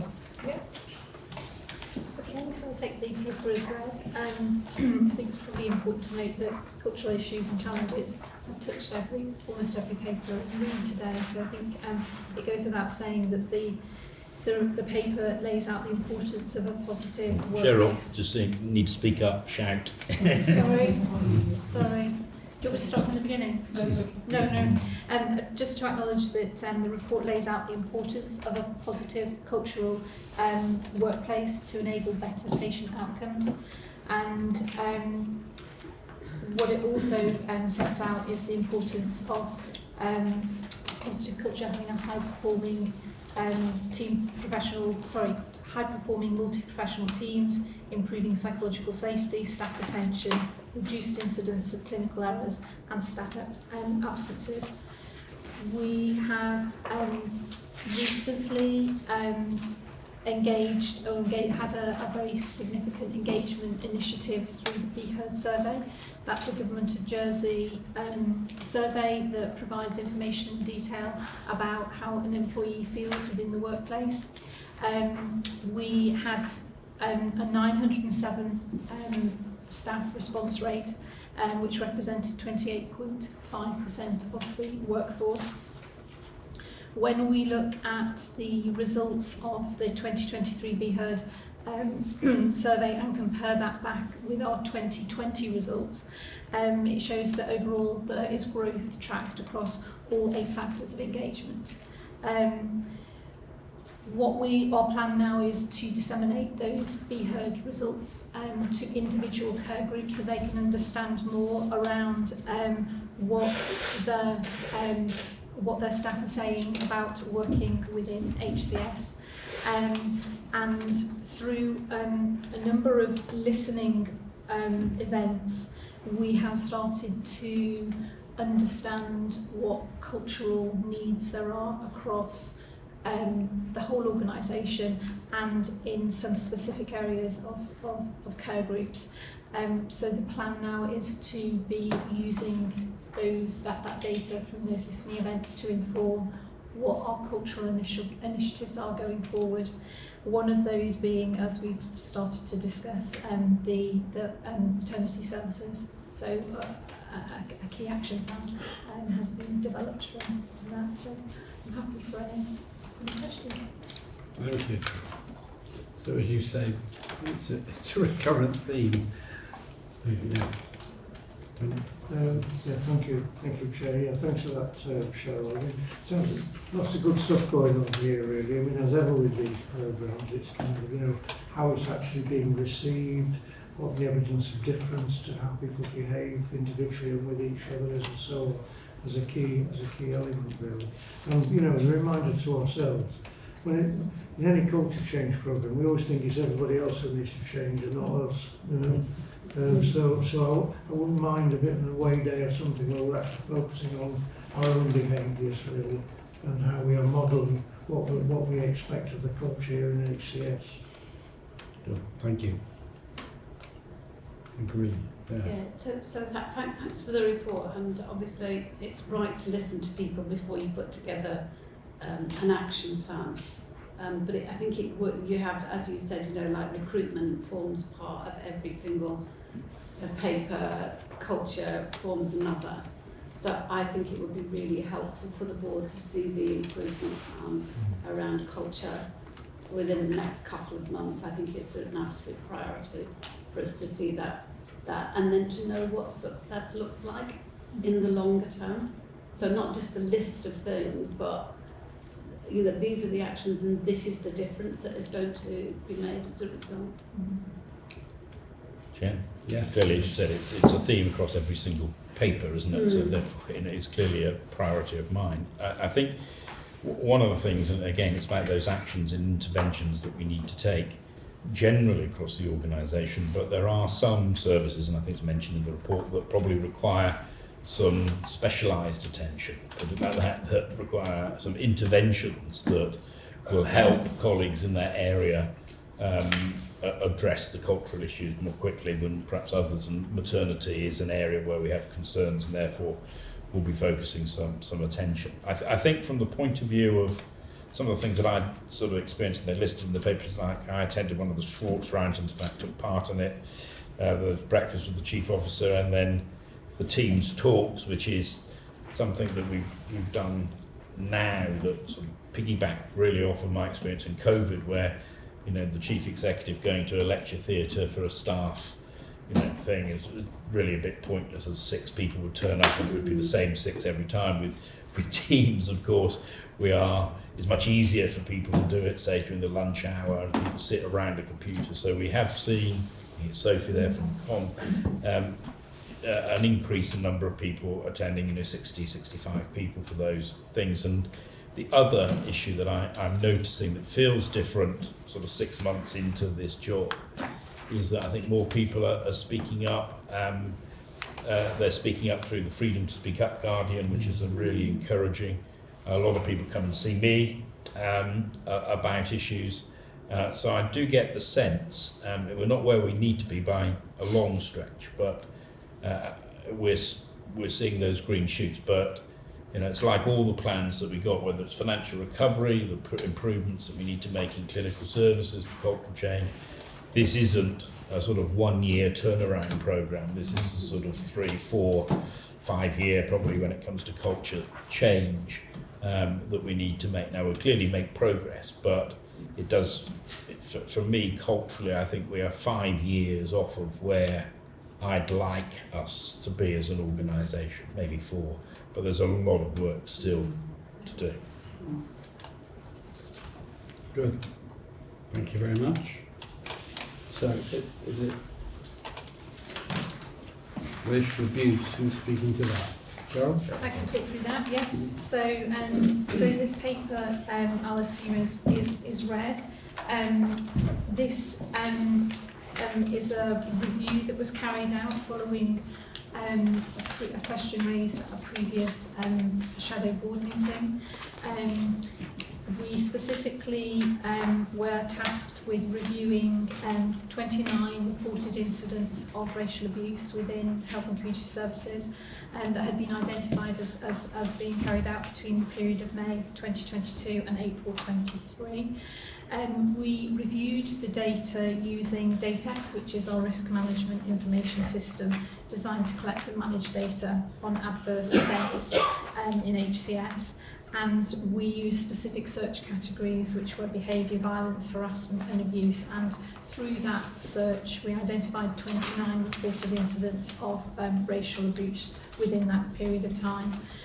We then used that data and looked at it against the unacceptable behaviour policy. It's important to note that that policy didn't come into play until December 22, so that was obviously 6 months after or halfway through the period of time that the data was collected. The policy sets out a framework for managing violence and aggression within HCS, and we specifically use that policy to look at the responses that were taken immediately, so the immediate management of violence and aggression within HCS, as well as the follow-up management of violence and aggression in HCS. The results showed that there were no reported incidents of racial abuse from one staff member to another.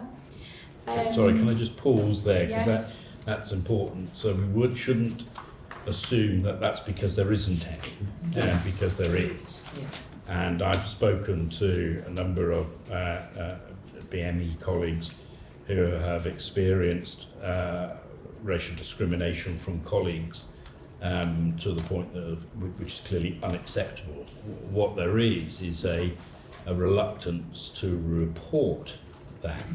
Now, we also don't collect the workforce data that you'd expect, say, in the UK to understand the impact or what it's like if you're a BAME member of staff to work in an organisation. That's not collected here, so it's invisible to us. I think we just shouldn't jump to the conclusion that no reported instance means that there aren't any, because of the interactions and the people talking to me, I think there are far too, well, one's too many, but it's not an unusual occurrence and therefore completely unacceptable. Sorry. That's okay. So in terms of the results, what was clear was that there was either partial appropriate immediate actions taken or partial appropriate follow-up actions taken. Some were completely appropriate, and some were perhaps missing, aligned with what were in terms of the policy.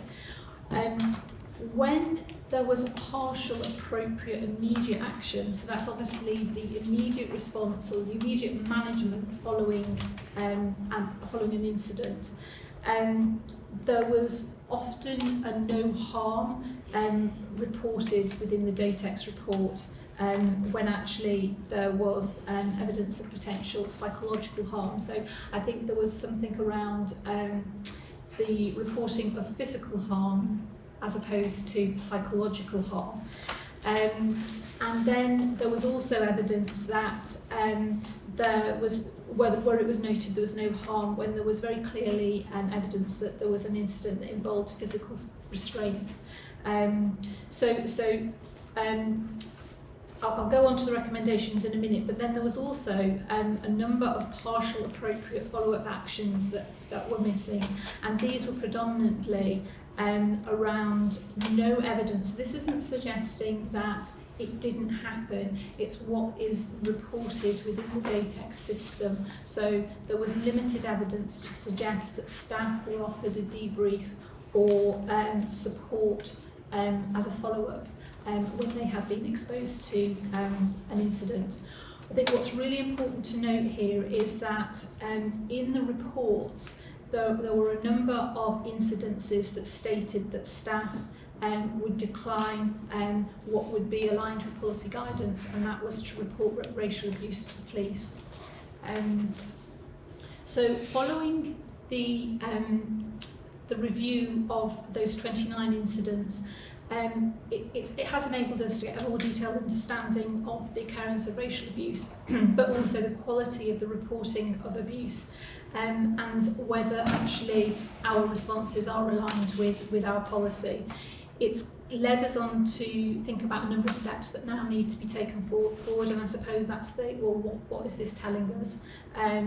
And what is key is that we need to revise the DATEX and how we report incidents, ensuring that staff are really clear about a physical incident can also have psychological harm.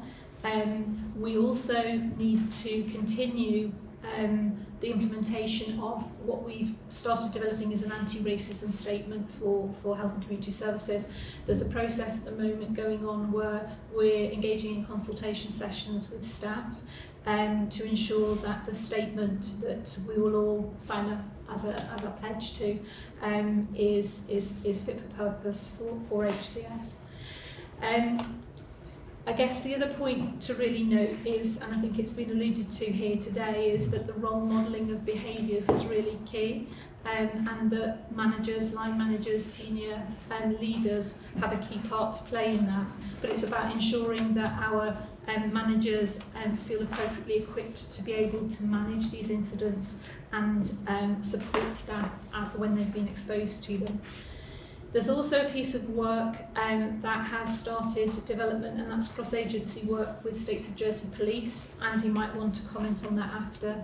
And that will involve also a working group that has been set up specifically to reduce incidents of violence and aggression. And in terms of next steps, in terms of understanding more, and I guess how we have made sure that what we're putting in place is appropriate, is carrying out a range of regular surveys. So that's more around understanding the incidents of racial abuse, but also making sure that we are aligned to the policy, including the possibility of thinking about equality impact assessments. What's key here in terms of that measurement is reviewing and going back then to data through our Freedom to Speak Up Guardian, thinking about the exit interviews, looking at the qualitative data around that, looking at bullying, harassment, grievances, as well as the DATEX reports. I'm happy to take forward. Thank you very much. Andy, thank you. So this is a particular issue in acute inpatient mental health services here, and I'm not surprised to see that 66% of the incidents occurred there.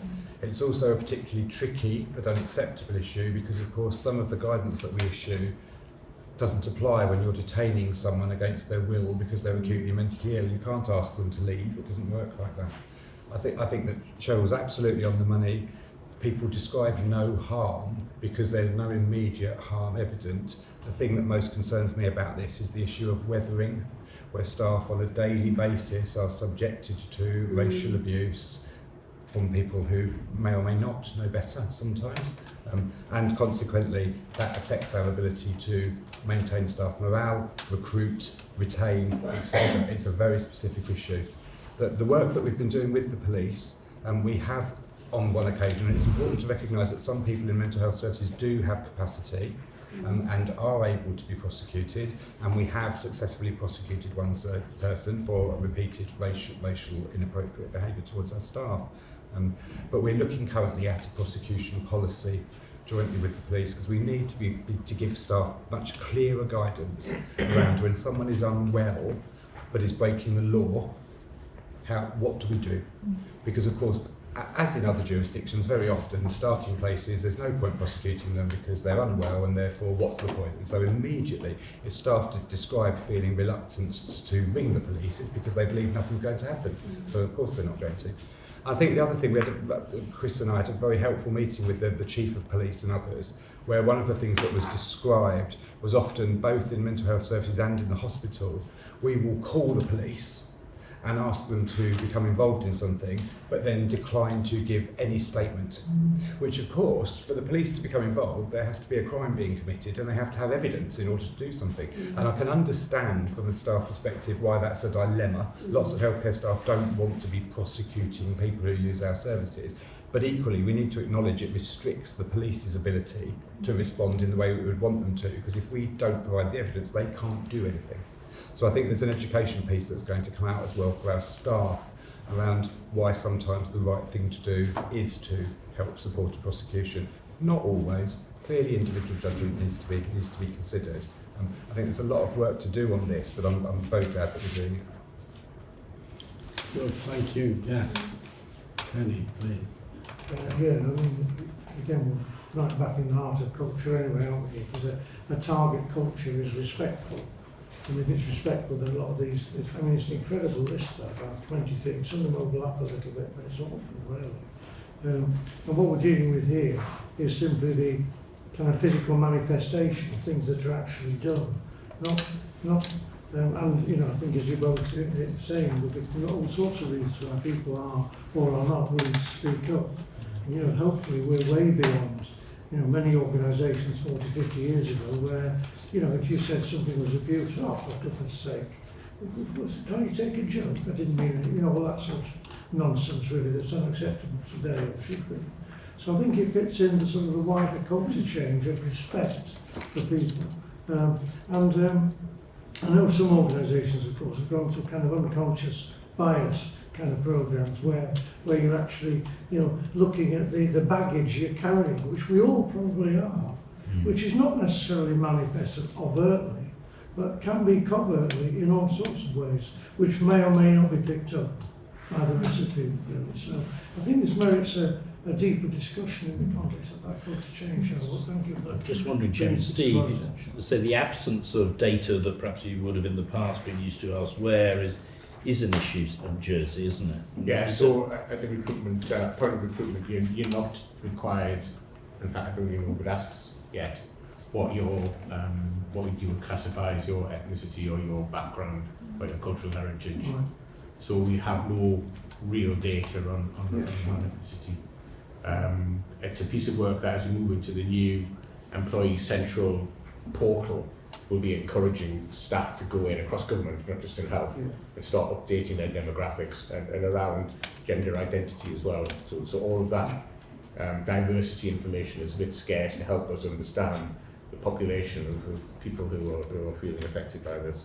And I think in health, it's a slightly different. So our BAME network, as you recognise in the UK, changed its name to REACH because it recognised that here minority ethnicity might well be Portuguese or Eastern European rather than what we traditionally see in the UK, and so we're just recognising that cultural heritage piece as well.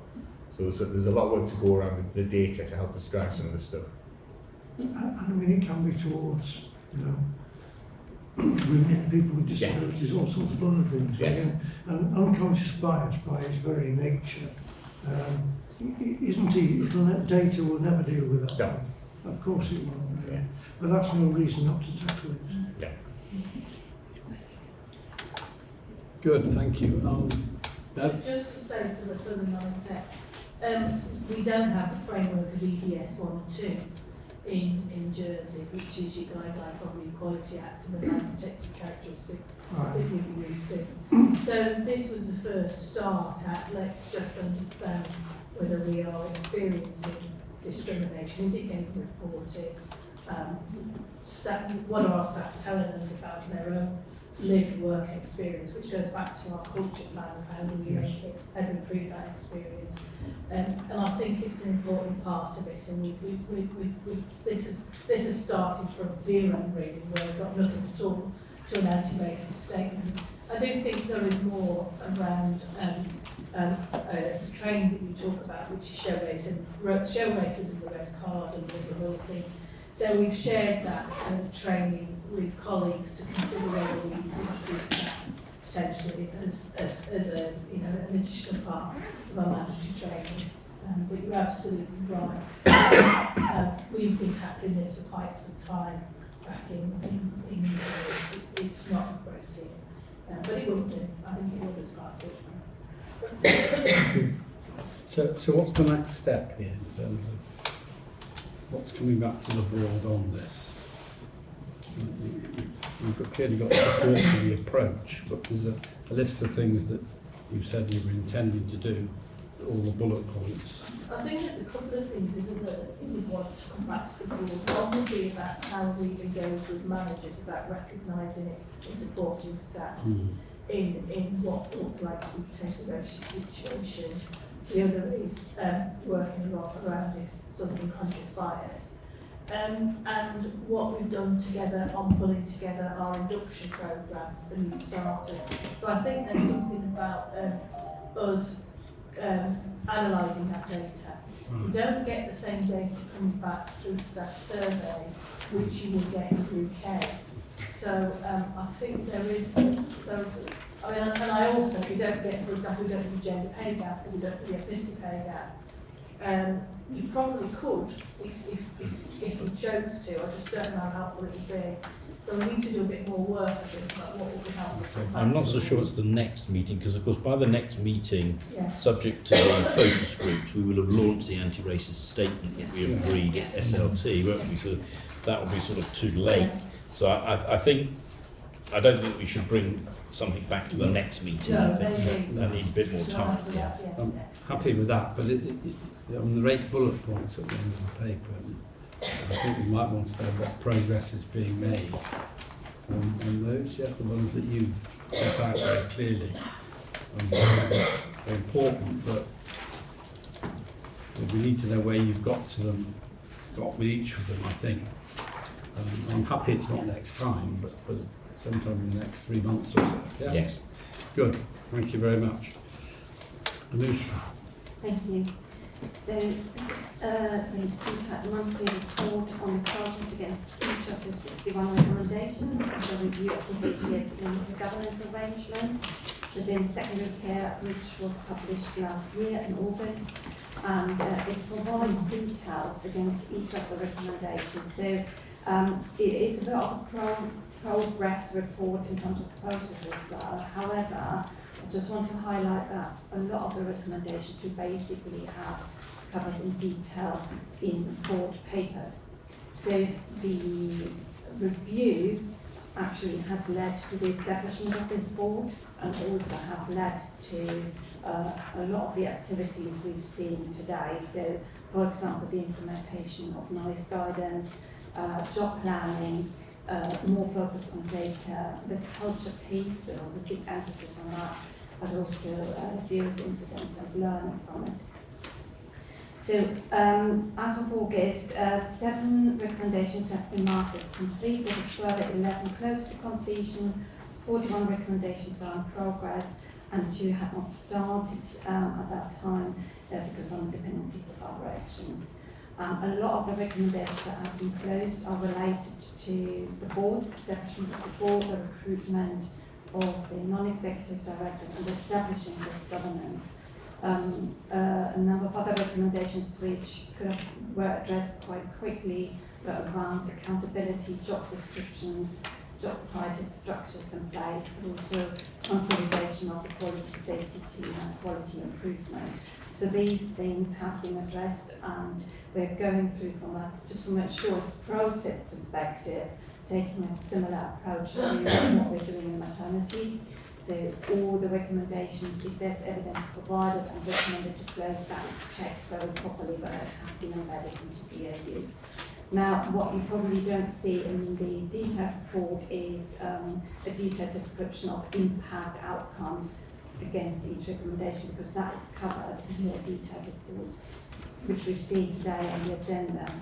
Now, my suggestion is also that if there are any specific recommendations or themes the board would like to see covered in future in more detail, that would bring these as separate papers rather than trying to squeeze that in against each recommendations in this paper.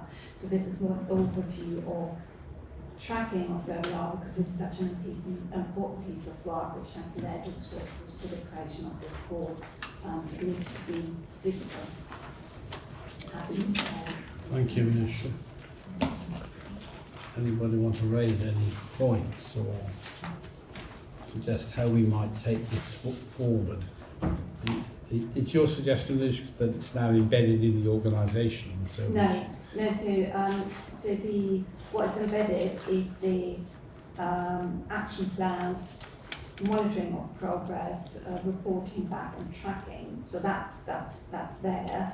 So we will continue to look at this report at committee level, but also at the change board level on a monthly basis to track that. I think absolutely fine. I think for the board to keep an eye on how progress is happening. So this report coming back for information. But if there are specific areas, let's say recommendation of X, Y, and Z, this we would like to get a bit of a deeper understanding, that would come then back as a separate board report, rather than trying to squeeze in a lot of this, the difference this, how it's being implemented. It's making. So I think, thank you very much for that. I think one of my general comments, I think, is that I think what would be really helpful, and we've gone through, and all the reports today have been a fantastic induction for us, actually. So that's been really helpful, because it's been like a whistle-stop tour of absolutely everything.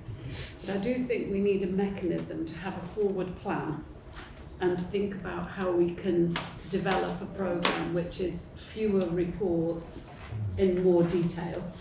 And then we can have a more in-depth discussion and conversation about fewer issues. So I think today's been fantastically helpful, the way that it's been prepared, but I do think fewer, deeper. So we've already talked about recruitment, workforce, culture, and I think, looking at this and where there are real concerns, but it's about that sense of what is really, really important and what is really urgent, and what can we, as a board, we need to have made a difference, and people in Jersey need to feel that difference as a result. Yeah. And we need to. There's going to be a review in 18 months' time, so I just think we need to be in a position to be able to say in a year, this is what has happened and this is what is different, and in 18 months' time, this is what we set out to do. And actually, you can't do all of that in 18 months, to be able to be honest. You can't become perfect in 18 months. Culture change, as you said earlier, takes a good 5 years.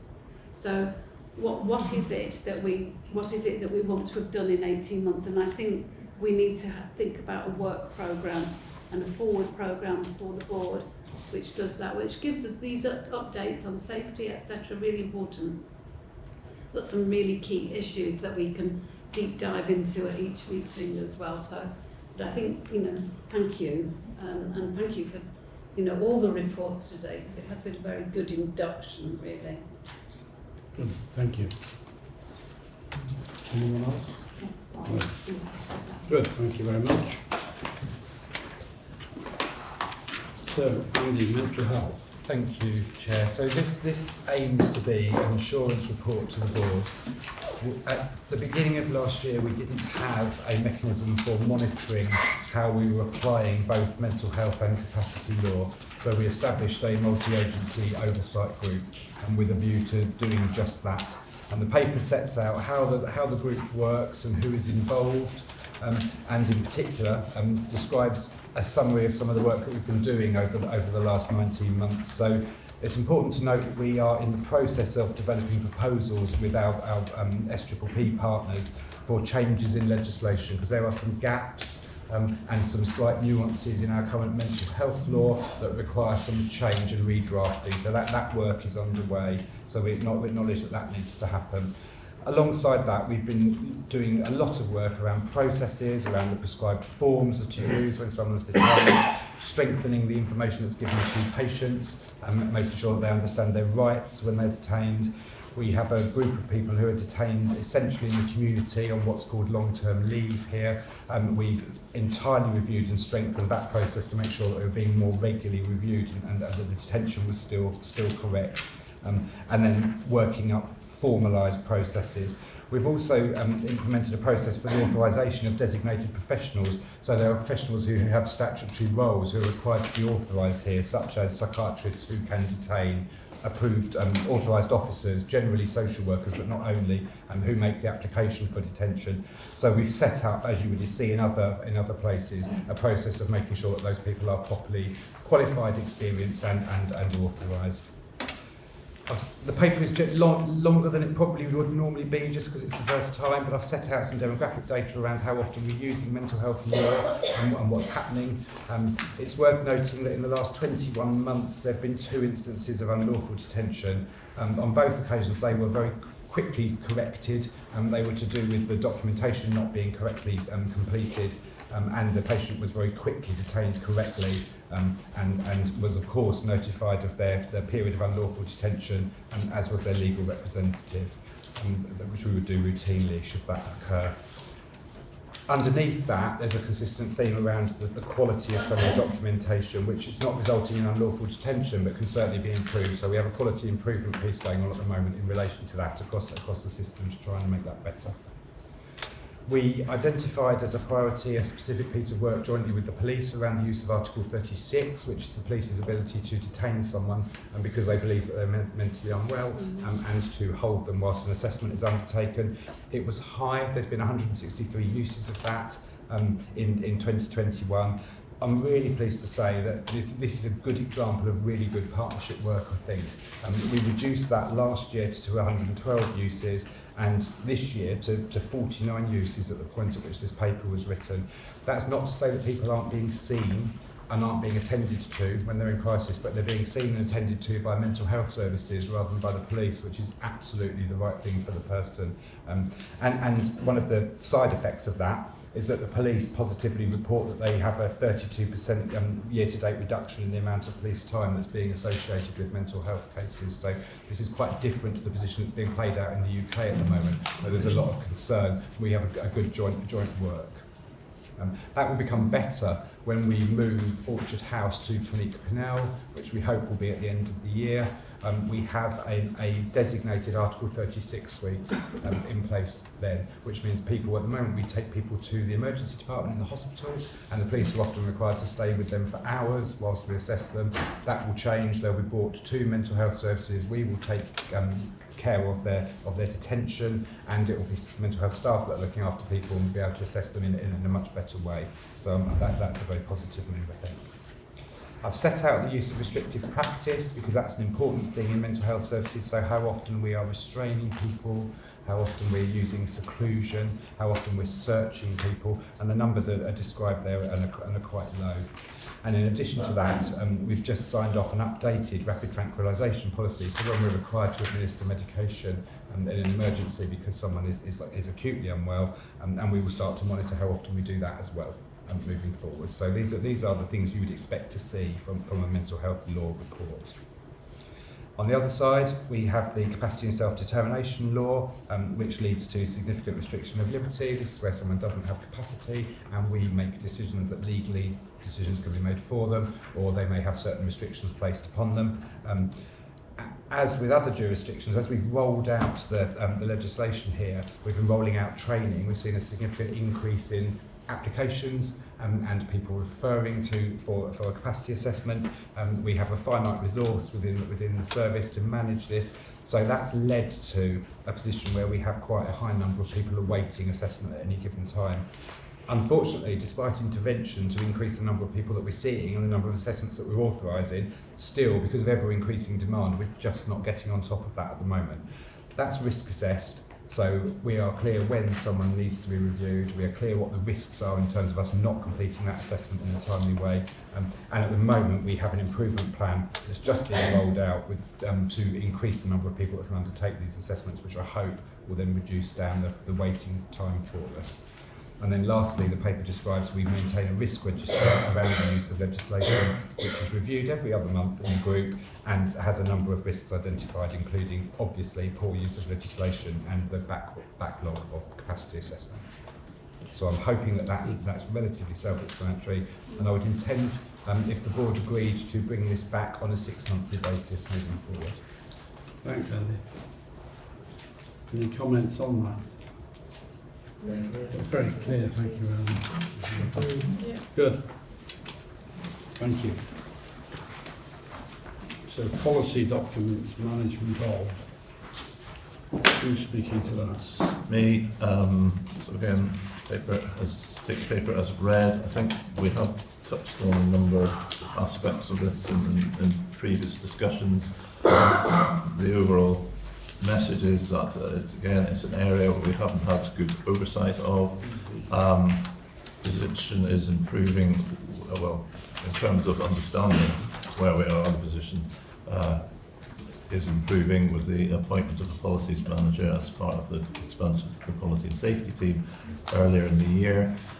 In terms of where we are, we have significant numbers of overdue policies that need to be reviewed again. The paper articulates why that is and the work that will take place to address that situation. Part of it is further appointments of the assurance compliance team and the implementation of a policy management system which we have not had. It is likely to be into next year before we have both the team in place and that management system. There is a lot of ongoing work, and I think as new policies come through, as we talked about earlier, they will be monitored more closely, but we've got a lot of work looking backwards to do to get all our policies up to date.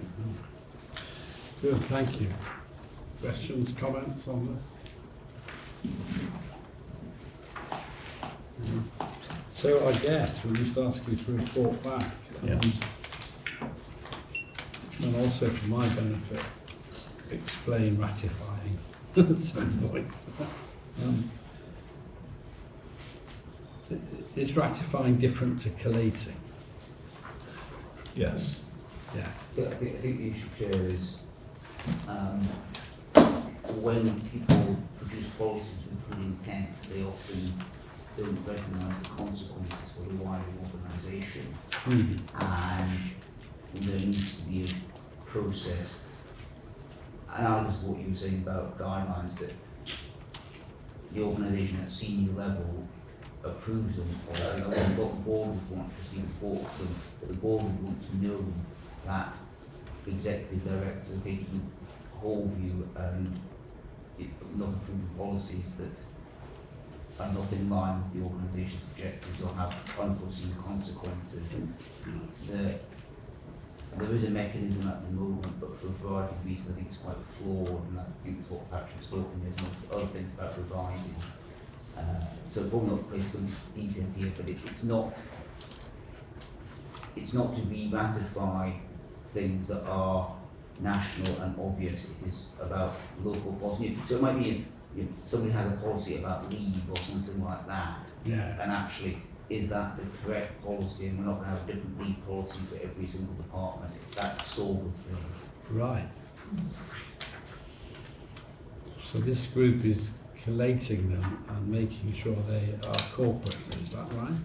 Yes, the other big issue is that, to my knowledge, policies are available in these 4 places at the moment. And often the policies, if anybody searches on the internet, are not the ones you find, are not the ones which are actually currently enforced. So if you're a well-meaning member of staff, it's actually extraordinarily difficult to find. Right. So I guess in that case, what we need to know is what are the list of problems and how they're being sorted out. Is that? Well, there they are. Some of them are articulated here and with solutions. I think Kathy has helpfully supplied this policy from a couple of other organisations, and Kelly gives us a kind of framework on to make sure that we don't have policies that are frankly just unnecessary, but also that we don't have huge gaps where we really ought to have a policy and we don't. And I know that the department have actually cross-referenced, because of course you will have policies with many different names that actually have the same components. Absolutely. And I know that is the work that actually the department work on, to actually make sure we have that right list, and then following through that ratification of them. And but also that when you want to find the policy on X, you go to place Y. We're not having people going to A, B, C and D. So it sounds then that this group is sorting all of that out and making it coherent, is that right? And the management system will make it easier to do that, but will also give staff much easier access to those policies. Come with an app. And I think the collation policy share, there's the first one, what could look like, but also it's almost having a policy amnesty, because there is very much perhaps the difference between a policy, a guideline, what what we must do, and staff are very well-meaning. We want to make sure we have the right information for our staff and to take their roles and responsibilities correctly.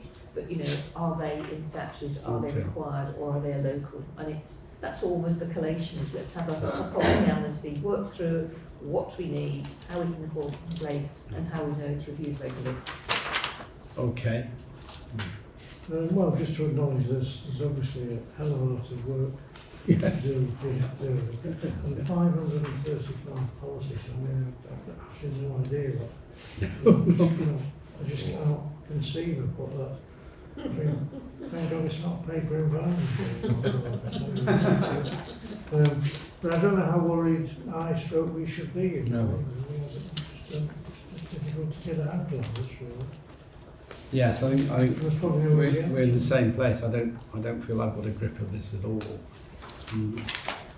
I suppose that was why Chairman Patrick, we actually started the place using the Head Quality Commission, whilst I know we're not the mainland UK, that is at least a starter of what they would expect as a suite of policies for an organisation of ours. That's sensible, I can see and that, this is the work that's already happened, and where there is a level of confidence that the greater number we have there and teams are actually working to address that. So that's actually the first benchmark we've taken forward. Right.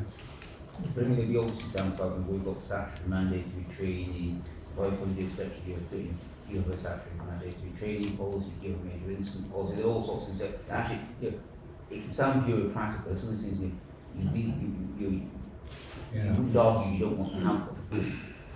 I think you probably convinced us of the scale of the problem. What I'm interested in is how. Are you confident we're sorting this out? Let's ask them. I'm confident we're starting to sort it out. I think it will take some time. I'm sure it will, yeah. And I don't think we completely understand where those gaps are just yet. They are part of as we've introduced monthly quality governance reviews, which actually really focus, and they're actually starting next week. Policies and policy plans, policy management, taking it from an organisation to care group level. Right. That's part of the monthly cycle, so we are very much shining a light on those in month. Maybe, Chair, either within 2 months' time, to actually bring back a position statement looking on those, if I say corporate policies that would actually see can we make this safe, effective and well laid, we could give that position statement there. Fine, thank you. I was going to suggest 3, but it's with you. We'll take your bet. Well, there does seem to be a lot of work to be done, and I think you're reassuring us that work is in progress.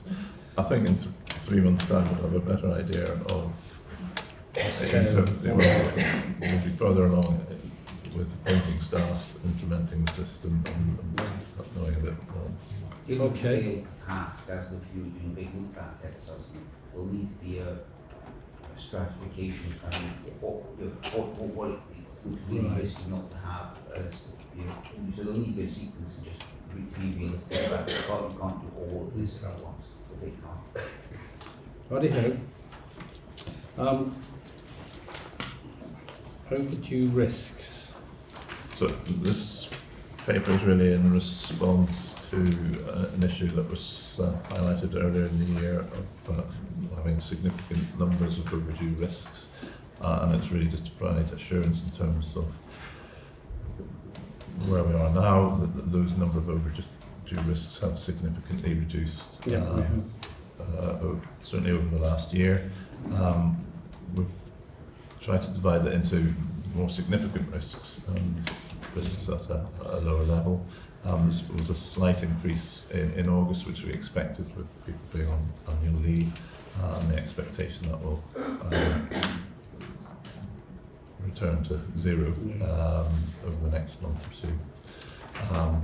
I mean, risk is probably another, and our management of within the organisation is probably another whole conversation. I think it is, and this is in hand, isn't it? So this should play into the work that we're planning to do.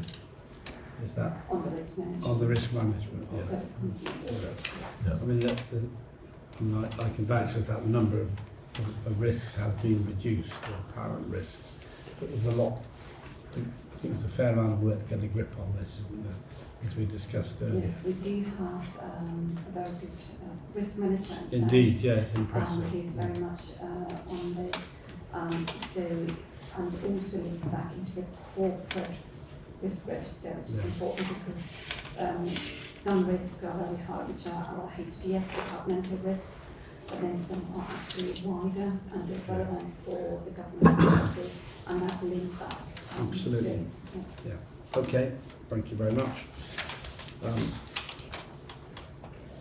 Is it Andy or Jesse on statutory mandatory training leave? Thank you. So this is a piece of work that Jesse and I have jointly led, but we must give a significant nod to Tim Hill, the practice development sister, who has done most of the work.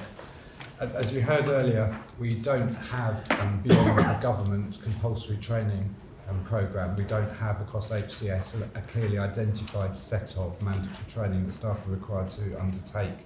So this is a paper that describes how we're going to address that and sets out in detail the mandatory training that we are intending to prescribe from 2024 onwards. It's important to note that much of this training is already being done by staff across HCS. This isn't all new, but this will place a framework in place that requires staff to do it. Thank you, Chair. Can I come and Chair? So it's good to see. Thank you very much. And I recognise much of this training from the training I've had to do myself. So the one thing I was quite surprised not to see on here was equality, diversity and inclusion. Now I know the Equalities Act doesn't apply. So it's because it's already in the core government. Oh, it's already there. So this is over and above. So that's absolutely right. So staff, subject to the conversation that you heard about earlier, where we can do some negotiation with the centre about reducing, for example, there's an instruction to safeguarding training. We won't need to do that because all of our staff will be doing it here. We will still be doing some things centrally, so diversity, equality and inclusion sits centrally. It's also worth saying that this is only the first step.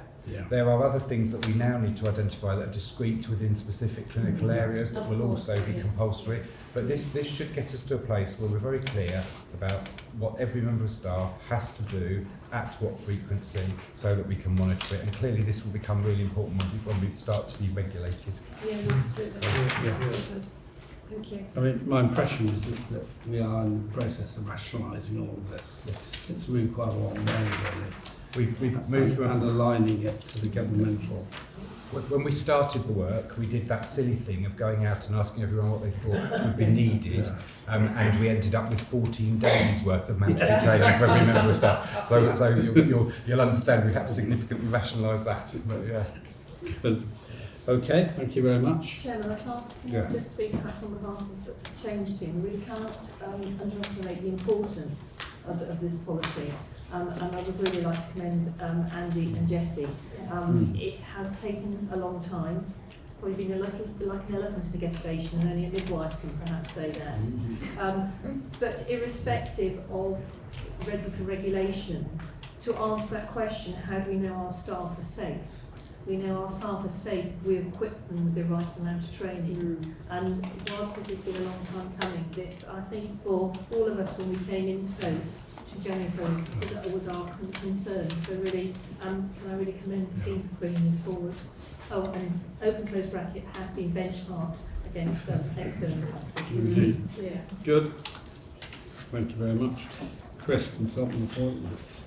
Yeah, Steve for backup. I think just direct you to the second page, really, the process around the appointment of consultants, and remember we work within the system where the State's Employment Board, because of the salaries for medical consultants, requires them to approve them, but the steps are that the leadership team, if the appropriate care groups, so let's take obstetrics and gynecology, and if we need an obstetrician, then that would come through the team there, and you met Dr. David Hopkins earlier. His team would then bring it forward as a proposal to the SLT, which I chair, with all the chiefs of service and executives on.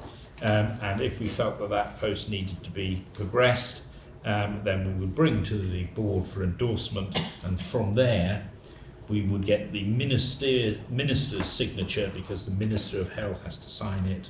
The group people director for government would have to sign it. I would then sign it. It would then go to the state's employment board, where I would then present the request for their approval. Other than that, it works well. So the key change is that before it goes to the SCB, it will come to the board. It'll come to the board. And that it'll be the role of the board to do sensible things. Can we afford it? Is it safe? All that type of stuff. Yeah. Before it goes to the SCB, and that, whether or not all of that process is useful, we can debate. But yeah, we don't want to sound over clever or whatever. That's the approval process, isn't it? Are we satisfied with the actual recruitment, selection, appointment process, as opposed to solely the approval? The panel, yeah, and maybe Steve can... So all of our medical staffing recruitment is best practice, as in the UK, with Royal College attendance, as well as the right sort of evaluation of the candidates, and Patrick is involved in all of the consultant recruitment as well. So I think we're secure in that we are looking at the right process to recruit people. This is finding the approval process to get to that point. Okay, thank you. Is this for newly created posts or just for every job? Every job. Even though it's part of the establishment, yes, and it's required for operational delivery? Indeed. Yes. Indeed. Good point. So, the state's report.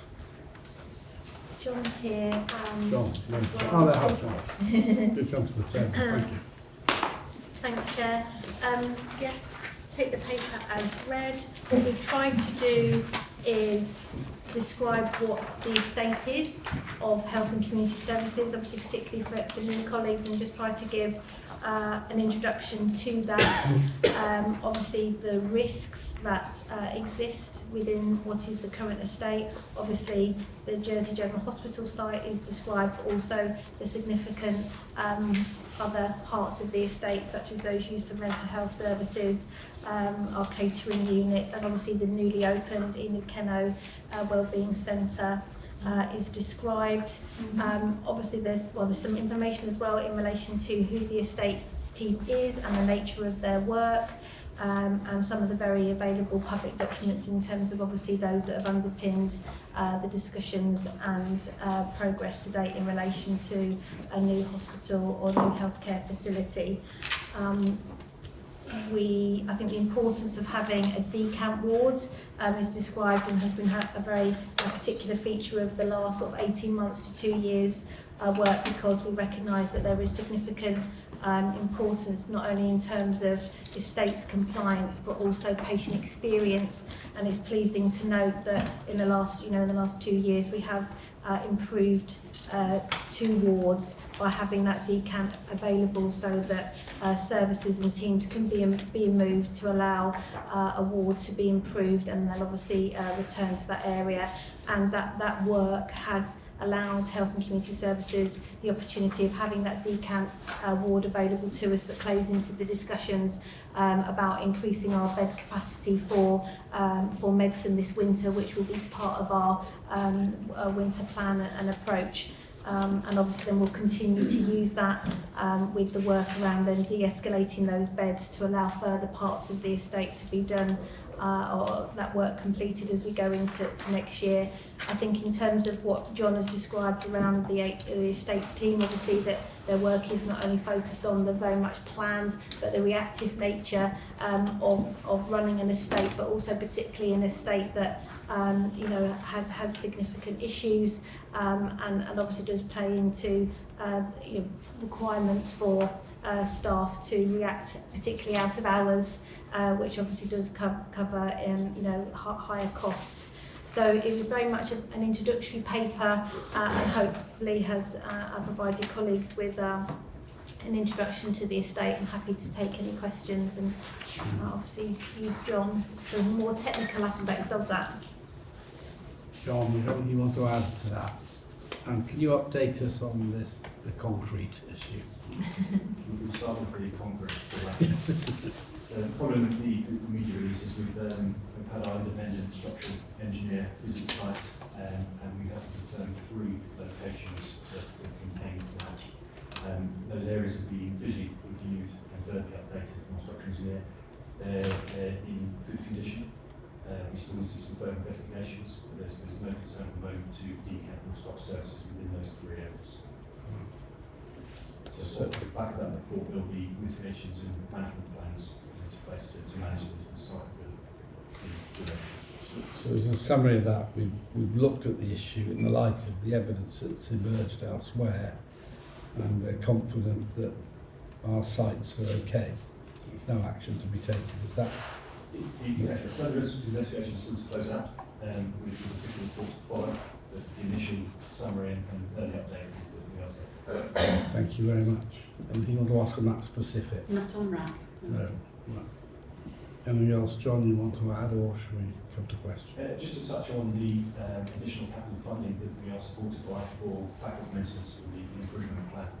So it's a rolling annual sum of monies to support our business as usual. And that's where a key element of our day-to-day business now is capital management of our assets. Right, thank you. So I thank you for this report, which I again I thought this was a really good report, Yes. actually, and provided you know, what would appear in this report to be a pretty compelling Absolutely, yes.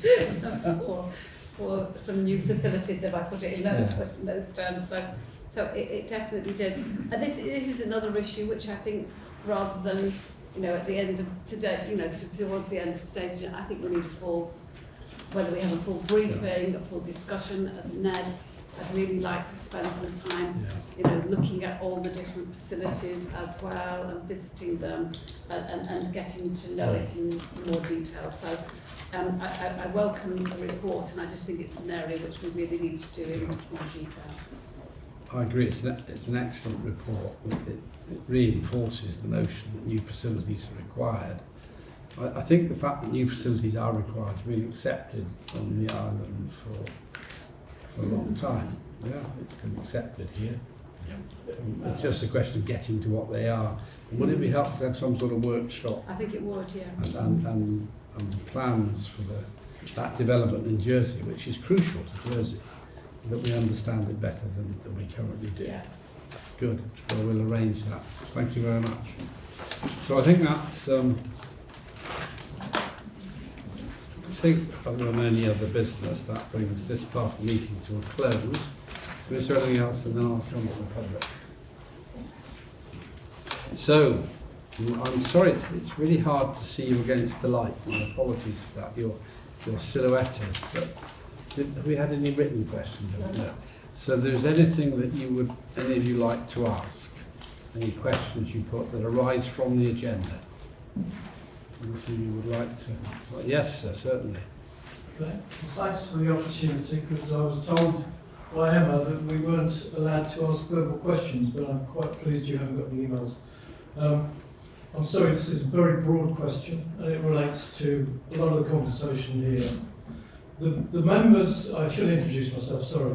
My name's John Baker. I'm the chair of the Jersey Action Group, and I'm a member of the Friends of Our New Hospital Committee. So I've got quite a bit of knowledge of the health situation in Jersey, and I've been paying particular attention. I attended all the planning inquiries for the various hospitals, Gloucestershire, etc. So a great deal of knowledge. My situation is I deal with a lot of people. I get a lot of information from people, and I think the public of Jersey have two major concerns. A lot of them, indeed myself, are concerned about waiting times. I mean, in my case, I'm waiting for a cataract operation. I'm in my 4th year of waiting. I had an operation on my right eye that I wasn't insured, but I wanted to get it done. I paid £4,000, but I haven't got the money to pay for the left eye. So I have a long wait for that. So waiting times, as discussed today, are a big issue, and you looked at some solutions. Overspend is a huge issue. Now, obviously, we've spoken today about overspend. Your summary conclusion report, one page mentions 29 million, but we've heard a figure of 35 million today. But this is the current trend. What I'm concerned about is the ongoing trend, because we're moving towards a multi-site situation with 4 hospitals. So I can see some costs escalating. I mean, for instance, if you've got 2 hospitals, you'll have 2 X-ray departments, you'll have all sorts of receptionists, and costs will definitely escalate.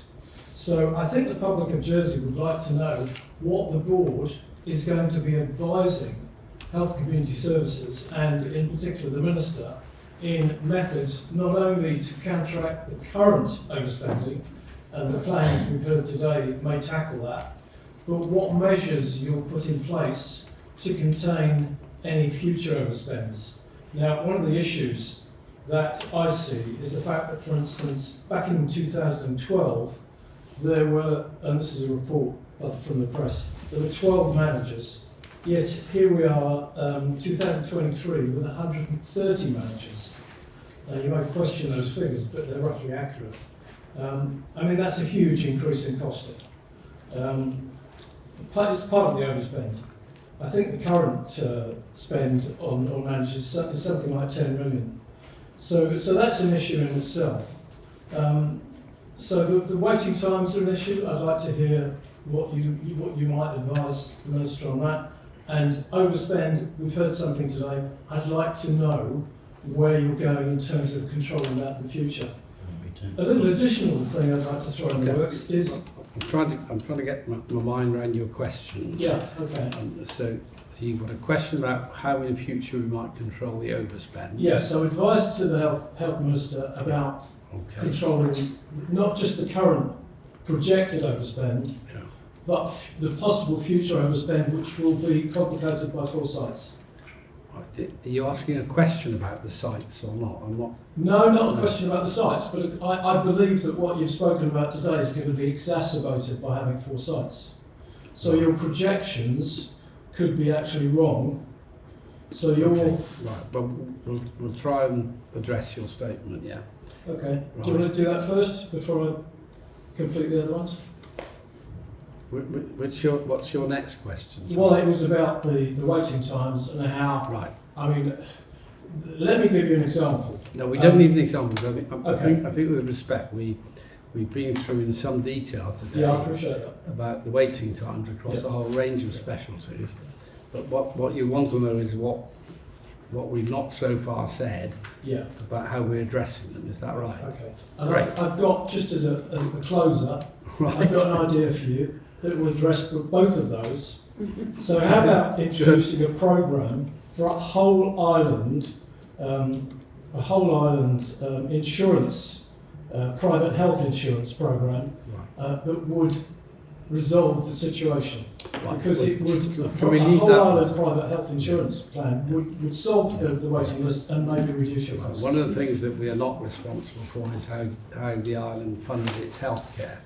And I'm sure both you and I expect all of us have got thoughts on funding. That last idea was throwing a smile on my face. Right, indeed. I'm sorry. You are silhouetted, so I couldn't see that. Yeah, sorry. Perhaps we'd have a private conversation about it. Yeah, well. That would be good. Right, so let's try and address your two points. I'll stand here, so yeah, by all means.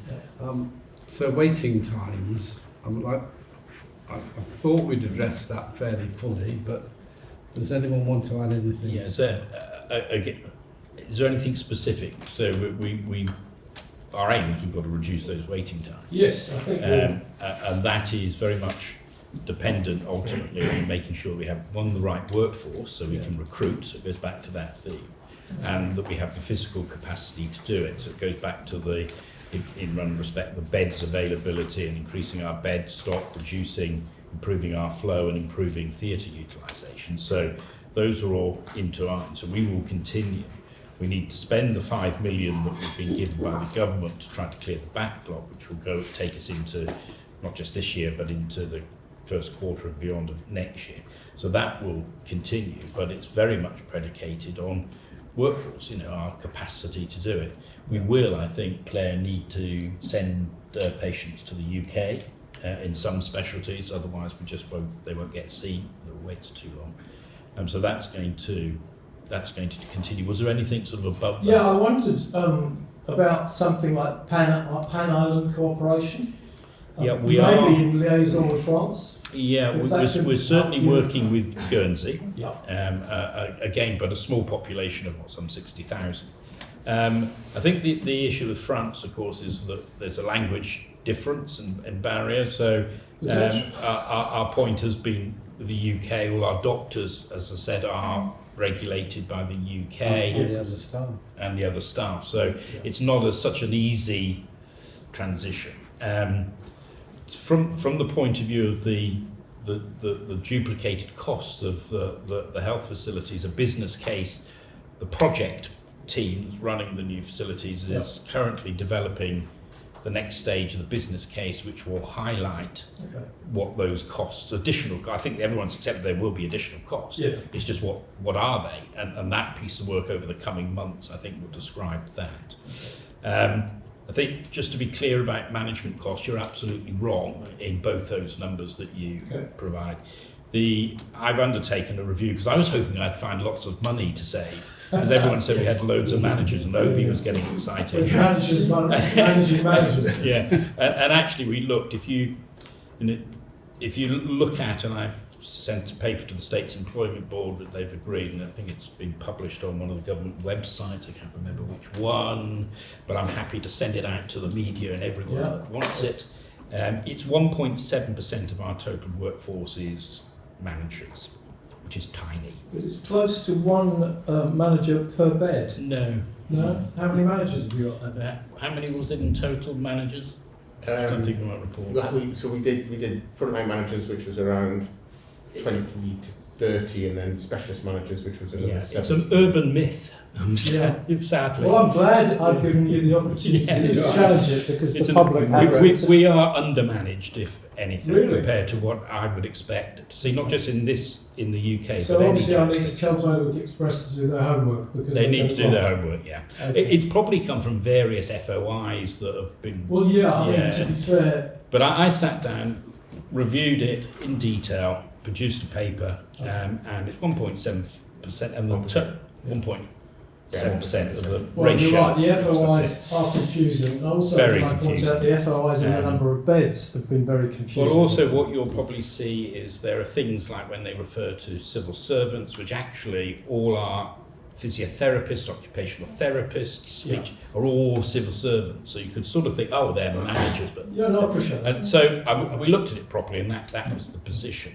I think from the point of view of the ongoing funding, of course, as what Hugo said, it's very we know, like all jurisdictions across the world, that health spend is going to increase, demographic change. So there is, in the future, a decision for Jersey and a political decision about how that's funded. Health inflation, as you probably know, runs across the world at about 8% a year, 8 to 10% a year. Of course, in Jersey, it's tied to the shortage of staff, shortage of doctors, because you have to pay more locums, so your costs go up. We rehearsed all of that earlier, and you're right. Of course. You're right. It is a factor, but my point is that generally healthcare inflation, whatever the circumstances, runs at quite well above normal inflation most of the time. I think what we've seen is that the ability, no matter how efficient we become, the gap increases, so over the next 20, 30 years, the gap increases, and there is a point in time where this government, and indeed other governments around the world, will have to make decisions about how healthcare and indeed social care is funded. So we will continue to drive the efficiency, the 25 million, but the reality is we know that at some point efficiency, and that may be very soon, will not be enough. But that is a political decision, one that thankfully we don't have to make. I appreciate it. Let me just explain one of the reasons why I want we've a limited amount of time. Just wonder, does anybody else want to ask a question? Because you have. Yes. So would you mind giving way? I'll just be very quick. I just wanted to ask I'm sorry. You have asked us a number of questions. You want to do what, sorry? I wanted to ask those questions to make your response public. No, that, it was sort of buried in the 3 hours of... No, I understood that, Yeah. and I'm grateful for it. Okay. I hope Thanks it's very been much. noted. I'll let the floor to Julie. Yes, I if you won't would, be yeah. making my response public, but I'd just like to ask a question, if I may. As you're aware, Chris, I know I actually started a petition to try and get the hospital inspected by the Care Quality Commission, which was turned down by our previous health minister and our previous person in your job, and the chief minister. And the chief minister. And listening to this today, I mean, a lot of what's come out today is not a surprise to me or to John, I guess, because we've been doing this for a long time, and it's very refreshing that you're being so honest about it, to be honest. But I'm just wondering whether this new board might be minded to recommend that the Care Quality Commission come in, because what our politicians are saying at the moment is that we have the Jersey Care Commission, who aren't geared up to, at the moment, to inspect. They don't have enough people, they don't have the experience, and the chief inspector is our assistant chief nurse. So it's not exactly independent. So if you're going to have an inspection, and I'm not belittling what you're doing, I think it's wonderful, but if you're going to have an inspection, you need to have some legal teeth, whether you might be minded to recommend that we have the Care Quality Commission come in and be given legal status to be able to do something about this, because this is frankly shocking. I mean, in the UK, this hospital will be in special measures, we know that. Yeah. Yeah, it's an interesting point, a good point. So just in terms of external inspection, as Patrick raised an example today, where we will take advice from external sources around specific services. That's happened in the past, not all the recommendations have happened, but I promise you, if we need external inspection and advice from expert bodies, we will get it. In terms of the specific of the CQC and the Jersey Care Commission, we are very clearly being told that we will be inspected by the Jersey Care Commission. Now, the good news, I think it is genuinely good news, is that they will adopt the methodology of the CQC, and my expectation is that many of the people doing the inspection will come from the CQC, because that's where the expertise currently sits. So I think we have an obligation to support that and to work with the JCC. Final point I'd make is that in my view, one of the great benefits of the CQC in the UK has not only been to organisations who have been inspected, but to the inspectors. And I would hope very much that over a short period of time, people from here will become inspectors of other organisations, because in many ways you learn at least as much from being an inspector of other organisations as you do from being inspected.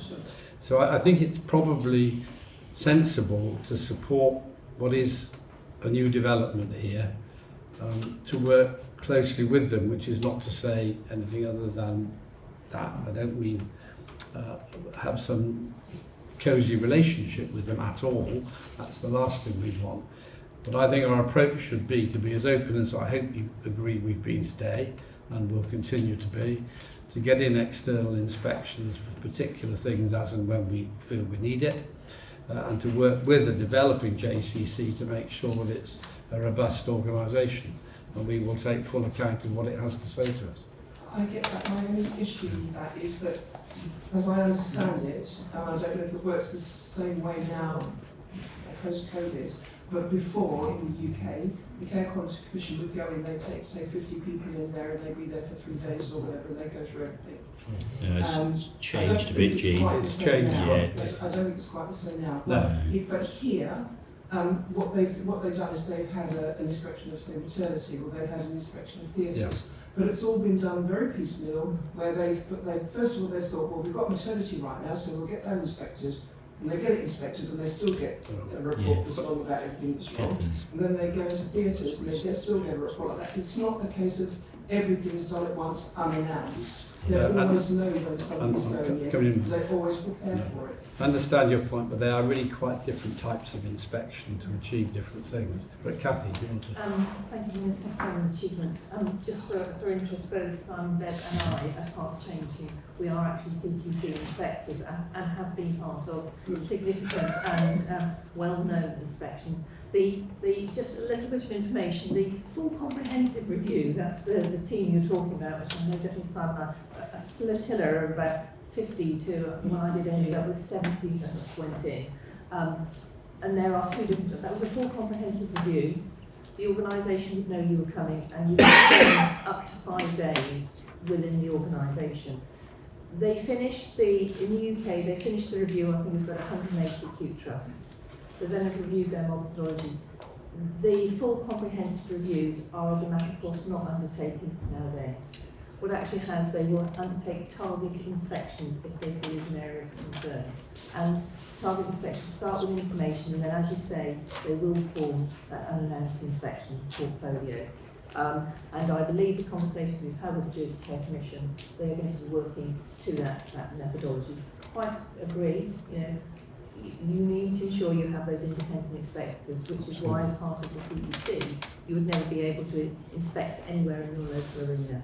Well, that's my problem, if you like, is that our chief inspector in CQC is the ex-assistant chief nurse at the hospital. So, and I'm not saying that she's corrupt or anything like that. Don't get me wrong. But when you've got a small jurisdiction, people know each other so well. They meet at the school gates or whatever else, and people are less inclined to write anything bad about somebody that they know really well. And then Becky and the team have actually been very, so I've spoken to them, we have actually been, but very much looking to make sure they have that true independent voice.